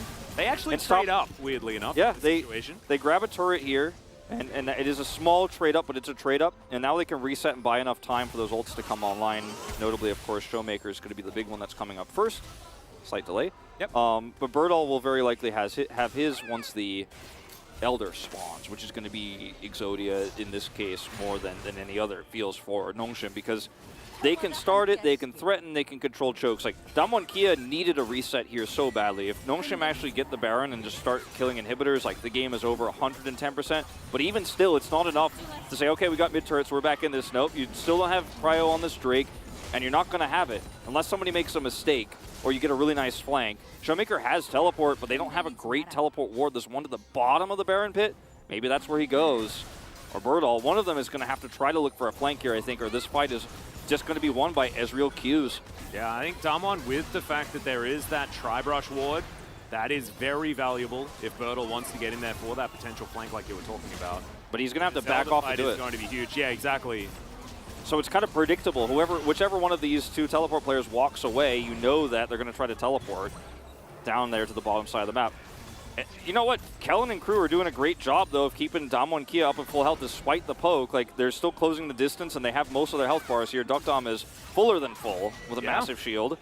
Yeah, he's absolutely massive, and that's exactly what they need to do. They need to make sure that they keep Dukdam alive, as now Canna diving forward. Body slam goes completely wide. Maybe on cooldown for a while, but Showmaker punished. He's looking for that flank angle. Yeah. This next shockwave can't just hit minions this time. No. As Showmaker actually might be corralled as Dread. Nope. Not going to press that W, not going to run extra fast. All flashes up. Playing it slow, and Elder Drake now on the Rift, up and available. Baron, the same situation as Dukdam. Walking forward, tempting fate. There is the stun onto Dread. The shield is going to get eaten. That's all it is. And the flash forward, okay, in goes Dread, steadfast presence is there. True shot barrage, massive damage, Birdall in trouble. The needlework comes down and Canyon just cannot escape. Birdall as well, he has to go back home, no flash, no nothing. And Nongshim found the window, and it's Dread that finds it. I mean, when all flashes are up, Dread has this huge window because no matter where he goes, he's going to get some sort of value there. The flash engage is perfect. The true shot barrage to follow it is impossible to really split against because you're between a rock and a hard place there. Once that barrage hits, you've lost the fight because you can't walk forward anymore into that Ezreal damage. It's just insane what he's able to do here. They're going to try to trade for Baron, but even that looks like it's going to be unreasonable here, even if they get it. Yeah. I mean, they're not going to get it, man. There's no way. Yeah, no, they're getting out of there. Canna actually just walks around and will just deal with all of this vision. In fact, thanks for the leash. Holds onto the Baron. Exactly right. With Canyon dead, there's no smite. And Damwon wanted to rush it down, but it's just not going to be an option. Canna moves over to the side. No shockwave available just yet. In fact, it's just Cataclysm and the cast, but the Baron is taken, and Nongshim have everything that they could possibly want. Oh, man. And just watch this engage here from Dread. Look at how far out he pulls this off. Flash goes for the charge there on the Dukdam, and he's exactly where he needs to be. And when they turn on him, he immediately stopwatches and the True Shot Barrage comes through. We don't even have to watch the rest of this because you know how the ending is. If Damwon and Kia stick around, there's a 0% chance they win that fight. They have to leave, which is a free Elder. And they try to make a really sick macro choice to go over there and grab the Baron. Like, a weaker team or maybe a team that's a little bit less aware might just let that go or might botch the team fight. But not Nongshim, they push you off instantly because they know that Damwon and Kia don't have their Orianna ultimate in this moment. They don't have cast. They don't have any ways to hold on to that Baron or turn. So you just push them off. I don't know what this was. This was Damwon, I think, looking for their opportunity to kill Canna as he was dealing with the side lane. Sometimes you got to take a bit of a gamble like this. I believe there was a certain team from Europe that did some gank brush shenanigans at some point in history that are relatively famous. You just repeatedly hold back, and then if Kana appears, you collapse on him and kill him. If he doesn't come, then okay, you lost a few. And you're relegated to your base anyway, so exactly. You sort of may as well go for it. But this should be the push to end. With double buff here, there is no way Damwon Kia defend. I mean, look at Dukdam's health. That's through the shield, by the way. Yeah, and there's a dragon that's going to kill him at 20% as well, so it's real scary stuff. 35 seconds left on this Elder, but they're going to get at least 2 inhibitors right now, maybe even more as they are bearing down on these Nexus turrets. Damwon, the last-ditch effort needs to come in now, and yes, I guess they need to move in towards Dukdam, but he is just going to explode if anyone gets anywhere near him. BDD finds a stun onto Birdall off to the side, but the Nexus turret goes down. The heroic charge now onto the Gragas, and the Dragon is going to eat him. Canna now threading the needles through, and Kellen will just explode. BDD secures that one, and Nongshim are going to pick up the Game 3 victory over Damwon Kia. Absolute dominant performance here. It starts in the bottom lane. Dread is camping that Aphelios down there, and unfortunately for Nongshim, Duckdom can do nothing. Peter is so cute! He's so happy. He's giving BDD his young a hug there, as he knows this was a complete team effort. Nongshim looking so good when they are on fire, when they are on point, and when Dread is leading the charge. And I voted for 3 for 3 for jungle today, but you know, I think for this POG, it's a lot of which came first, the chicken or the egg, because obviously Duckdom ended up being completely shut down, and you have Ghost popping off on this Ezreal, and then later on... That was definitely Ghost's best Ezreal game I've ever seen. Oh, yeah. I don't think there is a contest. So for me, I'm looking at this and I'm going, oh man, his positioning is so good. Oh, he's shifting forward. He's doing so much damage. He's doing so much poke, but Dread also fought extremely well in those late game fights. It's some good Hex Blast engages, that final engage that led to the True Shot Barrage connecting there. I had to give my money to Dread here on this one on my POG vote because he got Ghost fed and then ghosted everything. But it's a chicken and egg thing. Like if he gets fed and then doesn't actually pop off and doesn't play well, then you know whatever. Yeah. So you know I think it's going to be split. I think I might actually be the odd man out on this one, but I gave it to Dread. But man, Ghost played well. And so, I think it's okay if Dread goes up to the most POG points, because I think right now Dread is playing the best out of any jungler in the LCK. He's playing better than Canyon. He did literally in this in 2 of these games, and you might even argue for the early game of a third one. Yeah. In that game too. Yeah. No, I would absolutely agree. I think that he was 100% the better jungler on the day, and that is not something we get to say about anyone who faces Canyon almost ever. So absolutely huge and well-deserved praise to Nongshim Red Force and especially to Dread. But I have to say that, like, it's a lot of, we speak about the power of friendship and things like this. The Nongshim team just seems to have gelled over their last few matches.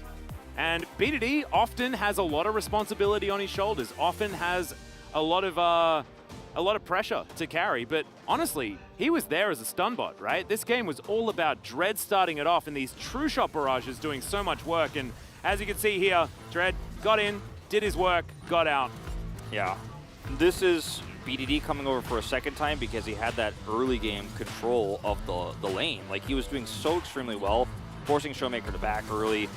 Then this was another play by Dread. Peter flashes forward to get the root. Yeah. Peter, man, the guy has real potential. I know it's kind of a meme, but it is until it isn't, right? Yeah, 100%. And, I mean, the guy actually is really strong on Enchanter supports, and this meta calls for it.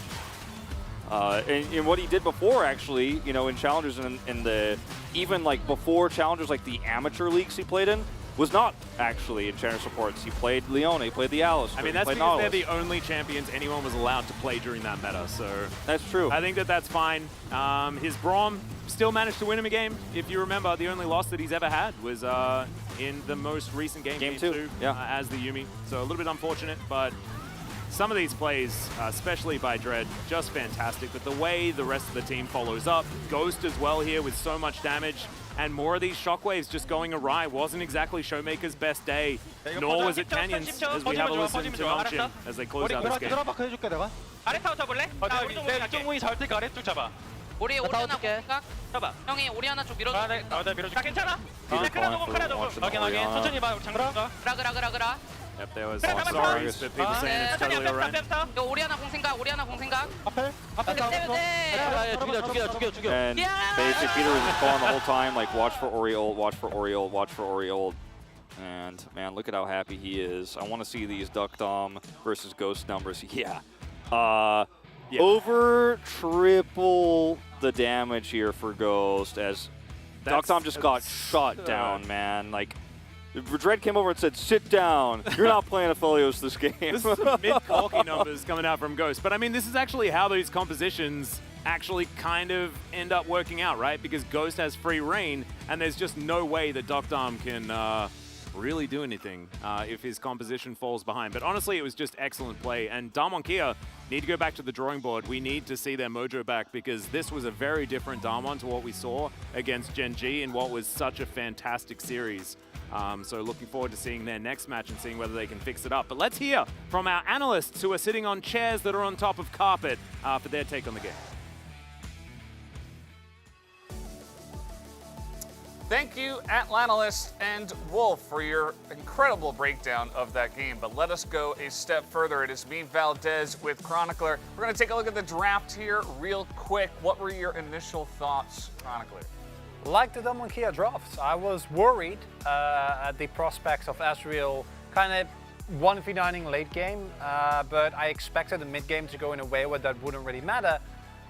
And then it did matter, and there was nothing to stop the Ezreal. And the Poppy Ezreal combo in particular made it so hard for Kia to play this game at all. Yeah, I think that specifically, you know, that combo, but also the fact that Dread just seemingly had total free reign over the bottom lane. He was there so many times over and over and basically said, you're not allowed to play the game. You're not allowed to play Aphelios. You're not going to get a normal laning phase and scale up. That's just not going to happen.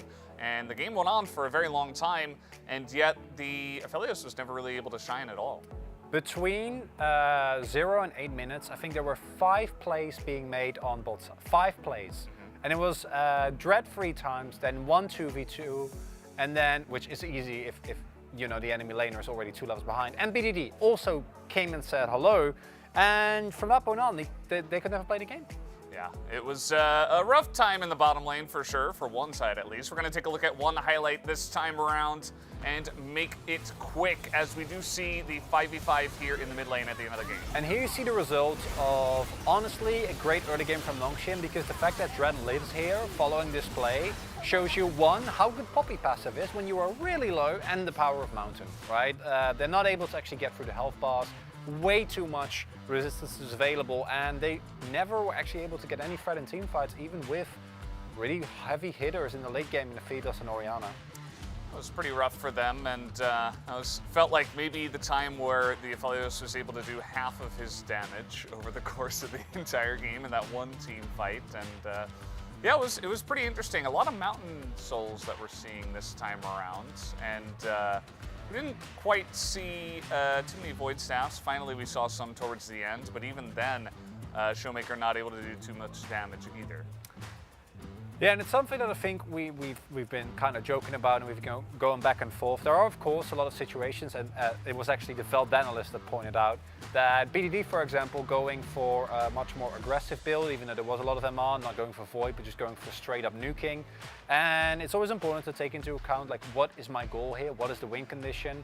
In BDD's case, you're playing into a lot of short-range characters, and you can one-tap still Aphelios and Lulu, which I think were the highest, because you saw Orianna couldn't really get anything done. Yeah, she definitely had a really rough time. But guys, we do have the POG ready. It is Dread 1-0-6, but that really doesn't highlight exactly the huge amount of work this guy was getting done. It was, as pointed out by the cast as well, I'm really happy to say this because I want to echo those sentiments. He is currently the best jungler in the LCK, and he used to be for the first 15 minutes. This is not a reel that would surprise me to see from Dread, right? Like, even on Afrika last year, Dread would do this. But the big thing and the key thing, and what has completely changed with this Nongshim roster, is that he now does it the entire game. His engages have been incredibly on point. He's been finding beautiful openings for the rest of the team. This steadfast presence basically saved this fight, right, with a really nice attempt to flash over from Birdle. And that doesn't surprise me though. I'm glad Ghost gets some shout out, right, because I think his Ezreal was amazing. But honestly, Dread, incredible performances, and if they keep going like that, Nongshim could be a top tier team. Yeah, if anything, I'm a little bit surprised it's not 13 out of 13. Seems like the Korean cast a little bit not on the same page with the rest of us tonight, but that's okay. We'll see how it goes for match number 2. Maybe they can, maybe we can get on their page. We'll have to wait and see. But we will have an interview in just a moment with Dread. And I believe he did pick up both player of the games for this one, so very much looking forward to that. Let's hand it over to Ji-sun for the translation for the interview with Dread.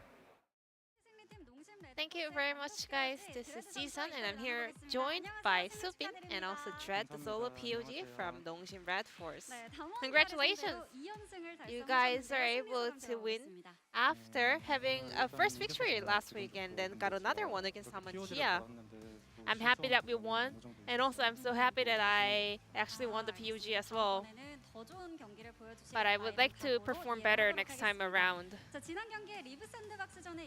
After beating Leaf Sandbox, you know, you are the solo POG back to back, and you are on top of the POG standings in the LCK Spring Split. How do you feel, and how would you like to rate your performance today? To be honest, while I was playing, you know, there were so many moments where I didn't deserve POG, so I was a little bit surprised. Forward to seeing Red performing even better in the future. And let's get back to game number 2. Nongshim Red Force was having the lead in the early game, and Damwon Kia turned the game around. So what kind of feedback went back and forth after that game? I think we were rushing in general. And for the third Drake fight, you know, I was hiding in the brush and then I got caught out. So I kept that in mind in order to be extra cautious about, you know, camping in the brush and looking for some plays. And you guys actually let TF and Diana through and let Canyon and Showmaker pick those. For Twisted Fate, well, yeah, it's a very good snowball champion, but we were confident to counter him in the late game. That was our initial plan. However, in Game 3, you were pulling off insane plays on Poppy, and that early game setup was the key to the success. We're confident that you'll be able to play this well from the get-go. As I saw J4 locked in, and then our bottom duo had the prio and allowed me to actually set up for that play, so I was pretty confident. What about, what's your thought about the Poppy in the jungle right now? Well, of course, Poppy is really slow in terms of the clear speed, but as long as our laners are having prio, Poppy is really good pick to go to as well. So we're confident that your laners will be dominating the lanes. Yeah, I mean, we had Karma on the bottom lane. So I also wanted to go for the counter pick, which was Poppy against the enemy's comp. These days, a lot of people thought, you know, Viego will be a really good champion in the current meta, and also Lee Sin would be popping off, but they are actually having a very low win rate. Why do you think so? Well, they don't really have much things to do in the later phase of the game. And what's the best pick right now in the jungle role? I think J4. It's just good in general. Red Force, you'll be facing up against KT Roaster, and that's gonna be your third win in a row if you get to secure another one. KT, you know, Aiming used to be my teammate, so I really want to take him down. And Aiming, I'm after you, and that's my goal. And then, any last message for the fans out here? After beating Damwon Kia today, we got our consecutive victory, and this is the beginning of our win streak, so we will do our best to continue the winning streak against KT as well. And that's gonna be it for Dread, and I'm gonna toss it back to the analyst desk. Thank you!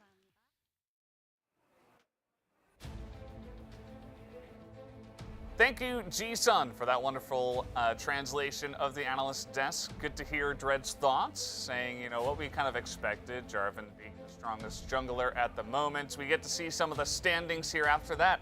Damwon Kia starting off with a couple of losses in a row after their first win, I should say. So they're at 1-2, but Nongshim, it's pretty exciting that we have another strong team here in the LCK. Boo, Damwon's washed up. They lost against Genji and Nongshim. How dare they, Valdez? No, it's over. The highlight for tonight, obviously, Nongshim looking great. I'm really happy. I think we all expected it, but to see it actually come into fruition, I think is good. We need a lot of top-tier teams. Yeah, it's really awesome to have Nongshim out there at the top. But guys, next will be KT versus Hamalife Esports. You won't want to miss it. We're going to go to about a 30-minute break. When we come back, we will have that second match of the night. Don't go anywhere.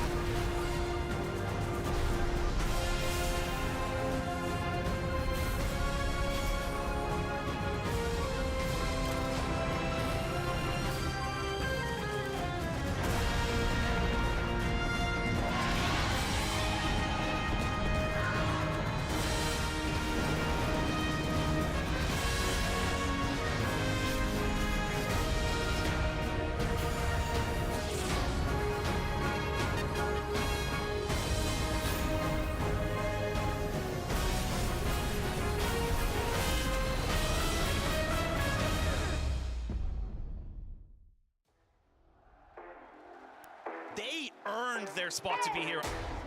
All of that practice, all of those scrims, they are immediately my favorites for the title already.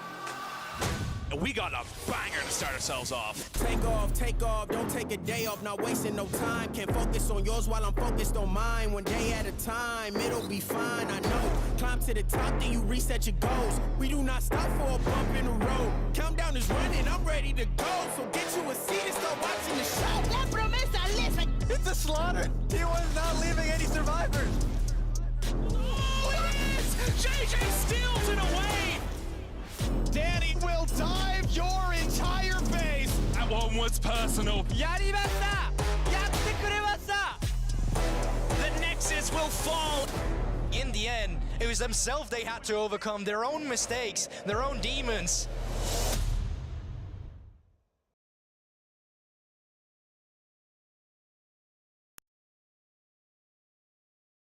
So I'm gonna go before we end the show. I'm gonna go around the table and let's just go best player of week 1. And I'm not gonna start because I don't even want to answer this question because it's really hard. Valdez, you go. Thought you were gonna say I'm not gonna start with Valdez because I already know what he's gonna say. Well, I do, but that's why I so started with you. It's actually. Peter. It's Peter, but actually, it's Peter. The best player of the entire week. I mean, better than they were, or the player that performed the best? The player that stands out the most in your mind for the first week, excluding the final day. I mean, I think that Canyon looked really great. Thank you for your response, Mal. Like, the reason why I say it like that is because it's what like a carpet space it's just like what we expected, but he also just looked really great so far. So I'm like, I don't know, you know, he was very good.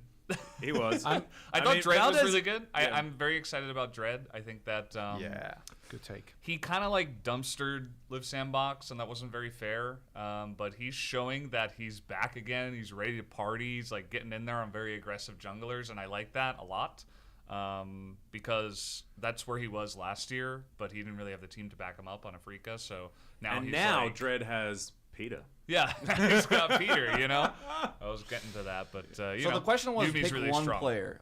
You've now discussed 3. All right.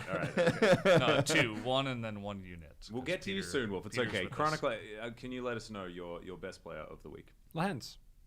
Ooh, good take. Because to me, the main thing that sets apart Lance for me from a bunch of other amazing players we've seen throughout the week is that I think that Lahans truly looks like old Lahans, and I have not seen that in like I think a year and a half. He's like 2018, like legit. But it's also all the content. Like he's very clearly very happy that he's in that team, and I think that on Afrika he felt so muted. I don't think he was actively ever bad, but he was just very meh.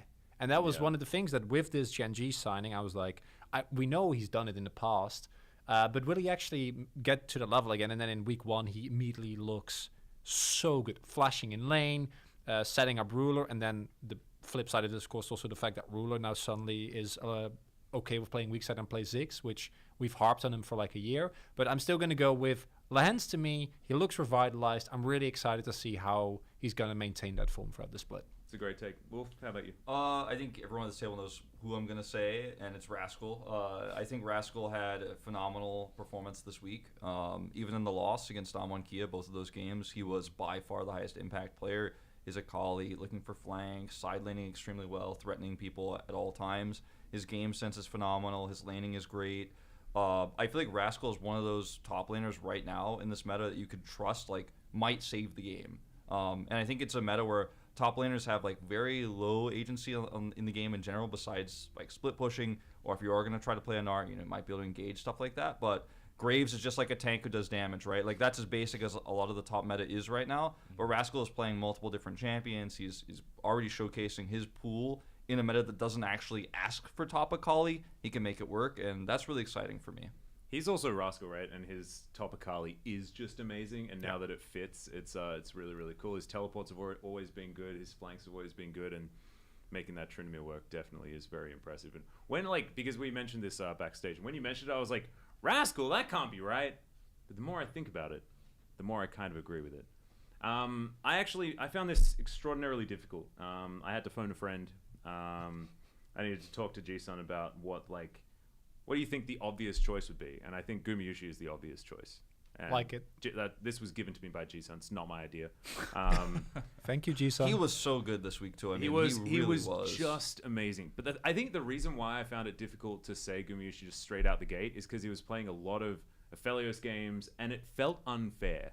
Like, a lot of what he was doing, it just felt like, well, of course he's just dumpstering these players. Like, he made it look unfair. And I think largely because I don't think you're allowed to talk about T1's bottom lane as any singular player, because so much exists. of Carrier exists. But not only that, him and Gumayushi together is some of the best coordination and timing that I have seen from a bottom lane in so many years. You know what makes me even more excited is that while I agree with the take that I think you can call Gumayushi the best, I don't even think he was the best of Aphelios this week. And isn't that amazing? Even with how insanely good Guma played, Dogdom was also there's so many choices. Yeah, it's so good. Dogdom's Aphelios. I think Henna's Aphelios was also really, really good. I don't think. Weirdly enough, he matches. No, he doesn't. But there has been some good play from players that we don't necessarily celebrate very often. Kana's Graves was pretty good. Yeah, I'd say he had a pretty good week as well. Yeah, I think your take of Dread was my first thought because it's fresh in our minds, right? We just watched that Nongshim series, and his Diana was unbelievable. Shout out to Umpty trying to solo carry against T1 alongside of a great. He's done that before. Draft win. But Reddit actually gives me so much hope that they are going to be a solid middle team. Morgan was actively good. Yeah. Morgan was actively good so far this week. If he plays against Hummerlife tonight, his former team, and then gets dumpstered, then I'm going to be really, really sad. Just give me that solid middle Reddit. I just want that solid middle Reddit. I want playoff hopes Reddit. Give me that. Yeah. That's what I want. I think we're on track. Everyone does. Yeah. But I think it's been a really interesting week. I think as far as sadness is concerned, Quandong Freaks fans and DRX fans in shambles. Outside of that, though, everything looking absolutely brilliant. Do you get any last messages before we say goodbye? I hope that Dove can play something that's not Tryndamere. Yeah, that'd be nice. Or Rise. That's one of my hopes for next week for Live Sandbox. I love Live Sandbox a lot, but I don't believe as much. I want to see T1 Genji as soon as possible because that is going to be. It's feeling like the new Telecom. Just a little bit. A dream. That's what I was saying. Is I'm looking forward to the Telecom War. That's actually my most. The actual Telecom War. Yeah. The actual Telecom War is kind of hype now. It is kind of hype this year. Yeah. Let's be careful. We're still talking about maybe KT. It's maybe we can have the Telecom War, and we need to figure out what Genji versus Damwon Kia is. Is this I don't know, Tiger getting hit by a car? That's not it, is it? I think they're a monitor company. Yeah. Genji? No, Damwon. Damwon? Yeah. Yeah, but it's they're Damwon Kia. The Kia is a car. I'll show myself out. They have TVs in the back of the car, maybe. No, it's is actually Damwon is a computer parts company. It's deeper than. But you could have it in two different ways, right? Because it's either a Tiger on a freeway, which is not going to go well for the Tiger, or a top-down car in a Safari, in which case Tiger's going to eat him. Just reminds me of The Hangover. What's T1 in this context? I mean, T1 isn't in this context because it's Damwon versus Genji. But I want a cool a giant cell phone tower. Yeah, versus KT. Just stands Another there. giant cell phone tower. They're Transformers.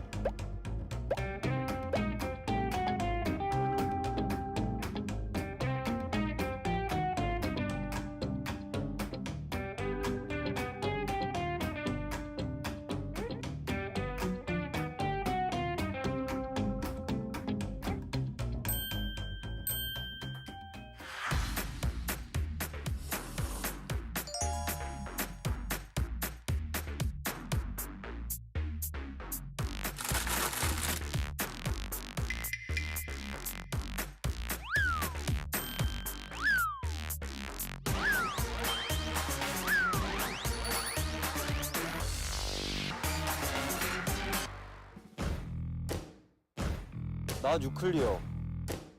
LCK의 터줏대감. 화려한 내 과거.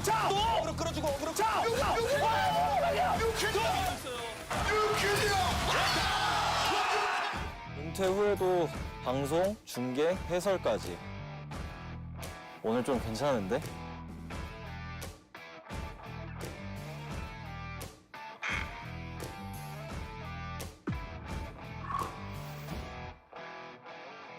유능한 인재, 열정 넘치는 LCK를 사랑하고 도전 정신이 투철. 이거 완전 내 얘긴데? 내가 또 나서줘야 되나? 오케이, 완벽하다. 안녕하세요, LCK 신규 컨텐츠 MC 지원한 뉴클리어입니다. MC 관련 경험이 없으신 것 같은데 잘하실 수 있겠어요? 신정현 씨는 특기가 있으신가? 특기가 어떻게 되시죠? 본인 인지도가 어느 정도라고 생각하세요? 현역 선수분들이랑 혹시 친하세요? 회사 생활 경험도 없으신 것 같은데 적응 가능하시겠어요? 칸씨 도착하셨다는데요? 아 그래? 가자.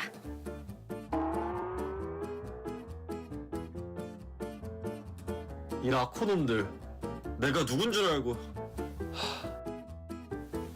그래서? 칸님 하신대? 군대 간대요. 스코 이번에 감독 되셨잖아요. 뉴클리어 하자. 사인하면 되나요? 네 여기 해주시고. 감사합니다.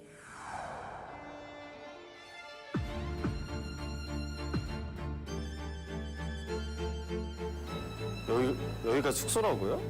농담이죠? 그런 말씀 없으셨잖아요. 제가 또 옛날부터 LCK를 너무 좋아했어가지고 어떻게 근데 프로그램 이름도 핵가족이에요? 이런 프로그램 같은 거 꼭 같이 해보고 싶었거든요. 그래서 제가 뭐 해야 된다고요? 이런 카메라를 몇 대 놨어? 너무 감사합니다. 안 빼세요. 뭐야? 월세 몇 시에 왜 이렇게 좁아? 진짜 힘들거든요, 이제. 쉬도록 하겠습니다. 고생하셨습니다. 들어가세요. LCK 최초 스파 버라이어티 핵가족. 뉴클리어 집으로 가자.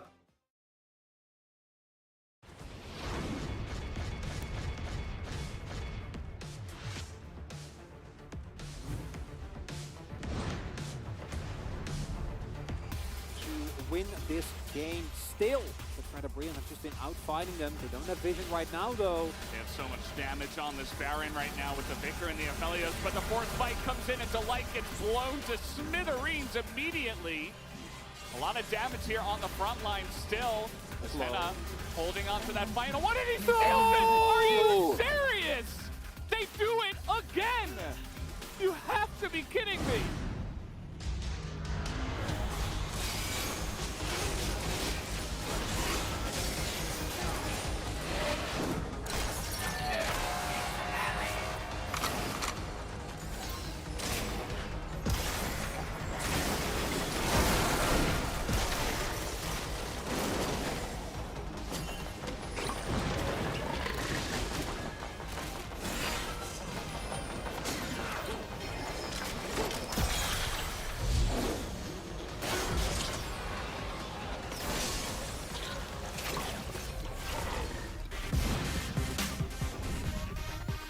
Huge amount of damage. You talked about these two guys in the early game, they're so obnoxious. As here comes big boy Gragas, really nice flash out of Gumiusi in response, but the cask is just way too much, and here's Lava. He's looking to feed in that backline, but he gets absolutely nobody at the end of it all. How could that possibly happen?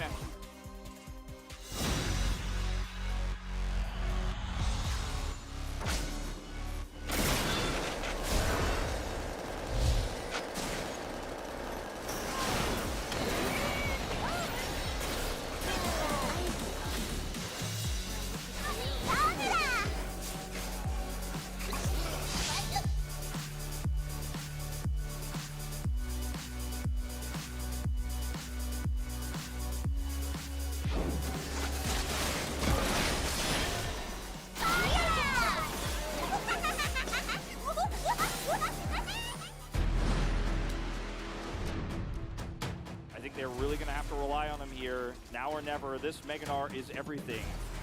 The rotation. There's the steal. That is coming in. Yeah, the Gnar does get stolen, and there is the set they're looking for. There's the huge Cataclysm in the back, and a big Gnar ultimate into the wall, though. But a follow-up one from Arya is way better, as they have the damage, aiming, able to fight forward.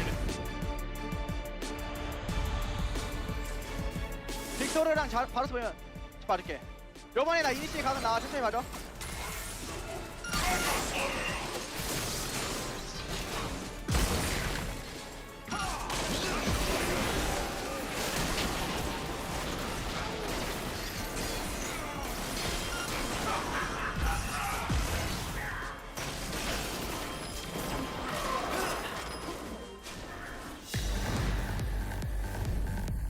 I mean, yes. One kick. I mean, that is what Lee Sin is at the post-35-minute mark. You're absolutely right. As OnFleet going to get burned down by the Death Ray. That is the second inhibitor, but first one has just respawned. All right, we're looking for the flank. It's a lot of AoE damage so far as Karis gets in there. Can he actually make this one work? It's a double kill so far. Can he find the pet to the answers? No, as Dudu's going to pick up one of them.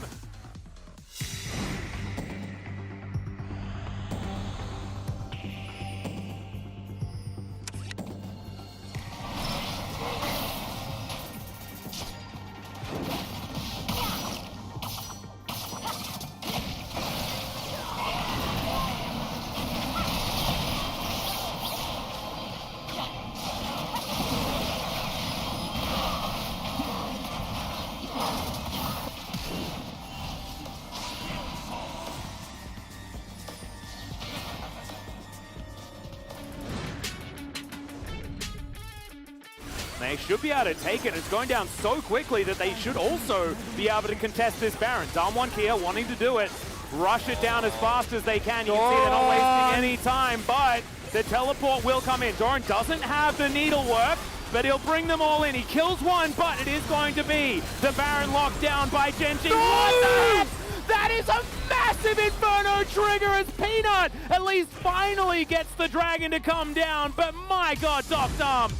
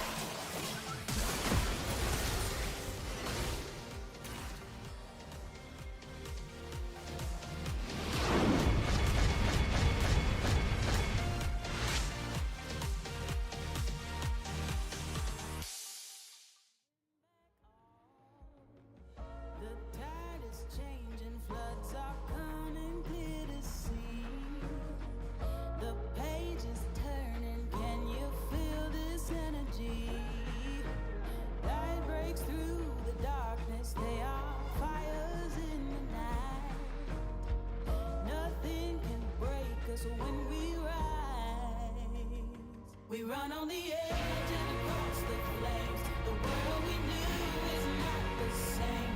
Feel your soul, feel your desire. We walk through the fire. Leave the space and watch it burn. Let the king and queen return. See the sun so bright and high. We walk through the fire.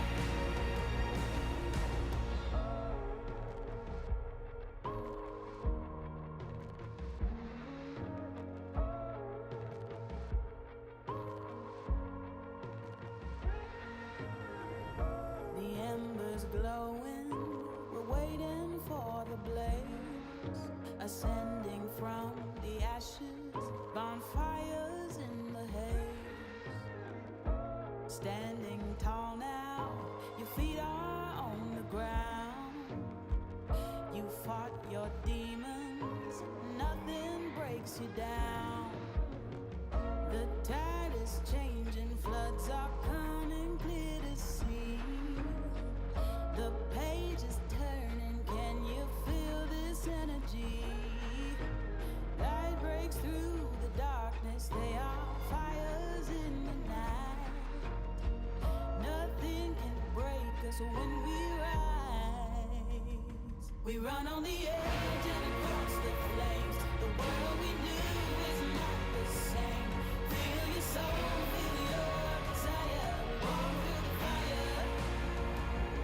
Leave this place and watch it burn. Let the king and queen return. See the sun so bright and high. We walk through the fire. Fire, fire.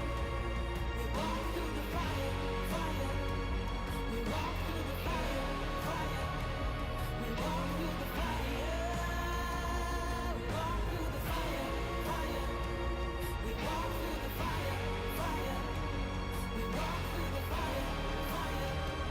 We walk through the fire. We run on the edge and across the flames. The world we knew is not the same. Feel your soul, feel your desire. We walk through the fire. Leave this place and watch it burn. Let the king and queen return. See the sun so bright and high. We walk through the fire.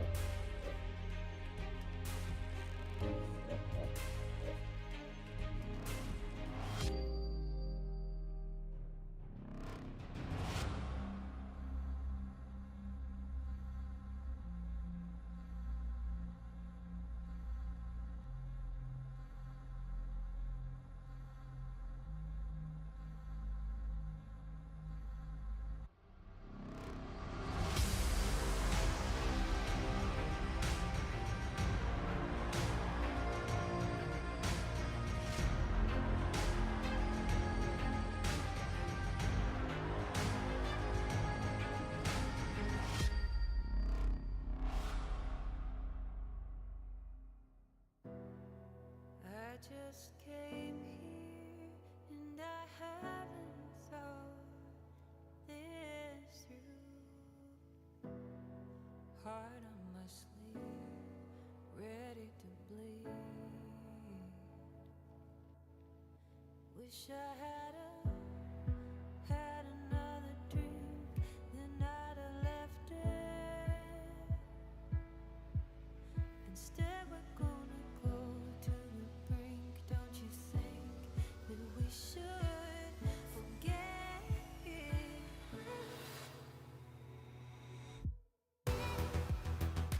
Give me all your love, give me all your love. Give me all your love, all your love.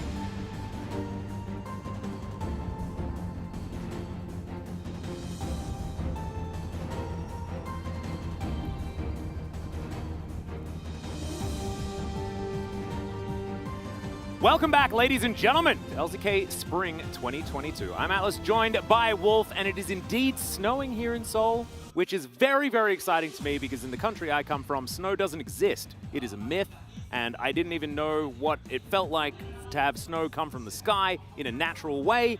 And today was very, very fun playing in the snow before we got to work. But now it's business time, and we have one more series to go. It's a snowy day. I love to see that Lol Park shot right before we get into the games, the snow falling. We've seen a lot of rain. I think this is the first time I've seen snow on there because usually when we're casting these games, by the time we get here, the snow is like turned to rain or something like that. But no, it's very snowy out there. And the second matchup we have tonight, we'll see how snowy it is for Hanwha Life Esports. Exactly. Let's bring up points of the match as we get into KT taking on Hanwha Life. Weirdly enough, Hanwha are actually ahead of KT as far as the standings are concerned. We're not going to be framing this series as a Hanwha Life favored series. However, being able to upset Nongshim definitely got them off to a great start. Yeah.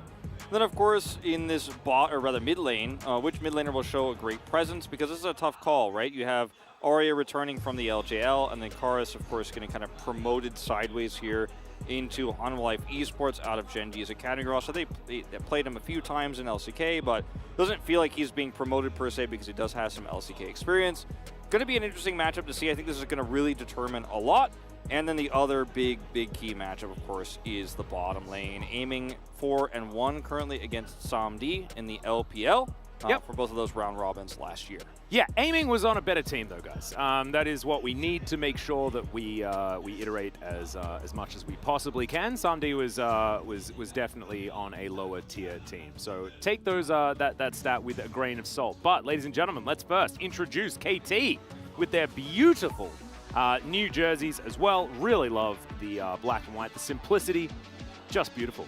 It does look like almost like a racing jersey in a lot of ways. I really like it. It's fast and furious here for the Rolster team as they walk out on the stage. And their playstyle so far this season has not really been that. Actually, it's been slow. It's been methodical. It's been about Rascal to me in the top side of the map. The reason why that's not one of our key matchups is because it's a bit of a wash up there on the top side of the map. His matchup against Dudu is one of the ones you expect to go KT favored pretty much no matter what. That's where you can feel very confident as a Life fan there in the audience. Looked like a chef. It was actually kind of cool. But yes, it will indeed. I think a lot of it does hinge around Rascal, mainly because he's up against Dudu as well. And Dudu hasn't found exactly the performance that he wants to in the last little while, but especially not just yet. Cuz as well, I think we'll have a microscope on him. I think his first series was not so good. His next series was great. So we'll see whether he does manage to settle down. But let's go over to the other side of the rift. Speaking of Dudu, he's going to be there next to OnFleet. Karis in that mid lane. Samdi being large and in charge there in the AD carry position, with Vista, of course, the mainstay of Hanwha Life Esports, still there. Yeah, and Atlas, I think the strongest point of this roster so far has been Samdi. Not only has he helped carry them to victory in those few maps they've won, but also he's been the player who has gotten, I think, the most respect out of any of the Hanwha Life players. Like, people have been asking about him. A lot of top AD carry players like Duckdom, for example, have been speaking very highly of him. Yeah. And I think that's why, to me, in this best of three, On Fleek is going to be the most important character. He is the main character, in my opinion, of this game, because if he can actually get Samdi empowered or protect him against the onslaught that will be Cuz visiting the bottom lane, then I think that's where Hanwha Life Esports could put all their eggs in the Samdi basket. They can put him on a late game AD carry. You can look at these stats, the difference between these two players here, fairly minimal. I think some of the stats for KT here are a little bit padded because even in that loss against Damwon Kia, they were very close games and not a lot of blood was shed. That's part of why you see that KDA up at 10.7 here for Aiming. Yeah, Aiming actually the highest KDA when it comes to the bottom laners. Not exactly the most relevant stat, and Samdi being able to farm like a madman. As you can see, 10.3 is not too bad as an average stat over 4 games, especially with a couple of losses in there. Has played also a unique champion every single time. Aiming, not so much that situation. But if there's a Aphelios available, or a Jhin available, you're going to pick him. So we will not hold that against Aiming whatsoever. And of course, guy's been playing for a really long time, so we know that he definitely has more in his wheelhouse than the Aphelios and the Jhin. I, in fact, remember Aiming as an Ashe player. Before he left Korea, his Ashe was just amazing. So looking forward to seeing what he's going to be able to get done here. As Someday, yeah, he just oozes confidence, man. This He guy really is he's bringing a bit of pizzazz to Harmor Life and their bottom side of the map. And I think that he is going to be their strong point, but it's how everything sort of matches up here for both of these teams that is going to be really interesting. Getting that shove in the mid lane, creating that space for both of these junglers, both of whom can fall off the rails and really struggle to get back on again. I think OnFleek and Cuz have both been very, hot or cold. That's true. Throughout their careers. It's definitely true. And even throughout this year so far, in the brief, week and 1 day that we have had here of the LCK so far. But I'm very excited to see if OnFleek can actually pull this off. Because I think if he actually goes to the bot lane and is very aggressively trying to make sure that Samdi plays those late game carries, if he's on the Ezreal, if he's on a Jhin, if he's on Aphelios especially, that's where you can trust Samdi is going to pop off later on. And he needs to be cared for. He needs to be raised correctly. That's actually the term we use in Korea is like raising your AD carry. Yeah, that's what needs to happen. No, I agree. By the way, I love that we've moved to black and white. We've taken away the red of KT. When are they going to put blue in there? And then just say like we don't care anymore. We're just going to call it King Tone, and like KT, it's actually just fully transitioned to King Zone because of course the entire coaching staff, actually the old coaching staff from good old King Zone from back in the day, Rascal and Cuz still there as well. So it is just a fun way to talk about KT and the evolution of the team. Let's have a look at the draft. Caitlyn already taken away from Samdi, as well as the very, very strong Karma. And Twisted Fate, Renekton, two pretty obligatory bans to be taken away here by Harmor. Yeah, you want to make sure that the top lane and the top mid jungle, top half of the KT side is not going to get out of control. Whoa. See a very unusual Kalista ban here as well. Hasn't seen any play or any bans so far yet this season. The ones that you might see on Ruler, for example, in a lot of different games, but not so much here into the KT. And Henna, I think Henna is, one of our, and Ghost, like they're our Kalista players. Amy, of course, has played a fair bit of Kalista in his time, but it's a very strange ban. Unless he's just been spamming it in solo queue. I haven't actually checked all that recently as to what he's been playing the most of, but Jarvan will be the first pick, and Yuumi is still available. Yuumi, Jhin, Yuumi, Ezreal, both of these picks Yuumi, are... Aphelios if you want to. If you want to do that, I mean, this is where you go as Harmor Life Esports. You're like, thank you for the gift. I mean, this is incredible. You ban the Karma, you give me the Yuumi. Now, I think the Aphelios pick is really strong here. It's not going to get it. The Aphelios pick is strong because now KT, because they didn't pick it, will be able to Aphelios Lulu with this Jarvan, which I think is the best way to go about this, because now you have the Lulu to speed up the Jarvan. The Aphelios is going to have a lot of synergy with this. So we've talked about this a million times. We just watched this lose pretty horrendously, though. True, true. So I'm aware it's probably winning in scrims and things like that, and KT yet to round out the roster with any of their solo lanes, but I'm not sold just yet. So, well, now you definitely are feeling the Ezreal a lot. It's something that Samdi has played already so far this season to great effect. That was the win against Nongshim. They'll take the Jhin instead. I think Jin's fine. My only issue with the Jhin is that we don't have a guaranteed engage to set up for the the ultimate coming through, the curtain call to actually blow up a target yet. That might come in later, but it's still a decent pick here, and obviously one that Samdi has proven himself on. Yep. Samdi, of course, a couple of games on the Jhin so far and has actually done some pretty good things on the champion. Karis is who I've got my eyes on, though. Does generally do the most damage for these guys. Looking forward to seeing what he's going to be able to do here and what champion he's going to play. His Akali was an absolute treat last time we saw it. The Tryndamere does lean into potentially a Graves top pick, but it also is just, in general, a very strong side-laning champion that can sometimes outpace the composition that KT is trying to build. I'd actually like to see KT ban Graves, because Graves Yuumi is also just a revolt. Yeah, that is definitely a thing to consider, and we might see that. Is Rise, who I believe is still winless in the LCK so far here. The Spring will be removed from Arya and potentially Rascal. Yep. So we'll see if that Graves ban does come through. And it's definitely a strong option for either team here still, but obviously Harmor Life Esports do hold the ball in their court. They will be the next to pick. There will be a removal of the Gwyn instead, so they really just don't want side laning champions here on the side. But there's the Corki for Karis, making a return. So Orianna Graves, I guess. sounds like a pop singer. Silas is a strong pick here too, but I would have personally liked the Orianna because you already have the Lulu Jarvan.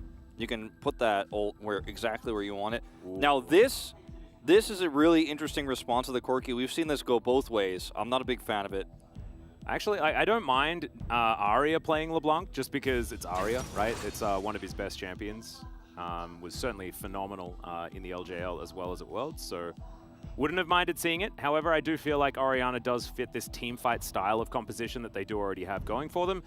But this is one pick away from exactly what Damwon just drafted and lost with. Yeah. So it makes me worried. I am worried. It's a very different scenario, and also the draft wasn't necessarily bad, but it's bad juju. And also Graves is up. Now, Rascal's Akali. Oh, yes! Rascal's Akali is why KT were able to bring Damwon Kia to a 30-minute plus game. Yep. Even though they were very far behind.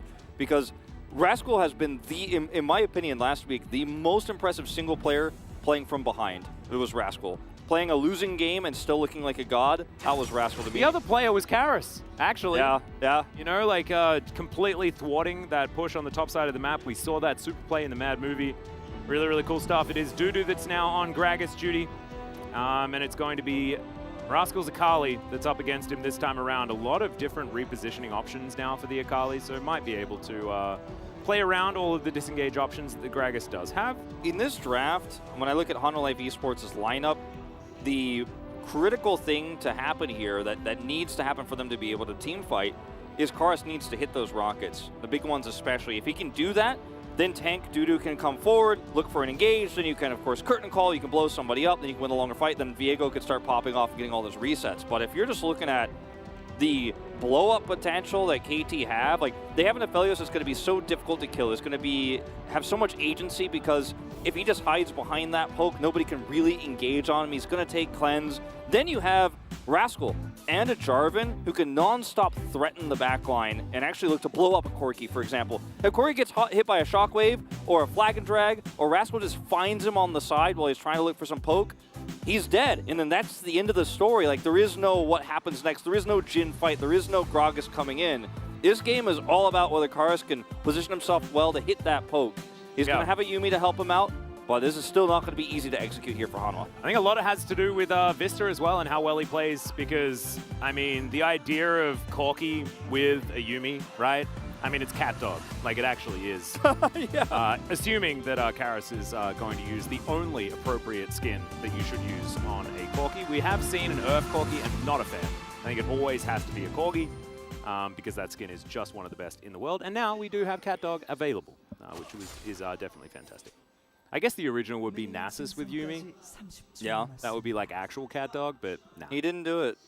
Oh, no. It's Cat Earth. Cat Manatee, as it turns out. I can't believe I forgot that Earth was a manatee. His name is literally Earth the Manatee. I was so embarrassed after that little conversation that we decided to have in some downtime.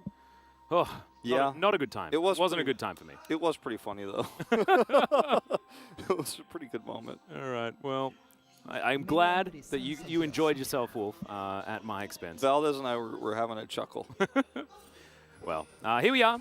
Onto the Rift for game number 1 of KT versus Humble Life Esports. KT with their famous Akali top player in Rascal on his favorite champion, or at least on one of his most successful champions, dating back to his Kingzone and DRX days. Oh, yeah. I mean, we have seen so much Rascal Akali, and it's always good. Like, it's never... You never went like, well, I really don't think they should have done that there. Like, it's always like, well, he played fantastic, but they lost. If it's a loss, but it's usually a win.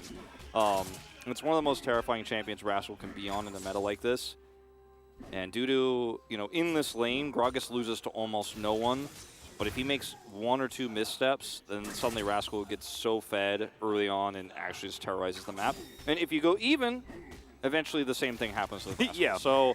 That's the time bomb that Honor Life Esports are going to have to deal with here in a lot of ways. Yeah, it's funny. I feel like it doesn't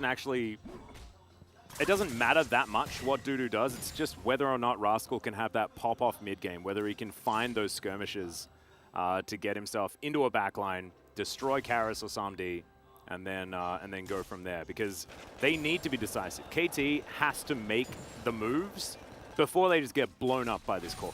Yeah. I mean, it's very true. And, you know, obviously Karis, we know that he could play the Corki, and if he aims his skill shots well, you know, he has a certain era of inevitability to him as well. Like, he will eventually start to stack up that damage, but yeah, I mean, there's a lot of factors that go into this, you know, Lulu shielding and Jarvan blocking damage and the threats and all that, but we'll get to that later, depending on the game state. And we've got Inkling Lulu as well, one of my favorite skins. It's brilliant. Aiming to move up and just spot out on Fleek on his blue buff. He's like, oh, switch the color from yeah, he's like, oh! It's kind of close. In fact, Cuz moving on over as well. Some pings down. They know exactly what he's doing, as Rascal really wants to get that cannon. He'll get it. Nailed it. Beautiful. Rascal doesn't miss, man. Yeah, that's how you know that he's an Akali specialist. Got the cannon. Easy peasy. Cuz grabs himself the scuttle. Can actually has an opportunity to double scuttle if he wants. Yeah, I mean, look at the pressure here from Arya in mid. Arya's Orianna is very good. We've seen it a lot in the past. He started playing it a lot more last year in DFM towards the end of things, and then, you know, has really improved his repertoire. He's more able to play control mages now, not just the assassins. Yep, was definitely a big assassin guy, but who wouldn't be if you were that good? His LeBlanc was very feared. The early game for Corki can be very frustrating against champions like the Orianna, the Victor, control mages in general, the Azir, because you get chipped down to low health, you don't have your ultimate yet, you can't retaliate, so he'll be forced to back. He even went for the dematerializer here as well, just to help deal with that pressure so he's not getting super crashed as Cuz. Yeah. Sneaking in here, looking for an opportunity, as you can see, Samdi and Vista. Not really too worried about it whatsoever. Karis actually is like a distance away from dead, and that's just a solo kill from Arya. Wanders forward. The simplest looking solo kill I've seen in a very long time. And it's not like the first time we've seen this onto a Corki, right? BD suffered almost the same fate in his opening Corki game. You have to show respect. Oh no! Okay. Wow, I got so excited, and then Unflake's like, poke. Well, it's still fairly relevant, the back time here, because now Karis can shove into turret himself, so it is actually pretty huge. It's not death of Orianna huge, but it is still very passive. Yep. I think your reaction was warranted given the scenario. I think my reaction was based on the fact that there was a Jarvan in the game, but the Jarvan's on the other team, and actually it's just Viego who's just gonna dash forward, poke. Yep. So you know, my apologies. It's all good. Yep. So. This happens a lot with First Strike champions, I've found so far, with the introduction of the rune. Yeah, gotta get the value, gotta get the value. You overextend and then you end up trading badly. Well, speaking of potentially trading badly, Glyph is going to get exhausted. So, in fact, KT will probably take that. Get themselves a summon spell. So let's check watch this one out once again. So he used his dematerializer right before this thing. He was like, well, I'm going to actually try to hold this wave. And just ends up taking way too much damage. Like here, looking for the Phosphorus Blast, doesn't even get it. Oh, that was so greedy. And he just dissonances right in the balls, like right in front of him. Meanwhile, in the top lane, happy Rascal. Rascal's like, but I'm the solo kill guy, as he's gonna ult to get himself back to safety, and dude is just gonna drink and probably BK. Actually, it feels a bit bad, doesn't it? Because Akali does all of these things, and Gragas is like, all right, yeah, has a drink.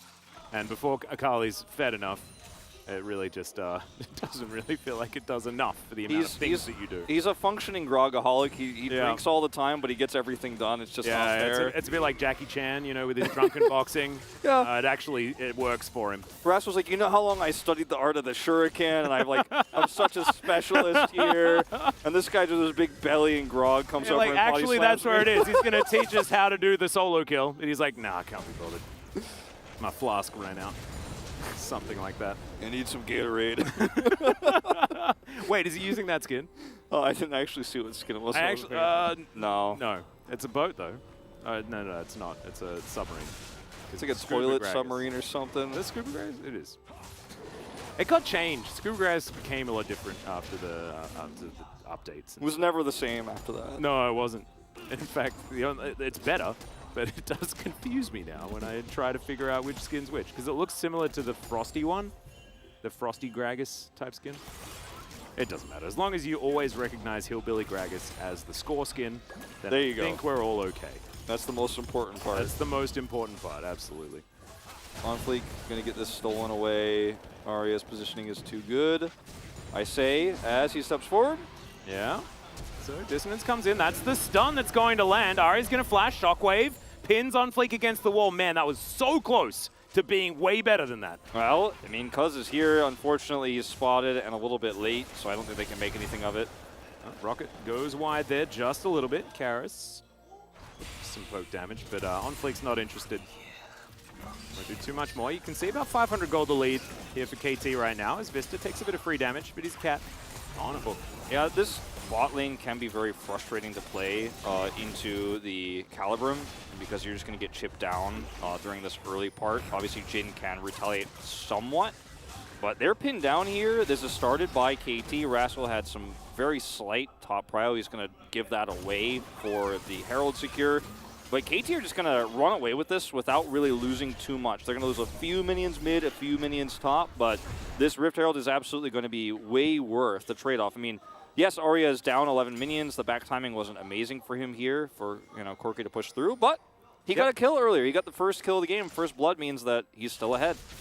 Big mistake, actually, for Karis, because as you can see with the game where it is now, if Arya hadn't have got that kill, it would have been a very different state, right? Because Arya would not have that extra 300, 400 gold to go back with. And now instead, he is actually going to be fine as Rascal. Bit of a shuriken backflip there, as that right on the edge of the body slam. Nicely done there by Dudu. But there's a lot of 5-point strikes going out. And Rascal's having a pretty good time. Has hit level 8, and so he's feeling much better than he could have otherwise in earlier levels. Certainly. Aiming very comfortable down here. So far here in this spot lane, Life clearing out wards. They have tried to set up guaranteed vision here on this Drake, but On Fleek actually respecting how important this first Infernal is going to be, comes over. They clear out both wards here, the Tri Brush there and that River Brush. And unfortunately for Karis, he's not in a great spot to rotate over. He's able to clear that. This could be a really thin window where Hanwha try to make a play. Well, On Fleek has found Arya here. The final chapter is in as well as the Shockwave is on technically to 3, but he's still dead. And that is going to be Karis that locks down the kill. Really nicely played, just trapping him. And Karis laid the bait, and they all walked, and Arya walked in. Yeah, this is what I was talking about. You clear both wards there, and you have the bot pushed in a little bit, so you can make a play for this. They are able to collapse in. The Shockwave is really just a time buy, unfortunately, here for Arya, because you know the bot duo isn't there. They're not going to save you. Now, they do clear this vision back up, but it did its job. Now, luckily for KT, there's no follow-up Drake take here. They didn't get that much of a lead out of this. This last chapter here, not the most amazingly aimed here, but it's good enough. Yeah, I like the Shockwave. Bought a little bit of time. And, doesn't have the most massive cooldown, so it looks cute. But Arya isn't going to be able to find too much more. And you can see Karis got past the difficult stage, got past that one solo kill. And, he's off to the races now. Samdi walks past the package. KT grabbed themselves a Drake. So a lot of the time in this quirky matchup, we talked about the annoying death that he had and how much further he could have been ahead here in terms of CS and all the different other things that come with that. But it also meant that he didn't really have the ability to hit a package timing to actually contest either of these objectives, which both go to KT Rolster. And that's one of the big spikes for quirky is that, 8-minute package that comes through. You have so much you can do and so much agency at that specific timing, but he didn't actually have the opportunity to use it. In fact, it's still sitting back at home in the base right now. So eventually he'll be able to get that and we'll see something happen, but the big objective windows are lost. So it's kind of just lost package value actually just sitting there next to the base. Yeah, it's like Karis is playing old Corki, that didn't actually have the package. Yeah. Something like that. But yeah, you're right. Hasn't been utilized for too much whatsoever. Dudu just taking a lot of hurt here towards the top side of the map. Stacking up the Cinder on Rascal, by the way. Tank Akali incoming, question mark. I did not see that at first. That's really interesting. Chem Tank Akali? I guess so. I mean, we'll wait and see. This is a wait and see moment, I think. This is new territory. And yes, he does buy it, as you called it. Oh my god. Chem Tank Akali. He's gonna be going real fast. Rascal knows that he needs to get into the back line and try to kill someone. Well, he can do the first step. The killing someone thing is going to be difficult. But also, it does have grievous wounds, doesn't it? If you're close to people, does it? I don't think so. I don't know. I'd need to double check that. I didn't check my patch notes on that one. I don't think so, but Well, of course, we'll get back to you guys on that. All right, no, it's okay. I have my correspondent on the ground, Mao Chronicler Musin, and he's let us know that this is the Doinby build that I missed because I wasn't watching the LPL, and I apologize, everyone. I know I've been exposed, but he apparently goes into Abyssal and Demonic Embrace and does a whole bunch of fun stuff. And the thing is, like, I find it very difficult adjudicating stuff based on a Doinby build because often, like, it's all mad science. And sometimes it's genius and sometimes it's not. But this seems really cool. And Rascal has decided that it's a good choice. So see how it goes here. The other thing about, players like Doinby and some of these builds is, like, a lot of the bottom half of the LPL, and I don't want to get into a big LPL thing, but a lot of the bottom half teams of the LPL, you can do some experimentation on, let's just say, like the top few teams versus some of the bottom teams in the LPL. Sometimes some weird builds and some weird drafts can leak through, but we have it here in the LCK too, so we're no stranger to that in League of Legends across the world. But I don't know about that build, but let's see how it works out. OnFleek looking for a bit more as the final chapter comes down. The flash after from OnFleek. Shockwave is going to be there as well as Arya still desperately trying to get away, but it's not going to work. Almost the steal, but Karis instead gets absolutely nothing for coming on down. But that's okay. Ooh, vision given, but no, aiming does make it out, and Arya's been punished twice now. Yeah, that's really unfortunate. I mean, that's 2 deaths on this champion who had such a great start, right? I mean, he was able to get that first kill onto Karis, just straight up solo bolo, like, very basic, and then is starting to fall behind because some of his outside of lane decisions have been a little bit greedy or risky, and he's been punished for it. Now we're going to see that lane swap come through here. Unfortunately, we're post-plate, so no way for extra gold to go to the Aphelios. But you have to respect the Yuumi here, because this is a flash Viego. Like, he has flash and Heartbreaker and a Yuumi, so he can pretty much go across the rift in about 2 seconds. So I'm also not sure what Arya was he's planning sweeping on a doing. ward. Yeah, like, what? I mean, that's a bit greedy, shall we say, to be sweeping a ward right there. Yeah, it's just a little bit of an interesting situation. Wasn't necessarily needed in that position. Setting up maybe for some Dragon Vision or something like that, but as you can see, Cuz has more of an eye for Shirley at this stage of the game, which I definitely respect. As you can see, slight gold lead, and that is largely to do with the fact that KT managed to get plates, and Humble Life Esports did not get plates. Yeah, they were able to both get plates in the bottom lane and get that first Rift Herald for free. Now they've gotten the second one here. First rate control as well. And with Rascal backing, this timing works out super well for KT Rolster. They have the Arya ult available too for this fight. She's in position. The one thing that's really lacking is they don't have vision on the Drake, and in fact there are 3 control wards around the Drake pit here for Hanwha Life Esports. So everything they do is seen. It's going to take them some time to clear those wards. So they're going to be very, very much worth that 75 gold that it was cost to place them. They're also, if you notice in the inventory, carrying 4 more. Hanwha Life Esports are actually really playing hard around Drake Vision here at this game because you need it to make sure that Corki can hit his poke. Yep. Also, wanting to get themselves as far away from KT being on a soul point situation as possible. Look at all these wards. Like, they have so much vision coverage here. It's actually insane. But if they go for a bit of a flank like this, then the positioning of the Yuumi ult becomes a whole lot more difficult. And as you can see, Dudu just trying to hold on to the aggro, but it just does not work. The Mountain Drake does return to the pit. And in the meantime, aiming is just getting to work on this outer turret on the top side of the map. Sundee is able to at least get rid of Shirley. But Hanwha Life Esports are getting split. You can see Rascal going for the wraparound. A lot of flank vision available for Hanwha Life Esports. Rascal's biding his time, and the longer he is invisible, the more dangerous things get as Karis creates a red line of do not cross. However, it is going to dissipate. Yeah, and looks like Hanwha Life Esports realize that there's a lot of money disappearing around the map, and KT will just get this for free. Outside of that red line you talked about, I think Karis hit 0 damage in the lead up to this, was not able to hit a single rocket, and you need to be brave and bold, and you need to be able to, as Karis, especially when you have flash up, willing to walk forward and look for some of that poke. He, I think, fired like literally 2 rockets, if I saw correctly.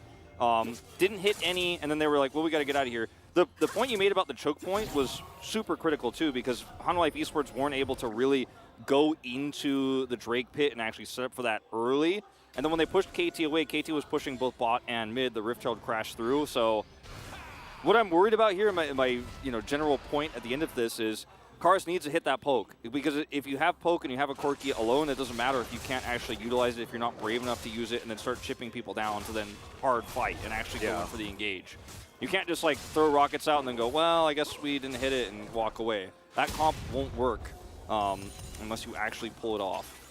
Yeah, and otherwise, aiming can just get some free reign when it comes to these autos. You can see already up to 1,300 gold in the lead over SAMD, and building more and more dangerous items for this Aphelios. And aiming, great Aphelios player. We'll be building into the second item, Bloodthirster, after that Gale Force is done. And he's going to be a force to be reckoned with. The Karis as well. I mean, this guy is a ticking time bomb also. And as soon as that Ludens is complete, he becomes very, very scary. Hopefully goes towards the Ravenous Hydra instead of all of the shenanigans. I know there were a lot of people that were, you know, that felt some feelings about Chovy's Decide build on the Corki. Yeah. It worked, got him player of the game. So I don't know what you guys are playing. And that three-way split tie, I went for Doran that game, but alas. I think that was a decent choice. But I think actually they just played really well as a team. It was great. It was a great series, great game. Nobody really was no one lost. Losing. Yeah, exactly. Well, I mean, this situation here is, I don't want to say it's dire for Hanwha Life because we haven't really seen any fights break out properly in like a very traditional 5v5 fight over objectives. But what's worrisome for me is Hanwha Life Esports' unwillingness to utilize their comp as it is meant to be played. Like, they've been given the instructions, or as what it says on the tin, you know, and they're like, nah, well, we're just not going to do it. We're going to do something else. We're going to walk away from this fight. You need to take these fights. You need to start chipping away. And yeah, and it's not even about taking the fight, right? You just need to be there so that you can, well, actually, here, we're going to take this one as the most important player. He's going to have to get out of there with the Gale Force. Can he actually get any more work done? The answer is no. The Aphelios has fallen down, and OnFleek is starting to get these resets. He's even got another body there, but no, not going to be able to pick that one up. As in the end, it is going to be a 2-for-1 in favor of Hanwha Life Esports as now they bear down. That is a shockwave. It's going to land on the SAMD. He is just going to be able to get out. That was a really nice reactionary play there from Vista and Dudu, as that looks really funny there.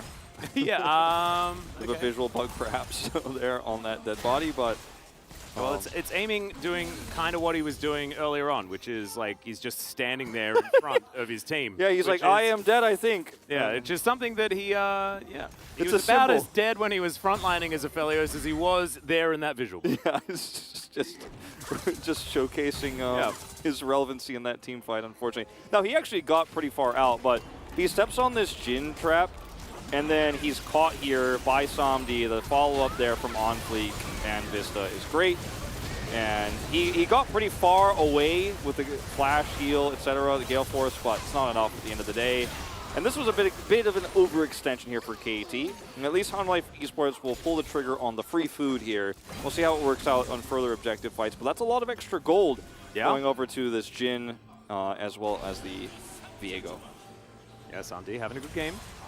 Bit of a slow start, but otherwise finding the team fights that he needs to. Ari here towards the top side of the map. Now going to try and take down this outer turret. Because annoys the Baron, but the Baron does decide that he is not a worthy foe. And we'll just back away. These rockets starting to hurt. And Muramana is completed. Still a fair way away from the Ludens. Yeah, he's definitely, we're talking like a 28-minute plus for Ludens very likely here. Depending on how this goes, unless he just suddenly gets a bunch of kills or assists. Cuz is not willing to oblige, he's going to get out of here, but the game state is really critical here at this timing for Hanwha Life Esports to, at this juncture, win this Drake fight. Like, they need the Drake no matter what, and they're going to need to actually, actually fight for it. Kars has no teleport, he's cleaning up the top wave, so KT have such a really fantastic position right now because they don't have to rush to the Drake, they have a side laning Rascal bottom, and they can catch anyone who rotates down. Like, right now it's really uncomfortable for Kars, he has to take the long way around.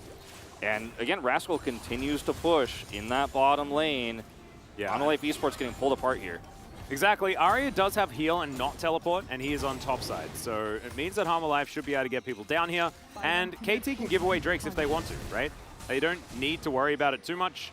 And they can grab top outer turret, for example. The inner turret is a possibility now as well, as Hanwha did take a fair bit of time. to lock that one down. Thankfully, the package is going to be there, so Karis gets back towards the top side. Yep. He should be able to defend this pretty easily. Aria just going to pick up that last cannon minion on his way out. They were able to not only push the top wave and the bottom wave, but also gained with that a lot of Baron vision, which is now slowly being cleaned up here by OnFleek.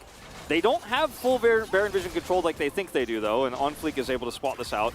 They're like 2 control wards in the Baron pit, and we cleared that top side vision away. So we're going to start this spot. It was already removed there by OnFleek, or rather replaced, and he's able to spot this out. Yep. Look at all of these traps here too. Yeah, Samdi's like, this is my house, and I will take care of it. His security system that he just installed is certainly very, very extensive. I really appreciate that, Samdi. Safety first, absolutely. And it's worked out for him. 1-0-1 right now. Does have the armor penetration complete as well as his Gale Force. Lord Dominic's, of course, decided to escape my brain for a moment. By the way, I was very off in terms of how much gold Karis was holding. I thought he had a lot less. He actually has completed his loot now way before the timeline I was talking about. So that's very good. This is really massive for Hanwha Life Esports. They have a window of time here where they can actually really threaten actually taking Baron even, because they can remove this vision as they already have, then put the Viego up at the front. Look at all these control wards. Like, Hanwha Life Esports have been doing great in terms of vision control. They can clear this up and then force KT through the choke point towards the Corki, where he's going to be shooting rockets, and it's pretty hard to miss right between those slots there. Well, right now, KT sort of relegated to just defending. Rascal here on the bottom side of the map has done his homework, as we like to say, dealing with these minion waves. And Aria to do the same thing there on the top side. Definitely not as egregious now to be showing up there with just heal instead of teleport, because the objective we're looking at is the Baron right now, at least for the next 3 minutes. Good snare there from Samdi. But Amy's just walking towards this lane, and this time he has characters in front of him, as now OnFleek with his cat. Gonna get knocked up. No, actually, the Heartbreaker is going to be there. Rascal back flipping around. Ooh, that's They get the ult out. That is actually huge. yeah. Mister, unfortunately, pressing that a little bit too early. That's really rough. They're able to get his Flash and Heartbreaker away, too. I love how KT just said, I'm not going to take your bait. I'm not actually going to go in there into your Corki poke and try to contest vision. I know you're not doing the Baron. I'm just going to push mid and force you to come to me. I'm going to push the side lane with Rascal and force you to come to me. I'm actually going to push minions and then force your reaction instead of just going, oh, well, you got control for that. Let me walk into that. Absolutely not. They're not going to do it. And that awkward exchange there costs Hanwha Life Esports 2 critical ultimates, a Flash and a Heartbreaker. Gone from OnFleek, so his ability to gap close is 0. And now KT plays that vision tug-of-war again. They go back in. They're going to be the ones in charge of mid-prio and top prio that leads to Baron vision control. Yep. And also, as you can see, the gold is entirely even. Finally, KT will sneak ahead by just a little bit. But honestly, this is still anyone's game right now, especially if Hanwha Life Esports can convince KT to play their style of League of Legends, which is, please let us poke you before we actually go in for a fight. And then when they do have a lot of options as far as getting that engage working, with Gragas being there, as well as this throw OnFleek forward with a cat, and see whether that works, which has in the past. Yeah. Figured things out, as you can see. In fact, 100% of the kills have been with with Vista assisting. The setup here is really good for Hanwha Life Esports, and this is the time where Karis proves whether you can hit the poke or not, right? You know, I was talking about, and oftentimes when you have this setup where you have mid pushing and you are the first ones to stay on the Drake, it's going to be great. Unfortunately, that will be very short-lived because they have to reset here, which means KT will get the control back. By the way, Rascal is going for that build you mentioned. Yep. And a bunch of people are blowing up my phone. Apparently, Showmaker's been doing it in solo queue too. It's a more sudden rise in popularity. But it's interesting to see it here now for the first time in the LCK. Indeed. As KT actually do not wrestle that Drake control away just yet. They're going to continue to side lane up here with Rascal instead. Max health damage also pretty good against champions like this Gragas. Yeah, it's fun in this matchup because you're just going to be burning it down. Yep. And you're super speedy on top of the, chem tank already. Also adds like a pseudo frontline as well. not necessarily something that Akali's really good at, but creating space for aiming to get work done is definitely good. So leaving that not just up to Cuz and allowing Rascal to be a bit more durable, I think makes some sense in my mind. KT have removed a lot of the deep vision here, so it's really difficult for Dudu to flank teleport. He can teleport into the front of the fight, but he's not going to, as you can see here, but he's not going to be able to get behind KT Rolster. The poke starting to do some work here as KT approach, but Carson hitting the big ones. He needs to be hitting those. Yeah, Dudu and fighting Rascal here as well, and Dudu actually winning out right now. Ocean Rift making things a little bit frustrating. OnFleek taking a fair bit of damage. The Shockwave goes completely wide as OnFleek just dives on forward and steals away the Ocean. And the curtains, they were cold, and KT had to leave.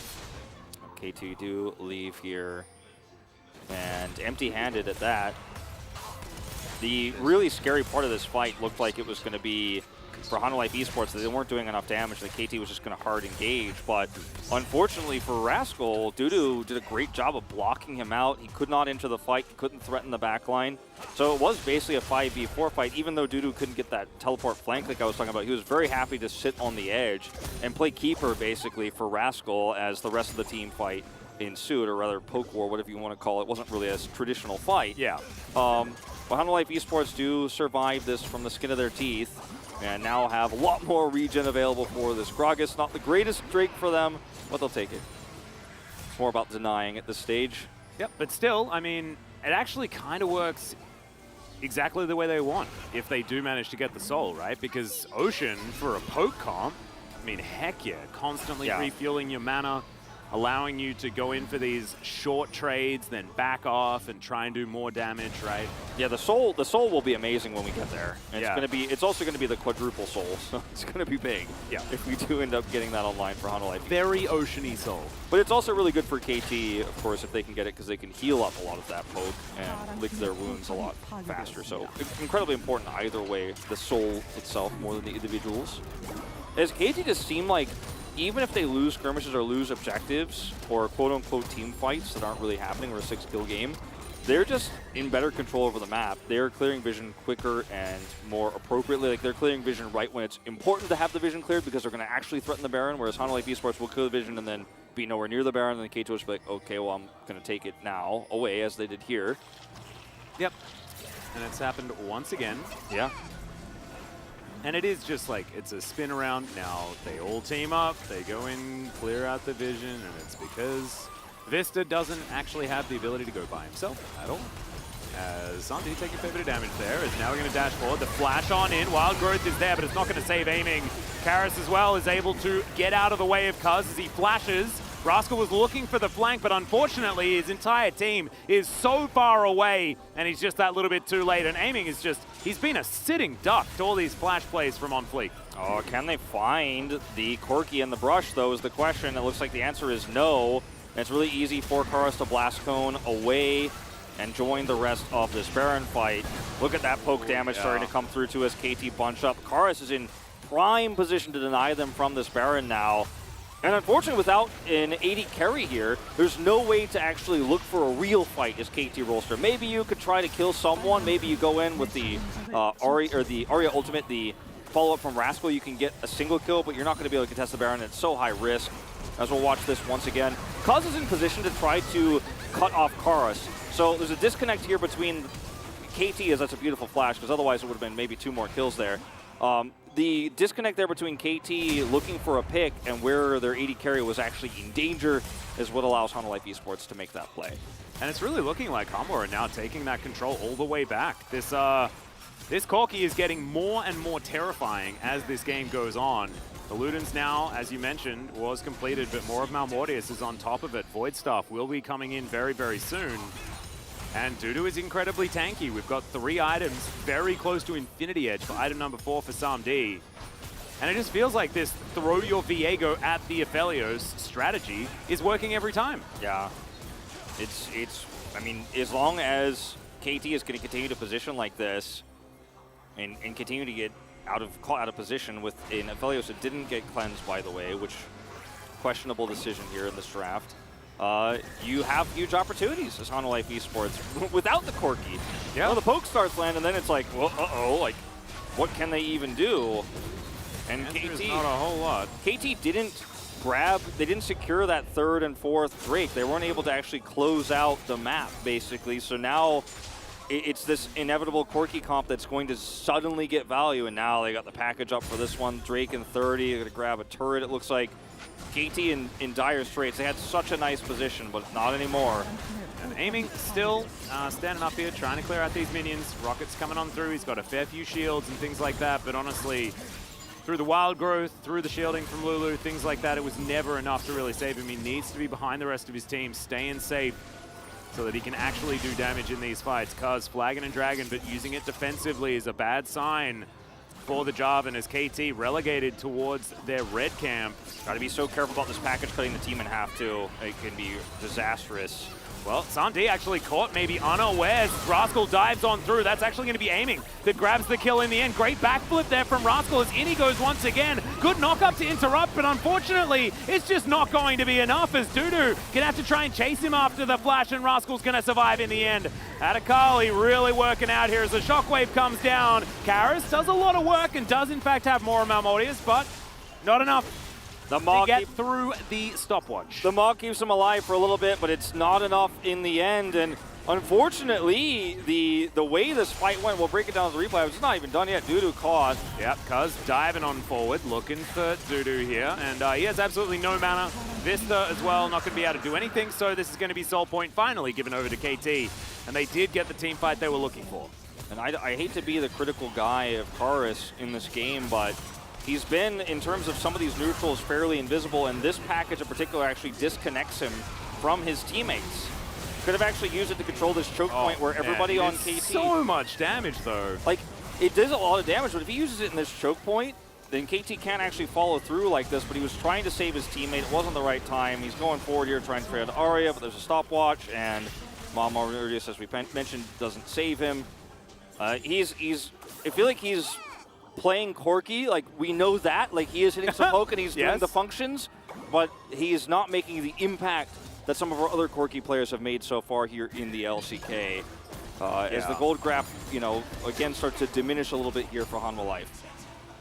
Yeah, Hanwha were able to actually create probably the biggest lead that we've had so far this game, very recently. In fact, by probably, I mean definitely, as the backflip's going to connect. Rascal looking for this dive. Still once more, and the perfect execution will come down. Sonya's wasn't completed yet, but meanwhile, there is a fight on the opposite side. And in fact, Corki just killed Rascal in the end. So actually, yep, that was because he dove the turret and things like that. I got very, very confused. I was like, that wasn't a solo kill. The Maw, dying. The Maw helped him survive once again, and then that turret shot really did the work. Yep. As KT are just pushing to try to end this game. They're up a man here, and they have a Crescendum on an Aphelios to push down objectives, and they're like, no, it's over, man. We're just going to push it through. Red, white, don't fight. And unfortunately, Hanwha Life Esports don't really have an option.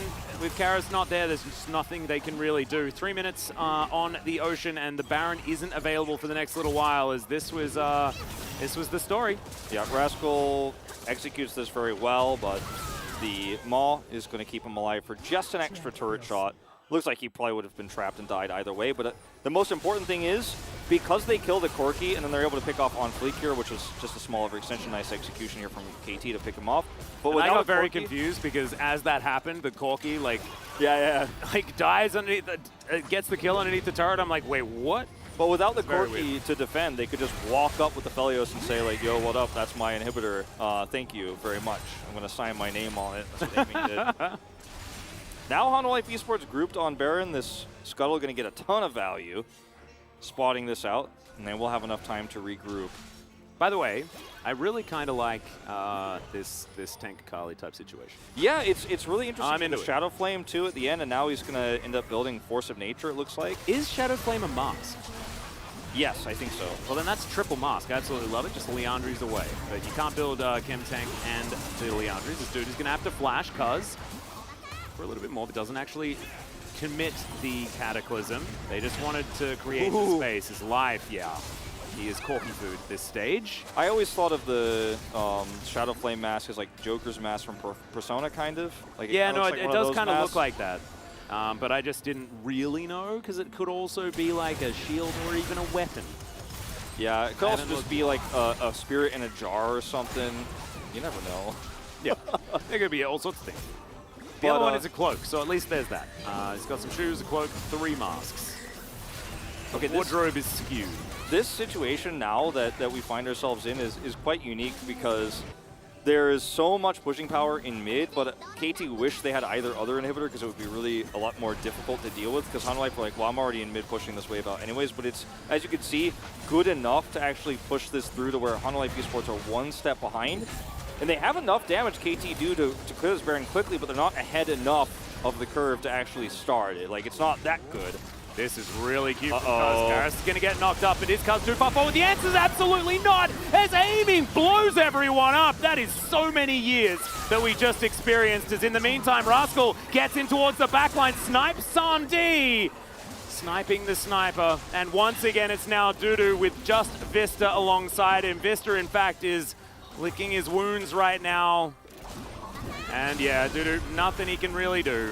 He does, you know, I guess have his Zhonya's, but unfortunately Vista can't stay there forever, and that is going to be the ace. Beautifully played in the end there from KT. Cuz found the angle, and KT will find the game. Yep, Cuz is able to win this one basically all by himself at the last moment. The follow-up damage is there from aiming and Arya, and that is it.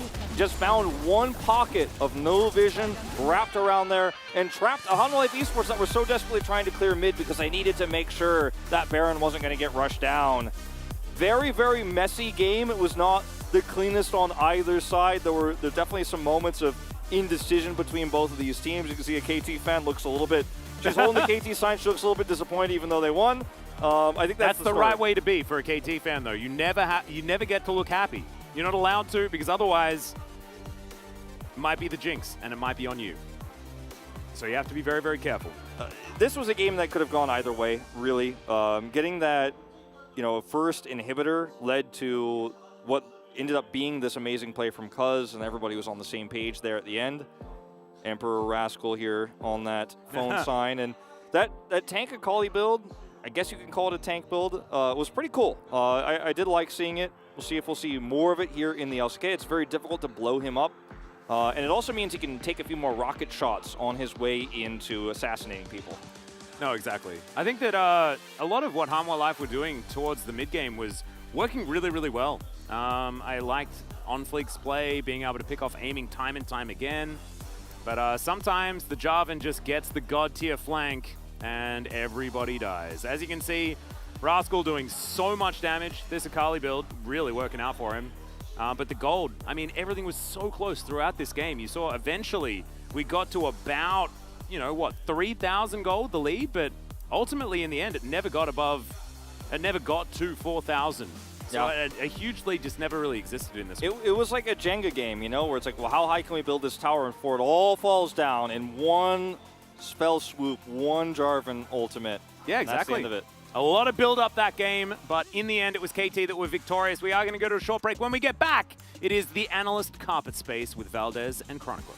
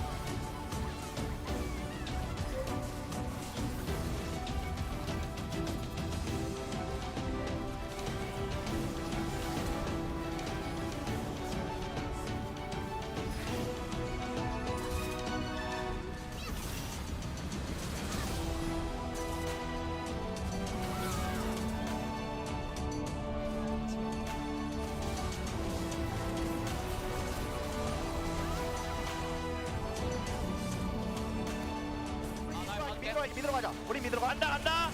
그렇게. 볼 나왔어. 볼 잡고 빠지면서 봐요. 나이스. 앞으로 가도 돼. 앞으로. 잡았어. 끝낼까요? 끝낼까요? 버퍼 줘. 노플이야. 끝내자. 미드라인 살려. 얘 노플이야. 그냥 오는 거 기다리라. 나 여기 돌아가게 할게. 얘 노플이야. 노플 그냥 기다리면 돼. 빌드 2초. 떠올릴게. 잡아라. 노플이야. 잡자. 2점 말아가죠. 미드. 나이스. 미안. 괜찮아. 잘했다. 한타에 앞서있다. 잘했다. 딸려도 이기네. 나이스. 마지막에 좋았다.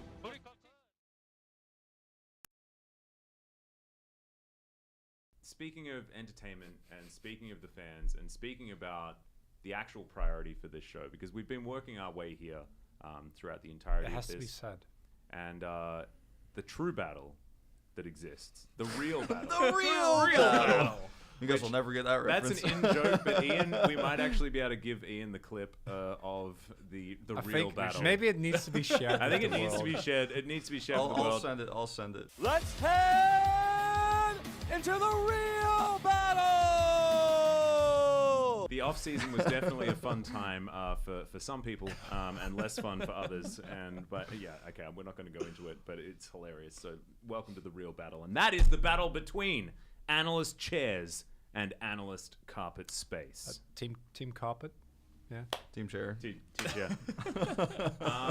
Yeah. So we need to find a way to reconcile this because right now we've had the combinations of myself and Wolf, who was on Thursday, and then I had to come on to the chairs. It was kind of hard with a carpeter. Yeah. And I think in these divisive times, you really want to try and work together. But I had a hard time.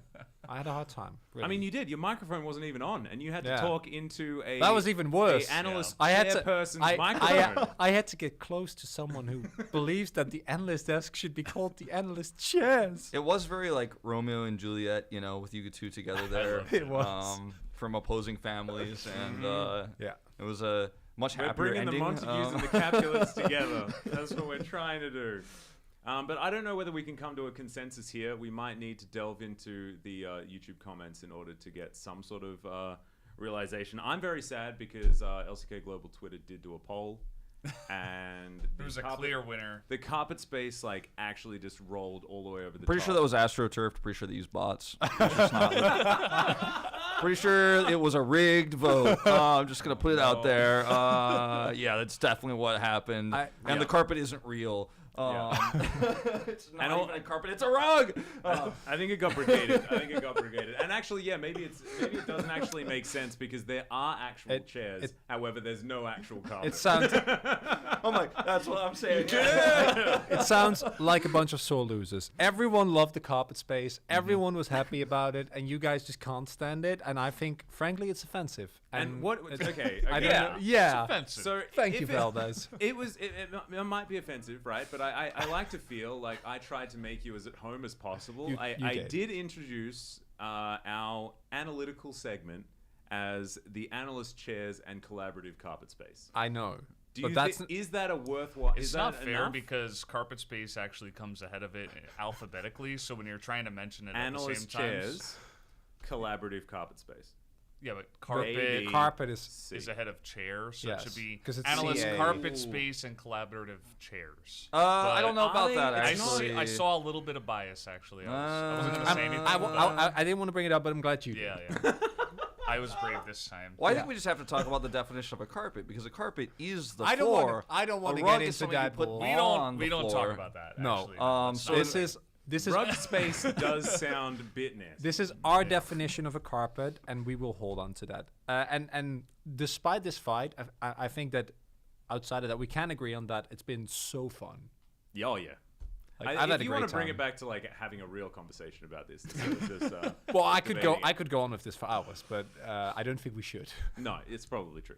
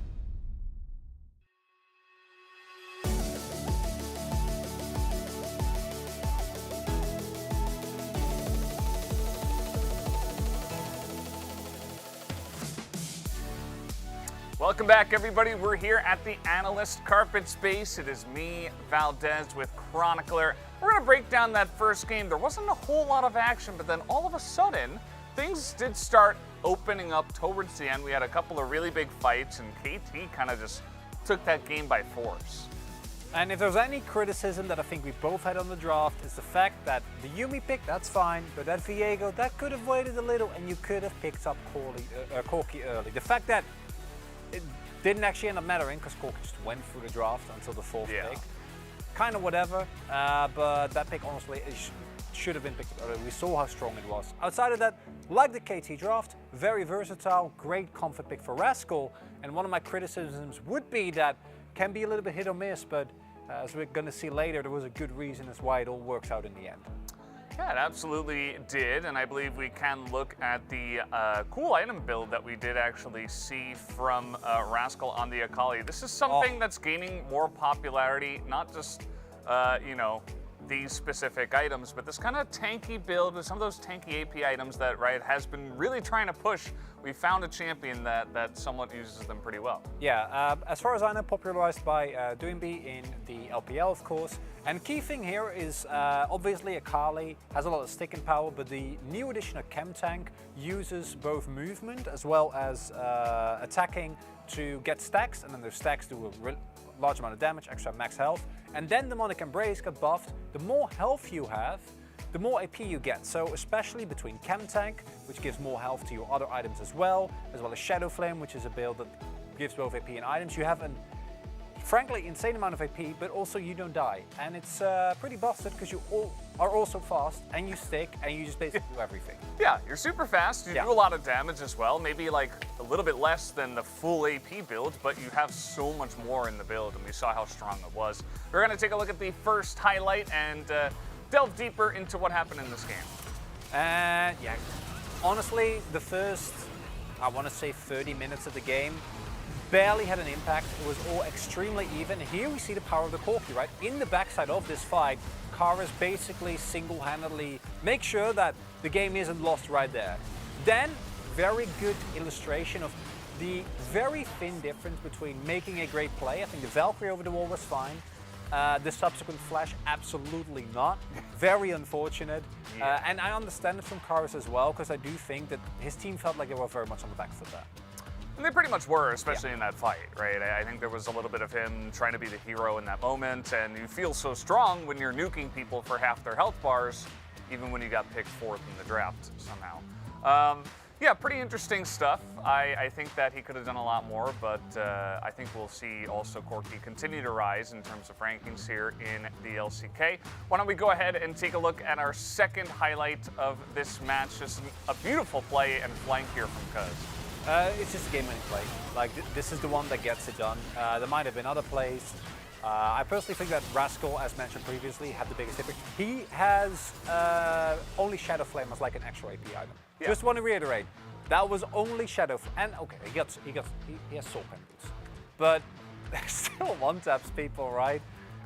You saw earlier against the Corki as well, like how much turret shots he could actually tank. So build's just kind of ludicrous. I really like it. Thought it was a great adaptation. And Cuz actually finding the great engagement, showing why Jarvan's so highly prioritized. That engage is just so reliable.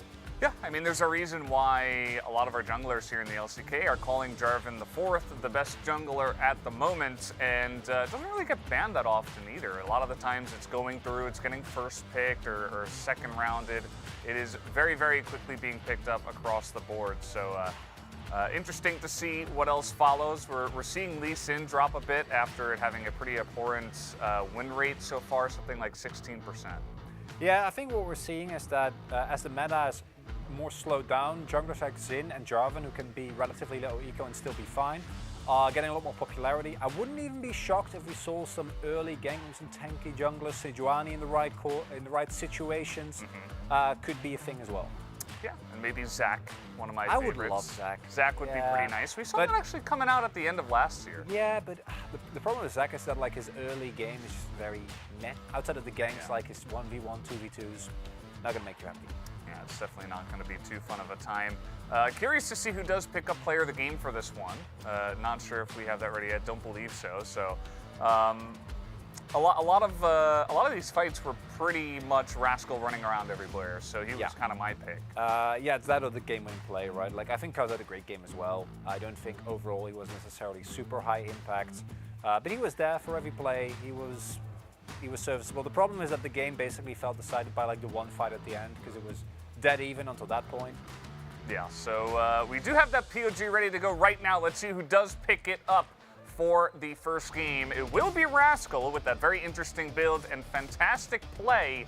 Did 35% of the damage of his team.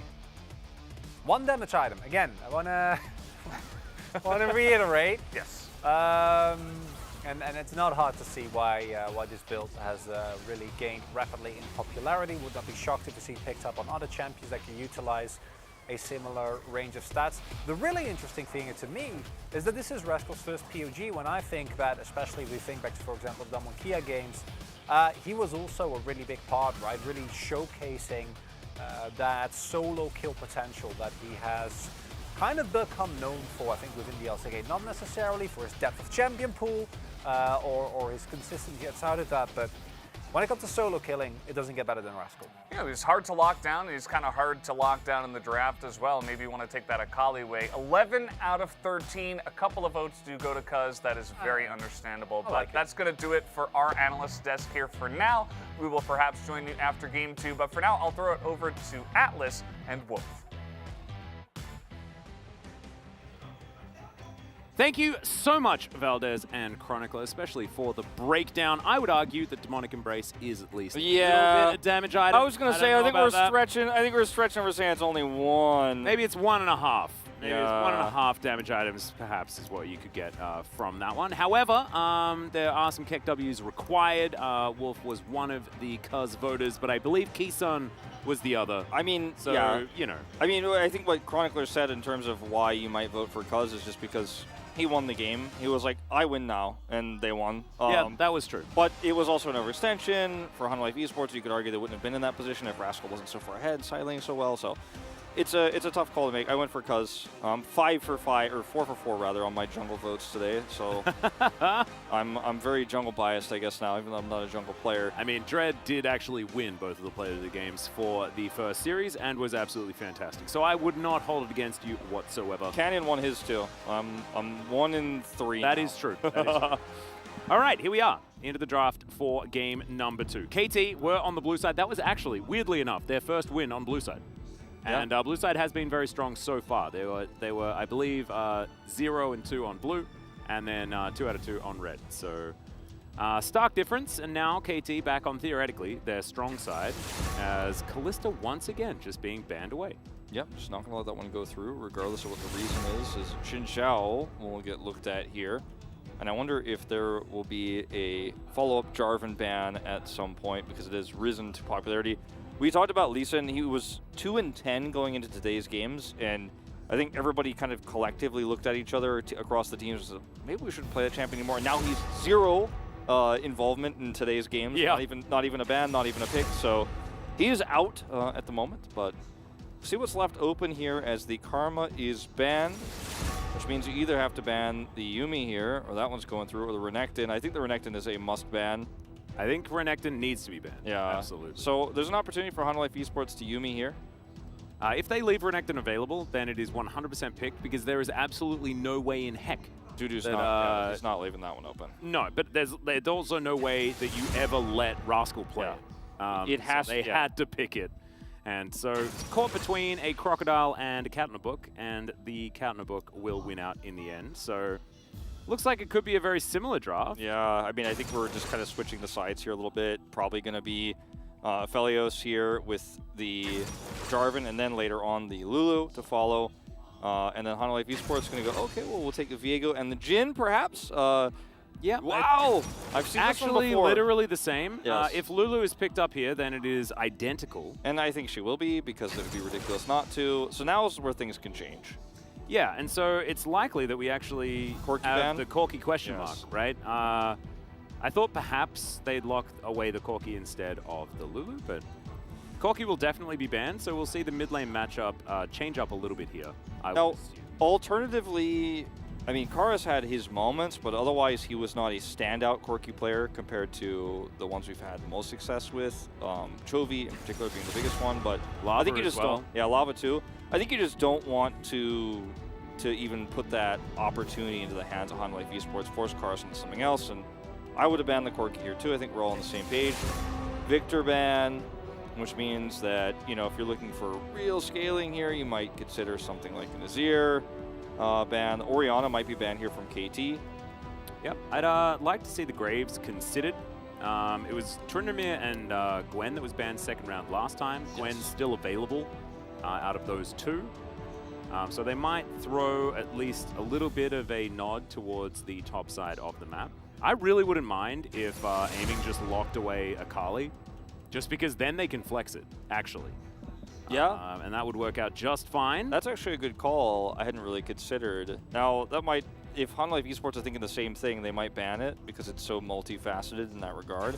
Yeah, and I like that. You are one step ahead of the curve tonight. That was a really good call. That's so smart because now KT, I mean, they would love to flex that. Zed.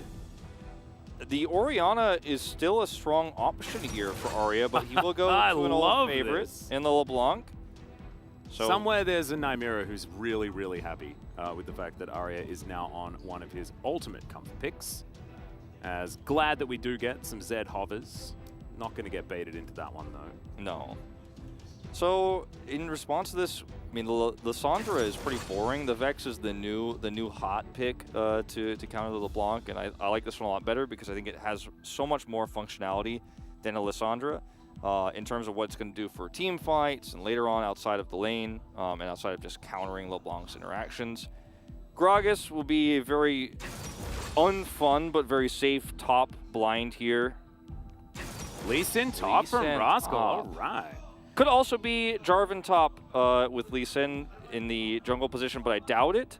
That's true. Considering that Lee Sin top is very popular in it could be Korean Lulu solo top with Jarvan support.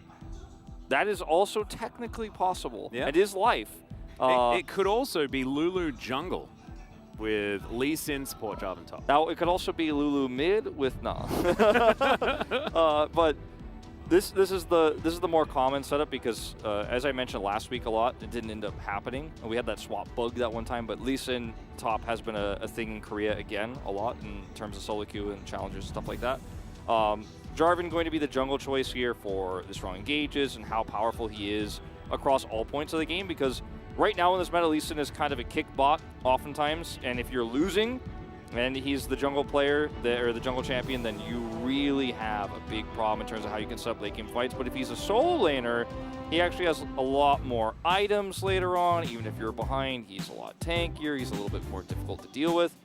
We'll see how oppressive he can be into this Gragas lane because given the Viego pick and how much on Fleek will probably babysit up there, I wonder where Lee Sin actually finds early value because in the bot lane it's going to be hard. With a LeBlanc that doesn't have guaranteed CC steps, it's going to be hard in mid to find value with this Lee Sin. Like if he's roaming out of the top lane, I think there's certainly some options as far as mid-game fights are concerned, as far as Jarvan Lee Sin being pretty ridiculous when it comes to sort of the amount of 2v2 power that they do have.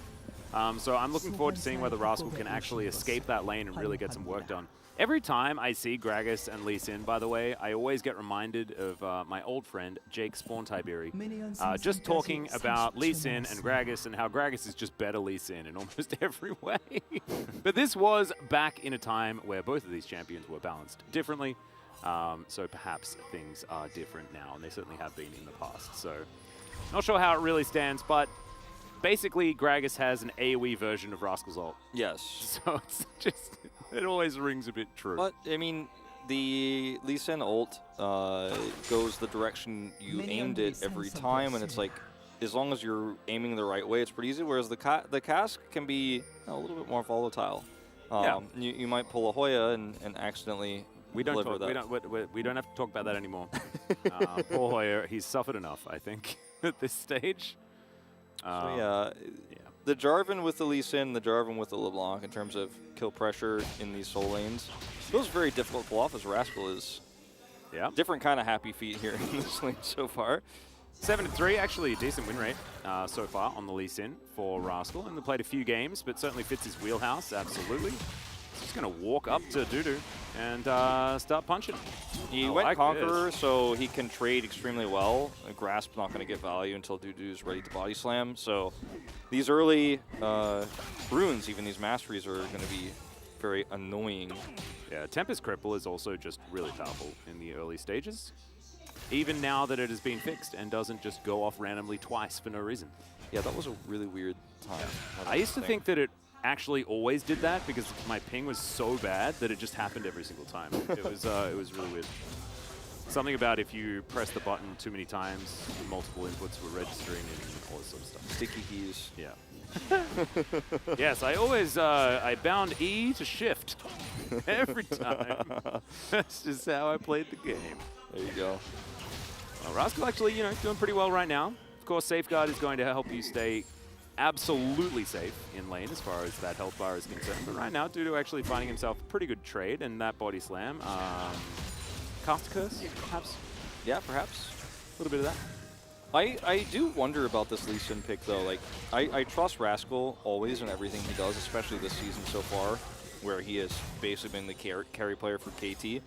But I think about what Gragas offers in a team fight, and like it does go back to your spawn. Like it's just better, it's a better version of Lee Sin because like he can stun basically. He could set up for cast plays. He is sustainable. He can block stuff. Like he has better your stun. base. He knocks up on 2 different buttons. His build is going to be more. His build is going to be more relevant because he's going to actually build tanky and will actually be tanky. Whereas Lee Sin is going to be like, well, I got Gore Drinker and we all know how that works. Yeah. Yep. So I don't think Rascal will be as relevant this game as Dudu lately. We'll see how we get there. That body slam was actually. I think we all knew that it was coming, but I'm glad that Dudu actually managed to make it work.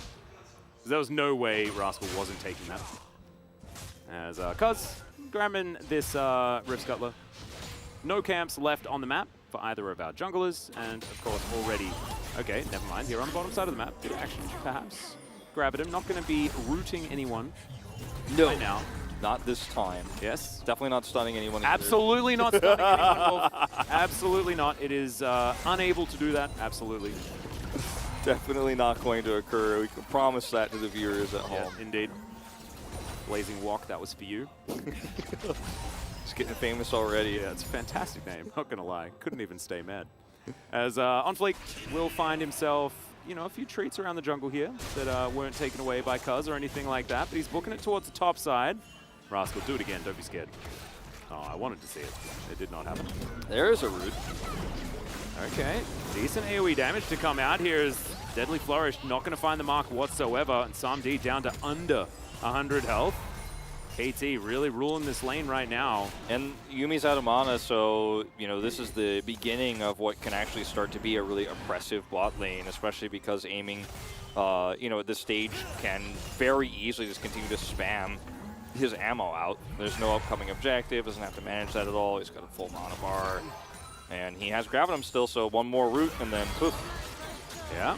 Arya not going to find the chains, and therefore loses out on that trade pretty catastrophically as Cuz is roaming on in. Rascal fighting once again. Really good trade there. He's making Conqueror look broke, and he's like, yeah, you want to keep fighting? Yeah, let's go. Ooh, that was the sidestep that we were looking for. Caster Curse. Dudu, I think, probably had his body slam back available again, so would have been fine regardless, but that's okay. Arya going to hit level 6 alongside Karis. And so both of our mid laners feeling a little bit better. Some great chains this time around as the Q is going to miss that from Karis. Good trade from the LeBlanc as aiming. Doing a lot of damage. Arya now going to have to get out of there as OnFleek comes on in. Cuz trying to get the work done, but no. Not quite going to work. Karis still about 200 health. Cuz no way to gap close without flag and drag off cooldown, and so we're not going to see too much more after this. But Flash was used by OnFleek, but traded with Arya, so you'd say that's probably a win for Harmalife Esports as the dust settles. Definitely a win for them as the minions crash through. He's going to get a majority of them, but still very dire situation there. Forced Cuz to come over. As level 6 is up for both of these top laners, which can mean certain death, especially if applied with a tower. So Rascal is going to show the respect that Dudu deserves here. Yep. Teleport back to mid. Okay, he's looking for it. There's a kick into the wall. All right, Rascal doing a lot of damage here as he does get the explosive cask out. This message received, absolutely. The positioning there very good for Dudu. It prevents Rascal from actually trying. If he kicks him north there, he probably gets just a few more autos and secures the kill, or at least forces a flash to come out. So played very well there, but still a lot of minions lost here already in a pretty big CS deficit is Dudu. Only lose a few actually, but That's still 2 minions worth of experience that he lost. So maybe relevant. Sure. It's adding up after 15 behind, but yeah, not the end of the world. Ultimate's traded at the end of the day. It's been a pretty passive early game, to be honest. It's been a lot of chilling. As we can see, based on the farm, it's a camp lead for Cuz.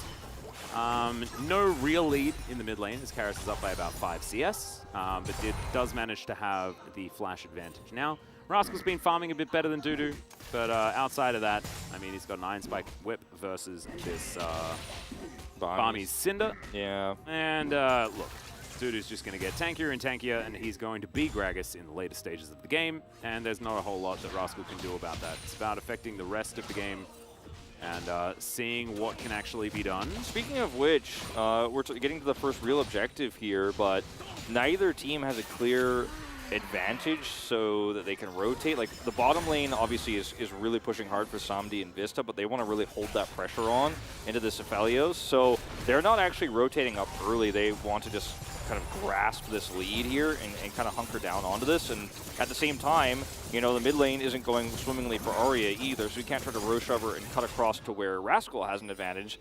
So it's a very passive early Herald, and this happens very rarely in Korea, in fact, but even Karis respecting the fact that Rascal is missing, no pick opportunity there, no kick opportunities. This is what I was talking about. Yeah, we are going to see that Lee Sin interaction with the LeBlanc eventually when he gets enough cryo to come down, but so much respect shown that we're just going to have a very, very low start to this game because neither team is in a position to actually rotate faster. Yeah, you can see, in fact, both junglers on this bottom side. Cuz is going to start up this Chemtech Drake for now. It's going to be the Krugs that OnFleek is interested in, so it looks like this will be an objective just given over to KT. No vision in the area for Harmalife Esports, and they don't really have much business trying to contest this, so it will just be taken away. And yeah, for some reason, for the first time in what feels like the entirety of the LCK since the Rift Herald became a thing, they are ignoring it. Yeah. It's that was a huge exaggeration. The Rift Herald was ignored largely for like the first, I don't know, it felt like a year. Yeah, we had some big changes come across that made it better over time. Yes. Rascal, little play, yeah. Yeah, he's gonna prop Conquer. He still has his whip. Good zoom, Jonas Strong, thank you. Like that. Wait, man. He's gonna insight kick it. He's gonna like dash to the ward, then flash behind Dudu. Yeah, and then kick Dudu up, and then Dudu will body slam him and walk away. And then walk away. Yeah. It is definitely a whole lot of fun. Whether it meant anything at all is the interesting thing. We've got Flake starting off this Rift Herald. As in goes Cuz, looks for Karis. They get the flash, but Arya dives on over. Will he find the chains? Of course he will. This is Arya, and he's playing his LeBlanc. So First Blood will go over to KT, and OnFleek now was just wasting his time starting that off. And also now this wave is crashing in on the bottom side, and aiming is just going to continue to threaten here. Not going to be much out of this, but might grab a plate, forcing out this ult. Final chapter is interesting. Aiming actually has to cleanse in the end. Samdi put down a trap and actually get some value for it, but the Glitter Lance is going to at least slow them down for now. KT has started off this Rift Herald though, and with all of the pressure that Rascal had and everything like that, this bottom lane pressure is not going to be enough to get too much more. You can see OnFleek a little bit late to this party. Yeah, Aiming in Life realized very early on exactly what's happening, and the way that OnFleek had to path here to make this happen obviously takes a lot of time, so we'll be away. Now this will mean plate gold going over to Samdi here on the bottom side. Yeah, OnFleek's just going to walk on in though. Heartbreaker is going to get flashed. Wild Growth did come through. Is there the Moonlight Vigil? Aiming may have just outplayed this, but no. Not going to quite be enough. So not available or anything like that, but still, OnFleek, yeah, he gets a flash, but it's heal flash from Samdi that it's already had to be invested. So actually, it's an even trade in the end. Yeah, of Summoners indeed, and like, there's one plate that goes down here, but the Rift Herald is going to equal several more. I respect the Hanwha Life Esports are really trying to force something to happen here because they did lose their mid laner. They did lose control of the Rift Herald, so they want to actually make a proactive play bottom. but it was so well handled here from the bot duos. We're going to watch Karis get caught here. Flag drag, Cataclysm, flash into chains, connect, although he made it very difficult to actually get those chains to connect. Very patient Arya. That was so sad as well. As you saw, just right as Cuz was coming in, he used his Q on the wave that had the passive stacks all built up. Oh man, it's a real shame. I wonder whether that was actually the passive that he got from Cuz dashing towards him as well, and I think maybe that's what happened. And that's why it looked like an absolute sitting duck. Really unfortunate stuff there for Paris. But still, probably shouldn't have been up that far with, you know, Arya and Cuz both missing, especially when they did have some knowledge about what was happening on the top side river. But still, great play from KT. First blood going to Arya is absolutely fantastic. Looks like we're going to look for the last of this plate gold to go to aiming. Of course, it's best case scenario, generally speaking, to give the Aphelios all of the plates, and then, of course, give turrets so you can lane swap.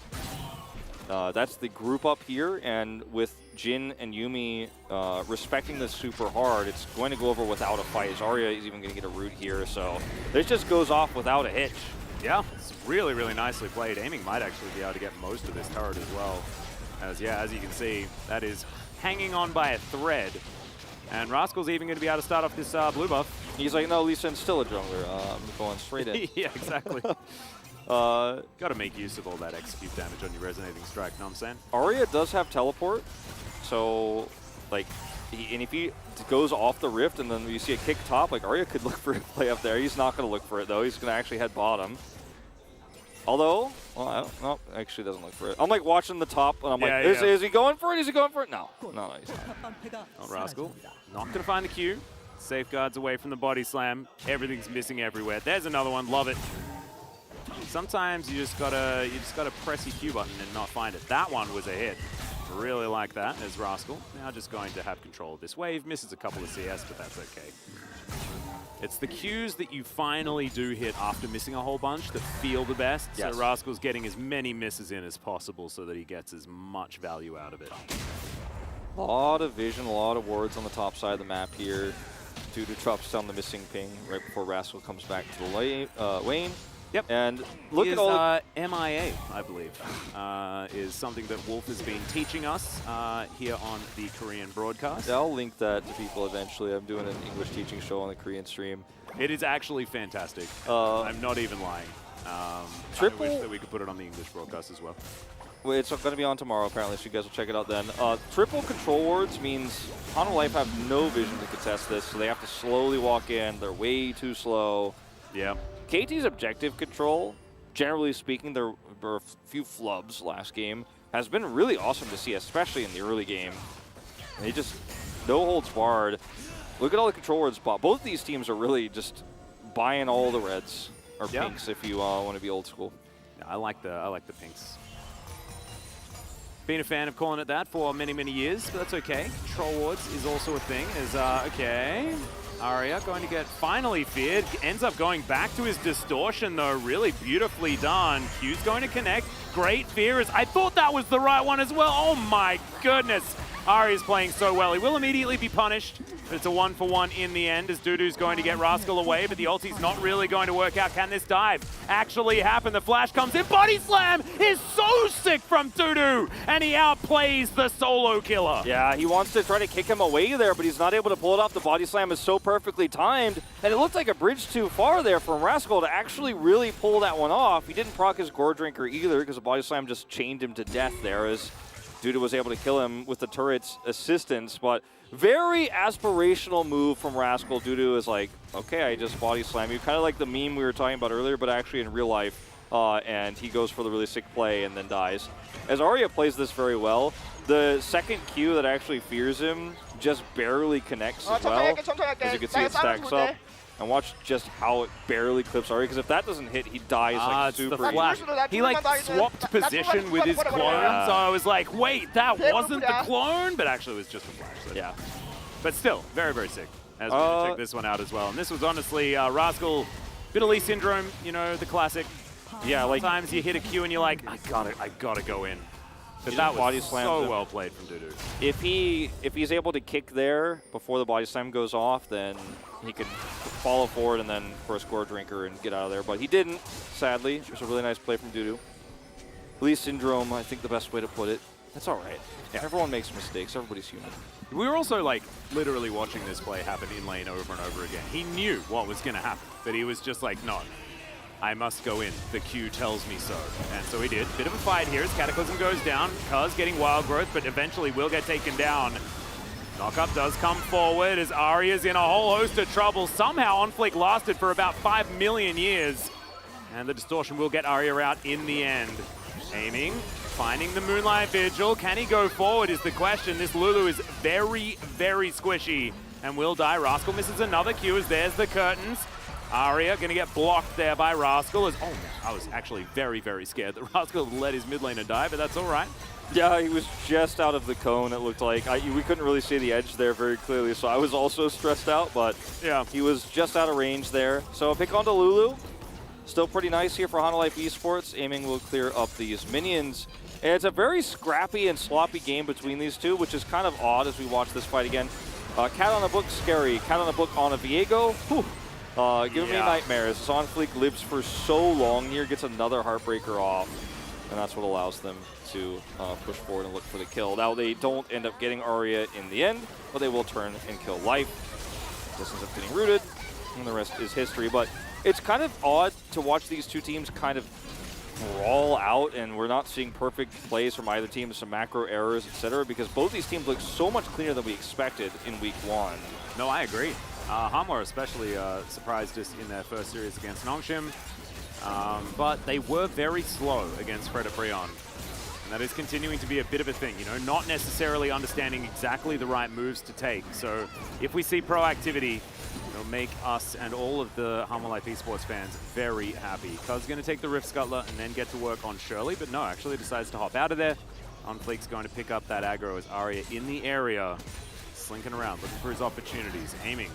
Deals with the mid wave and now be able to move up. And this could be a 5v5. Cuz wanting to take his opportunity. Body slam at the ready from Dudu as well as Karis off to the side. They bought some time. Aiming's ult is coming up in just about 10 seconds or less. Like, that is such a huge critical ultimate that KT need to win this fight straight up front to back.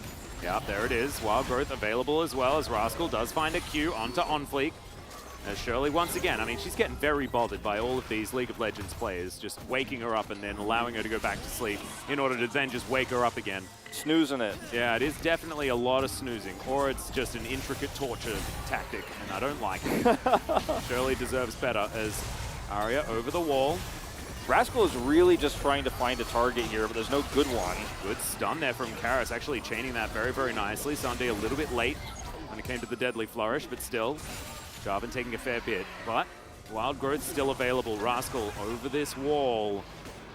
This is very cute. You can see still unseen. We don't even know where he is. Okay, stun's coming down. And Rascal actually just holding onto this for so long. Karis, if he hits him, it's not exactly the optimal target because he does have an answer. So much fear from Hanwha Life Esports and so much respect shown to Rascal here. Doesn't even have flash, and he's able to work this team around without even engaging. He's everywhere. Now he's behind them. Yeah, he's a ghost. It's just insane. Amy's going to get Wild Growth, but he does have the red and white guns. It's not going to be enough, though. They burst him down. Rascal looking for Sunday in the back line. Can he find the Q? Is the question. Shadow Surge says goodbye to life, however, and Sunday will die. But Rascal getting over the way. He is always just barely behind enemy lines. He was hoping. Yeah, he was hoping that someone would wade in there so to give him an opportunity, but he can't go in 1 versus 3. No. He isn't a jungle Lee Sin. I always get very excited when it's Lee Sin in the back of a pit, but if, it didn't really work. If Vista actually didn't reattach there, maybe he could have instantly blown him up and then gotten back over the wall, but he goes on to Samdi here, and this is a really nice engage onto aiming. Like, everybody's on the same page. Kara's long-range engage as well. And then Samdi's flash over the wall there is fantastic. And the Q connects, so he's like, well, take the blast plant if you want, but you're going to die. Does try to wait to try to time it out, but then dies anyways, and then Rascal is stuck here.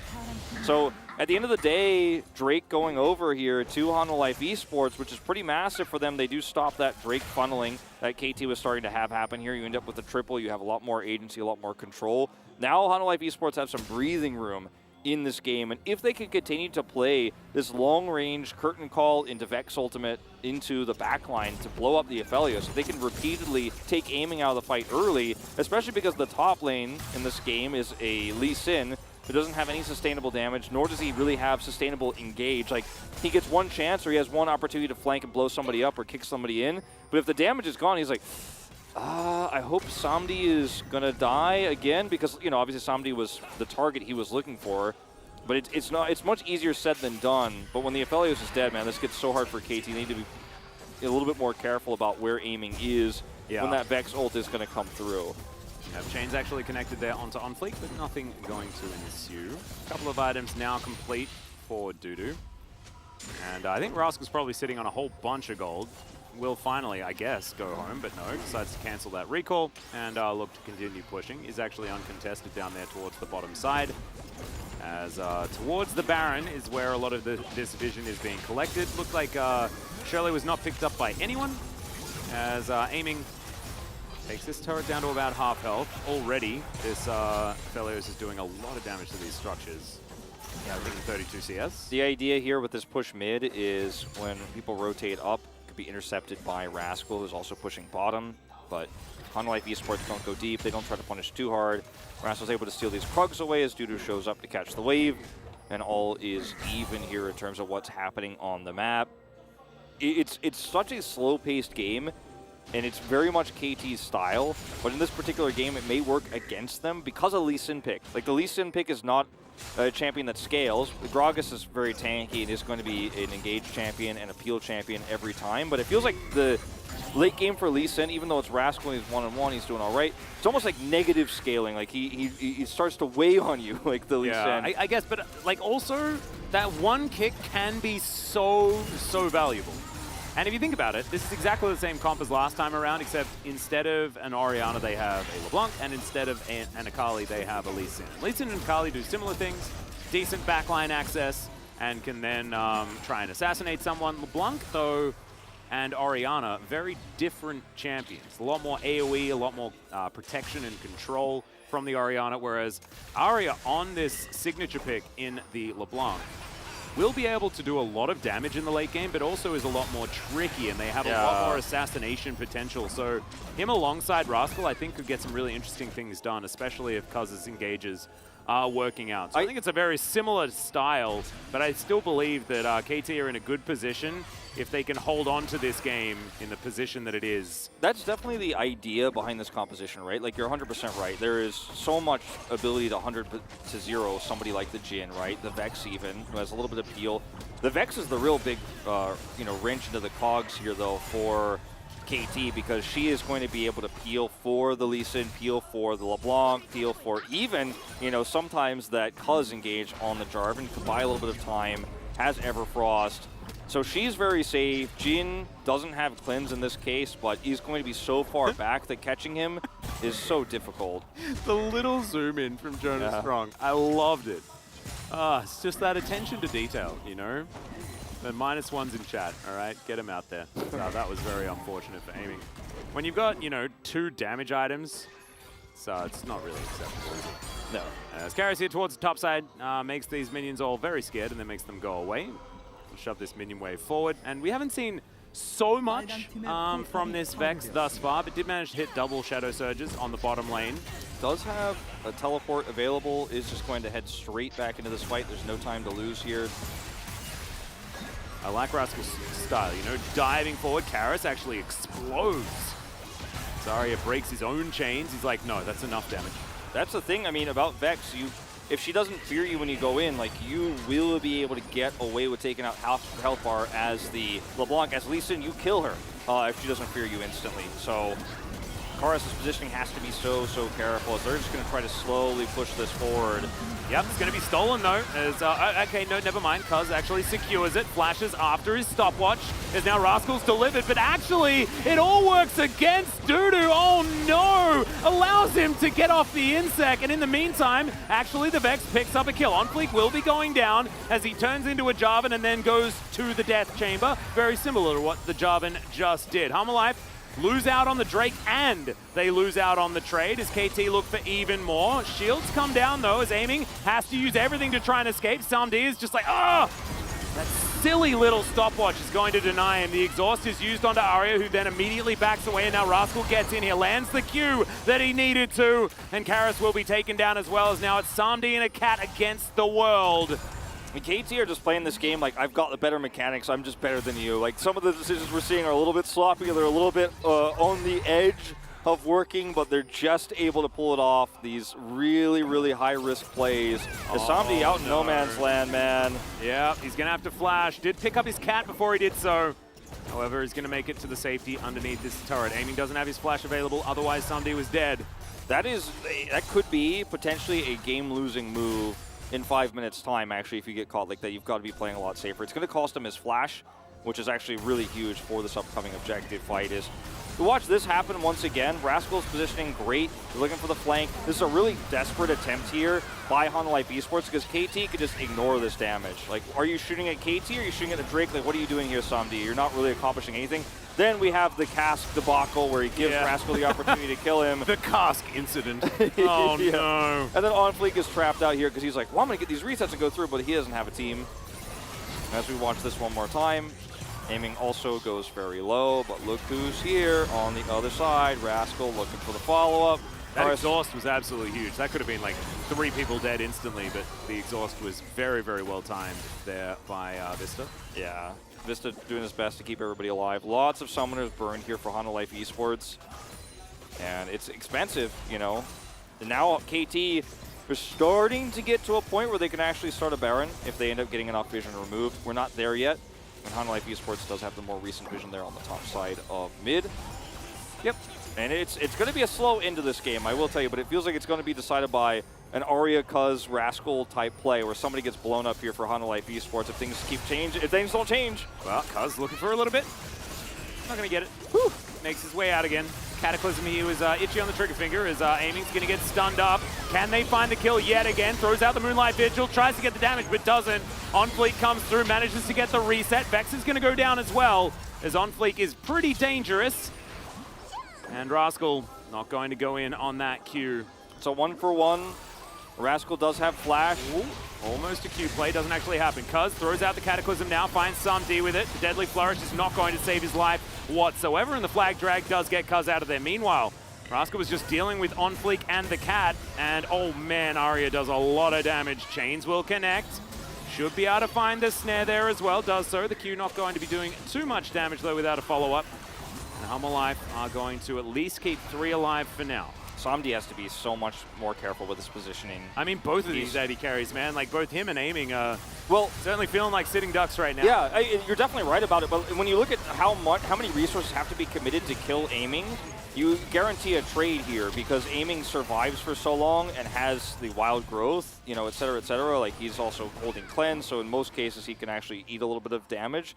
But Samdi, like, OnFleek is nowhere near him, nor is the Gragas, right? Like, Dudu's so late to protect him, and the cask unfortunately doesn't do him any favors, but I think the positioning error here of Samdi is much more egregious because there's just not a way to really keep him alive or save him, whereas Alulu is like, nah, like, you can't kill me.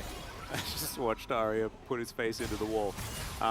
Otherwise, he actually played that fight extraordinarily well. Probably shouldn't have drawn attention to it. I'm sorry, Nymira, if you're watching, as that's a decent knock up there onto Dudu. Arya turns up, chains are going to get broken, and Dudu will get out, but no flash, no ult. Buzz is going to be able to flag drag his way over the wall here. It would have been a huge opportunity to grab the jungler right before this really important Drake fight. Side laning here for Rascal, who does have Unleashed Teleport. He's going to back, grab items, and then teleport in. The flank position here for Dudu is not great. Like, he needs to get closer, he needs to get closer faster. Now he's coming in. Yep. As they can control this choke point if he plays it right. Little flag drag does get Cuz out to relative safety. Control vision here in the brush. A lot of brushes around this area that have to be taken care of as Rascal once again spotted out this time as he hops over the wall. Q going to connect. Dudu comes in, looking to clear this control ward. Car's positioning here really nice. He's basically able to fire Qs over this wall with impunity. And of course, ult the same way. So aiming needs to make sure he's not in line of sight for either of those as they look to eventually bleed Dudu out. This is going to be like the slowest Drake fight ever because the first person to make the move actually has a disadvantage as Rascal can actually get over this wall if he needs to. Definitely going to be a 50-50, and OnFleek does secure it, so he saves the Ocean Soul for now. Not going to find too much of a fight here as Cuz thinks he might have found an angle onto Dudu, but he hasn't. Gets slowed down there Rascal by the captive audience. is level 18, by the way. Yeah, it's a big Lee Sin right here.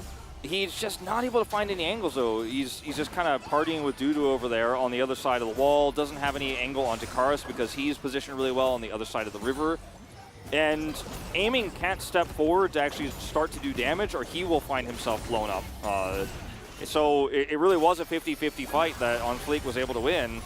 Yeah. KT looking for a flank onto Karis. Karis, you got to fear. You got to be careful, though. Yeah, remember, no turret here. Can't really afford to get in there. As there's the kickback. He finds Samdi in the back line, and it's not going to be saved by Karis. And in fact, Karis is just dead. The exhaust down onto Rascal now because he is the hard carry of this team. Almost gets put in position to try and grab OnFleek there, but instead just goes out with his life, and KT, with 5 members alive, should be able to take this Baron. Should easily be able to grab it. Back-to-back Karis, back-to-back Rascal POGs. What do we reckon? I mean, it's definitely on the cards. Like, that's where I'm pointing my vote right now, at least until this game is over. That's where I'm looking. But that last fight, too, I mean, he walks right up to Karis. Like, he walks right up to Karis, and Karis knows that he's there. But there's no way out, because this is what Lee Sin can do so well, as you were pointing out.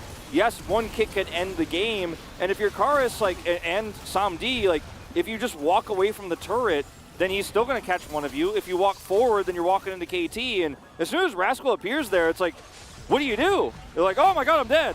And he goes over the wall, and Rascal's like, wait, thank you for the taxi. I get the double kick, and it's Samdi who dies first. Karis is stuck, and the turret falls. Worst timing possible to be there as the squishy players of Honda Life Esports, because you have a turret there, but only for about 3 seconds longer, and then it's an easy fallout from KT. Yeah, I feel like Karis, I think because he had the passive ready, probably could have pressed W and made stuff happen, but unfortunately just not quite quick enough. Yeah, late reaction. Yeah, as Rascal, of course, you know, because you get the kick off and then you can't really do anything, and so it looks to us like, oh, it must be, why didn't he just press the button? But you're actually mini-stunned before you fly off. He also saw the Lee Sin very late, as we saw in the first exactly. there. So it's a really quick reaction time he would need. In theory, the best Vex player in the world will hit that, but not in this case. No, not quite. Honda Life Esports wanting to find a bit of an angle here to stop their base from just getting obliterated. In a turret, in trouble, is okay. Final chapter comes down. A whole lot now being eaten by aiming as they get another flash out of the Aphelios. It's exactly what they want. Karis almost explodes, breaks the chains just in the nick of time.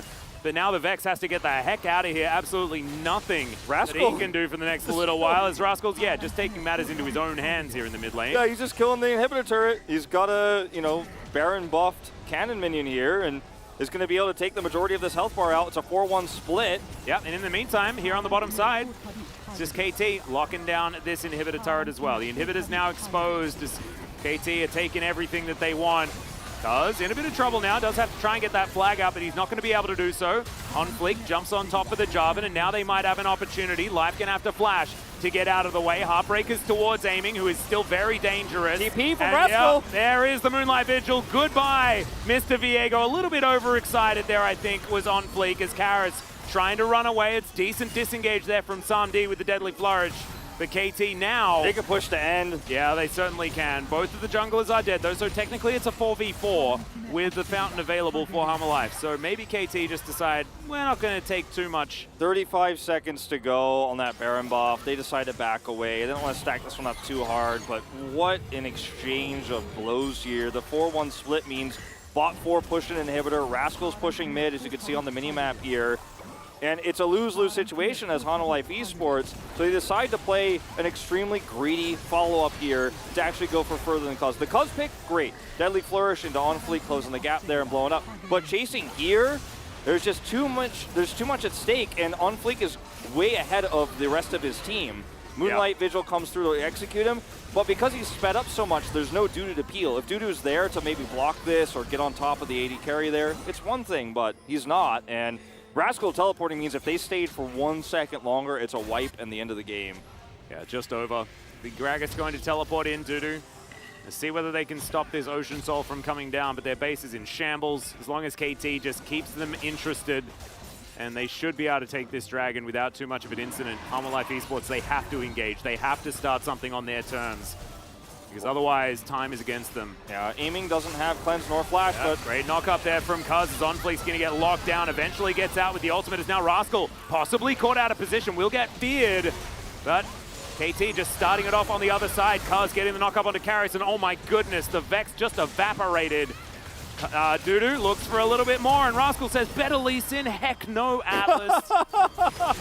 Smacking down the Gragas real easy. I love how Rascal is just walking into people like they're NPCs, like they're not even enemy champions. Yeah. He's just like, I'm gonna rotate around this pillar real quick and then get a kick. Oh man, this is having a the lot end. of fun this game. 5-1-3 on the Lee Sin. His GA's complete, so he is not afraid of anything in KT. Looks like they will be able to secure the 2-0 against Life Esports. And their only loss now against Damwon Kia in their first match. And this KT, as they develop and get more and more synergy, will get more and more scary, and already looking real strong. Yeah, now this is a 2-0 victory here, which is huge for the standings for them because they need every 2-0 they can get when we get into some of those tougher matches. Because they started off with a few losses, right? And it's important to grab this 2-0 over Life Esports, who has done better than we expected. Did take out Nongshim in a close series last week. But KT Rolster definitely playing this one slow. And the slow and steady wins the race kind of idea here for this meta can work out extremely well because it's a very scaling-based meta oftentimes. And they made a level 18 Lee Sin look terrifying in the late game. Yeah. Because he got it 2 levels ahead of his lane opponent, and I think 3 levels ahead of Arya. So he was massively, massively ahead. Was so scary all game long. He got my POG vote. But I do wonder if this slow style for KT makes them too predictable, because even when they're playing more aggressive comps, they play it out slow. They're a little bit timid. They make the right calls in the team fights they take.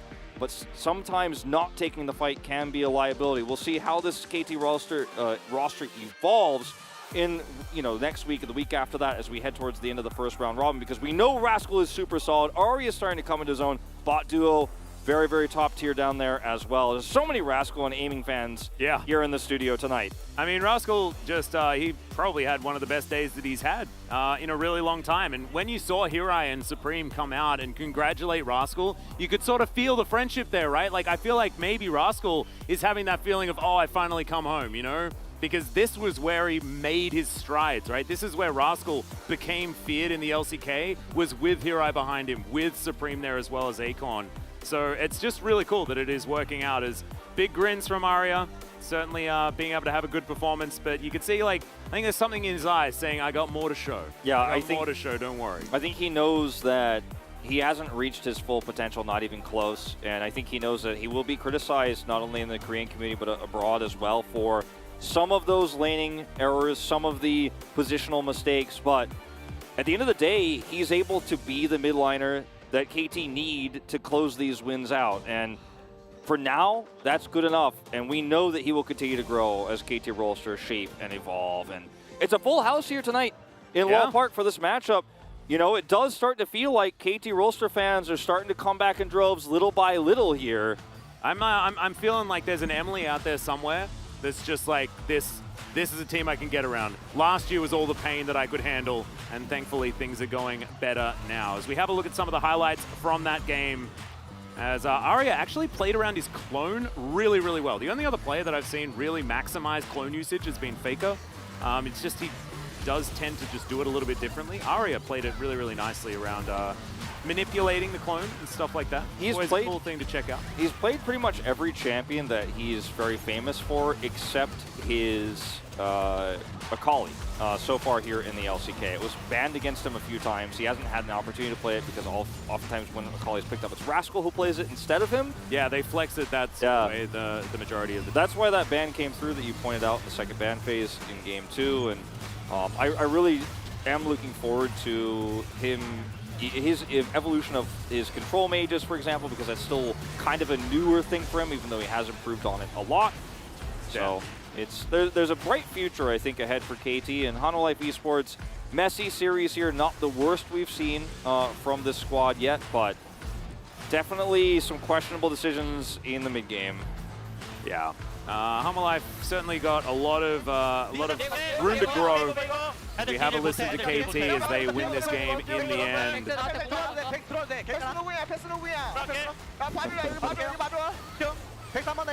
Calling out even ability names here, or ability of letters. Yep. And they're just like, I'm gonna kick him, There's like, Greg. And saying, will we finish with the next wave? Just watching bot, push bot. And then looking for on fleek here. Push the towers. I heard that one.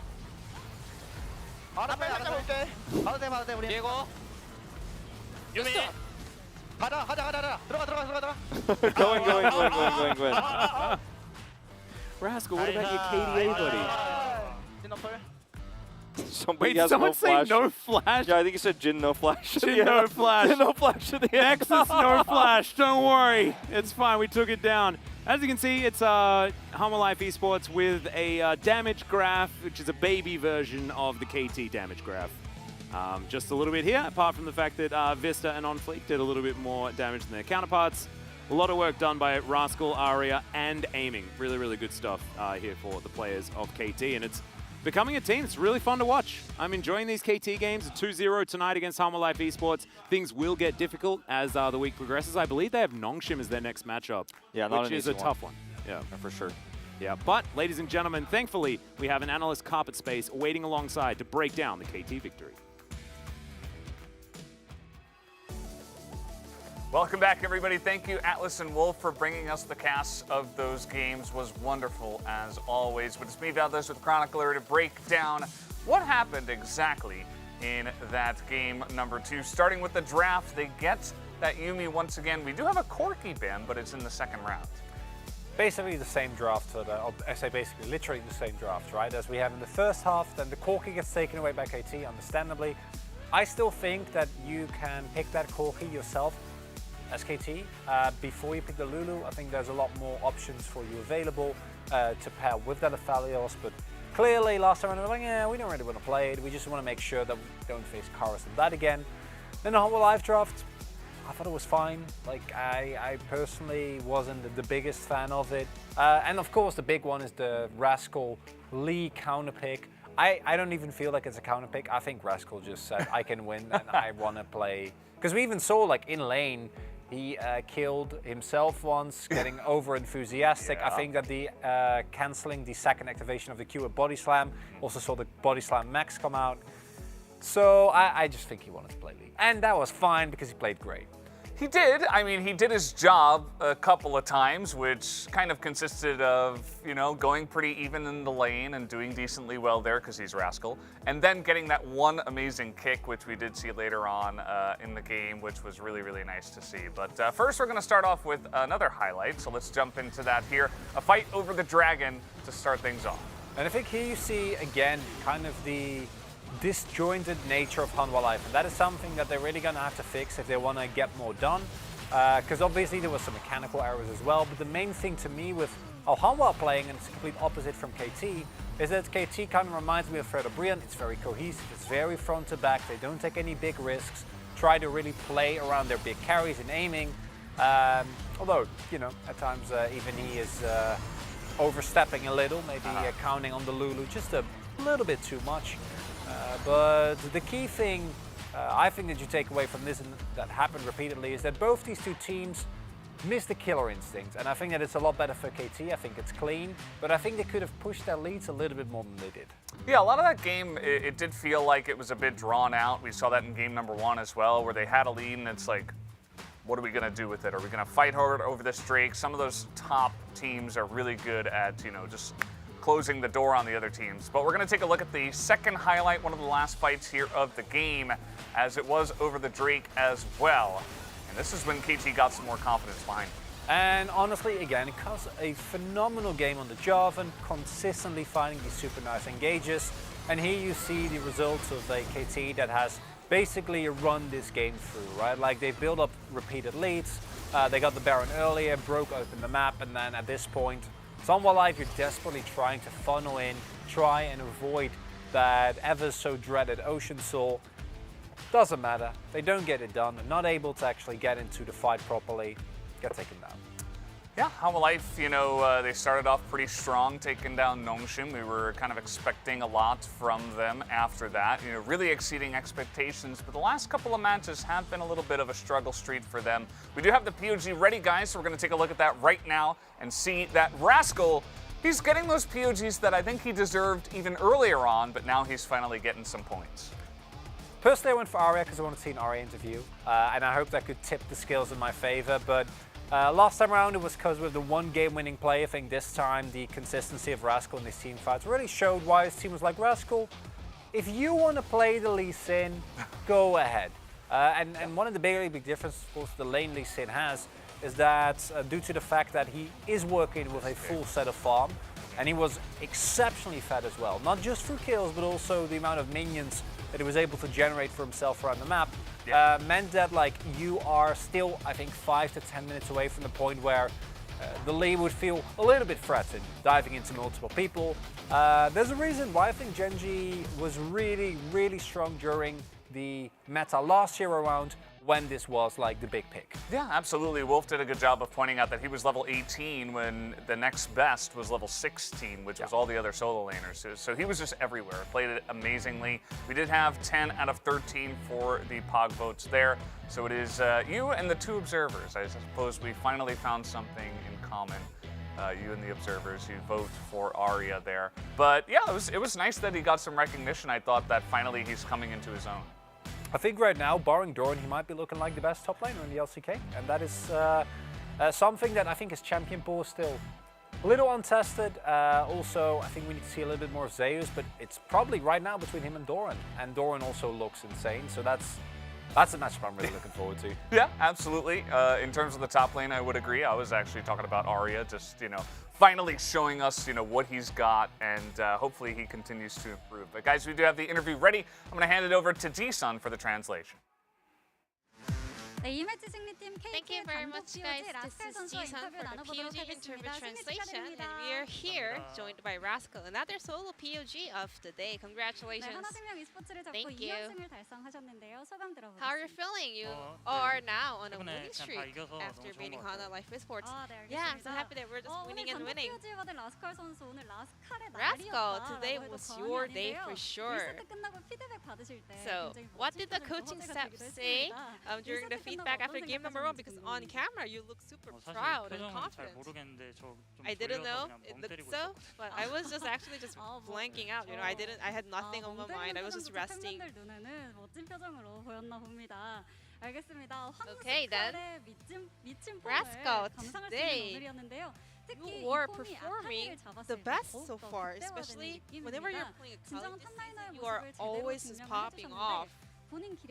So, do you also agree that you are on the best form right now? I mean, I think it's decent, but thanks to my teammates performing so well, I was able to, you know, kind of get the spotlight. These days in the LCK, we have a lot of talented top laners, so could you kind of rate your rank among all the other LCK top laners? I think that's about like middle, you know, middle of the pack. And I'm being super serious, you know. Well, after some of the major patches, a lot of people say nowadays top laners doesn't really have that much of an impact as before. Do you agree with that?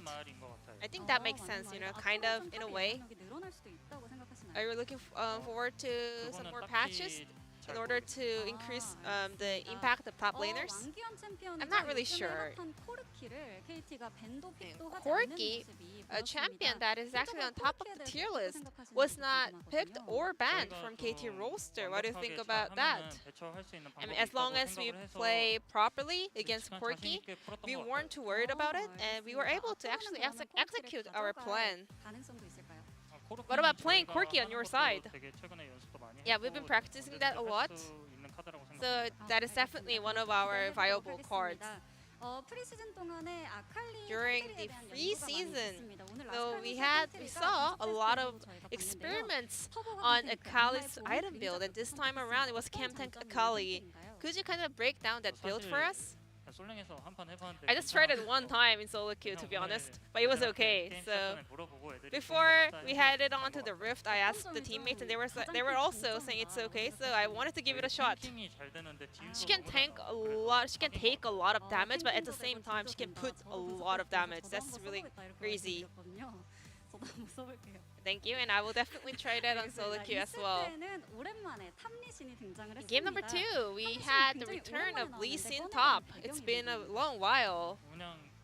Well, just, we looked at the opponent's comp and I saw Lee on my client, so I just wanted to try. And a lot of people are actually saying that Lee Sin jungle is actually a trap card. I think Lee Sin is really a good champion. It all comes down to the proficiency of the pilot. Your next opponent is Nongshim Red Force, another team on a 2-match winning streak, and you'll be playing against BDD as well. What's your mindset heading into that match? Nongshim, yeah, they are so good right now. They are very strong. So we will prepare hard in order to perform well in that Nongshim series. And we have a lot of KT roster fans out here. We had a lot of fan signs for you as well. So is there any message you want to send to the fans out there? Thank you so much. And thanks to your support, I was able to perform and improve. So thank you. And I really appreciate the support. Thank you so much for the interview, and it will be it from Rascal. I'm gonna pass it back to the analyst desk. Thank you. Thank you, Ji-sun, for that shout-out and wonderful interview, as always. As Rascal with the double MVP, the double POG, I should say, just like Dread earlier on. We're going to take a look at the standings here in just a second and see where we stand after all that. And KT really shaping up to be one of our most well-rounded teams. I think they've shown both an individual player level and just in generally how they look in drafts and whatnot. They look great. I actually would love to see them and ㅅ Brion because I feel like they have somewhat similar trajectories right now. Obviously, Hanwha Life was always going to be one of the weaker teams. I think individually the players look good, but cohesion isn't quite there. Absolutely. Well, tomorrow we do have DRX up against T1 and then ㅅ Brion up against Gen G. I don't think it's a stretch to say that it might be a short day tomorrow with how fantastic T1 and Gen G are looking specifically, but we'll see what ㅅ Brion and DRX have in store. Especially ㅅ Brion. We know that when the stakes are down, that's when they 2-0, and they've actually looked like one of the most well-rounded teams thus far. They look pretty good. Seems like they've kind of figured out what kind of team they are and what kind of draft they want to play, and they're looking pretty good. But we'll have to wait for that match tomorrow. That's going to do it for us here on the Analyst Carpet Space. Thank you so much for watching. We'll see you tomorrow for more of the LCK.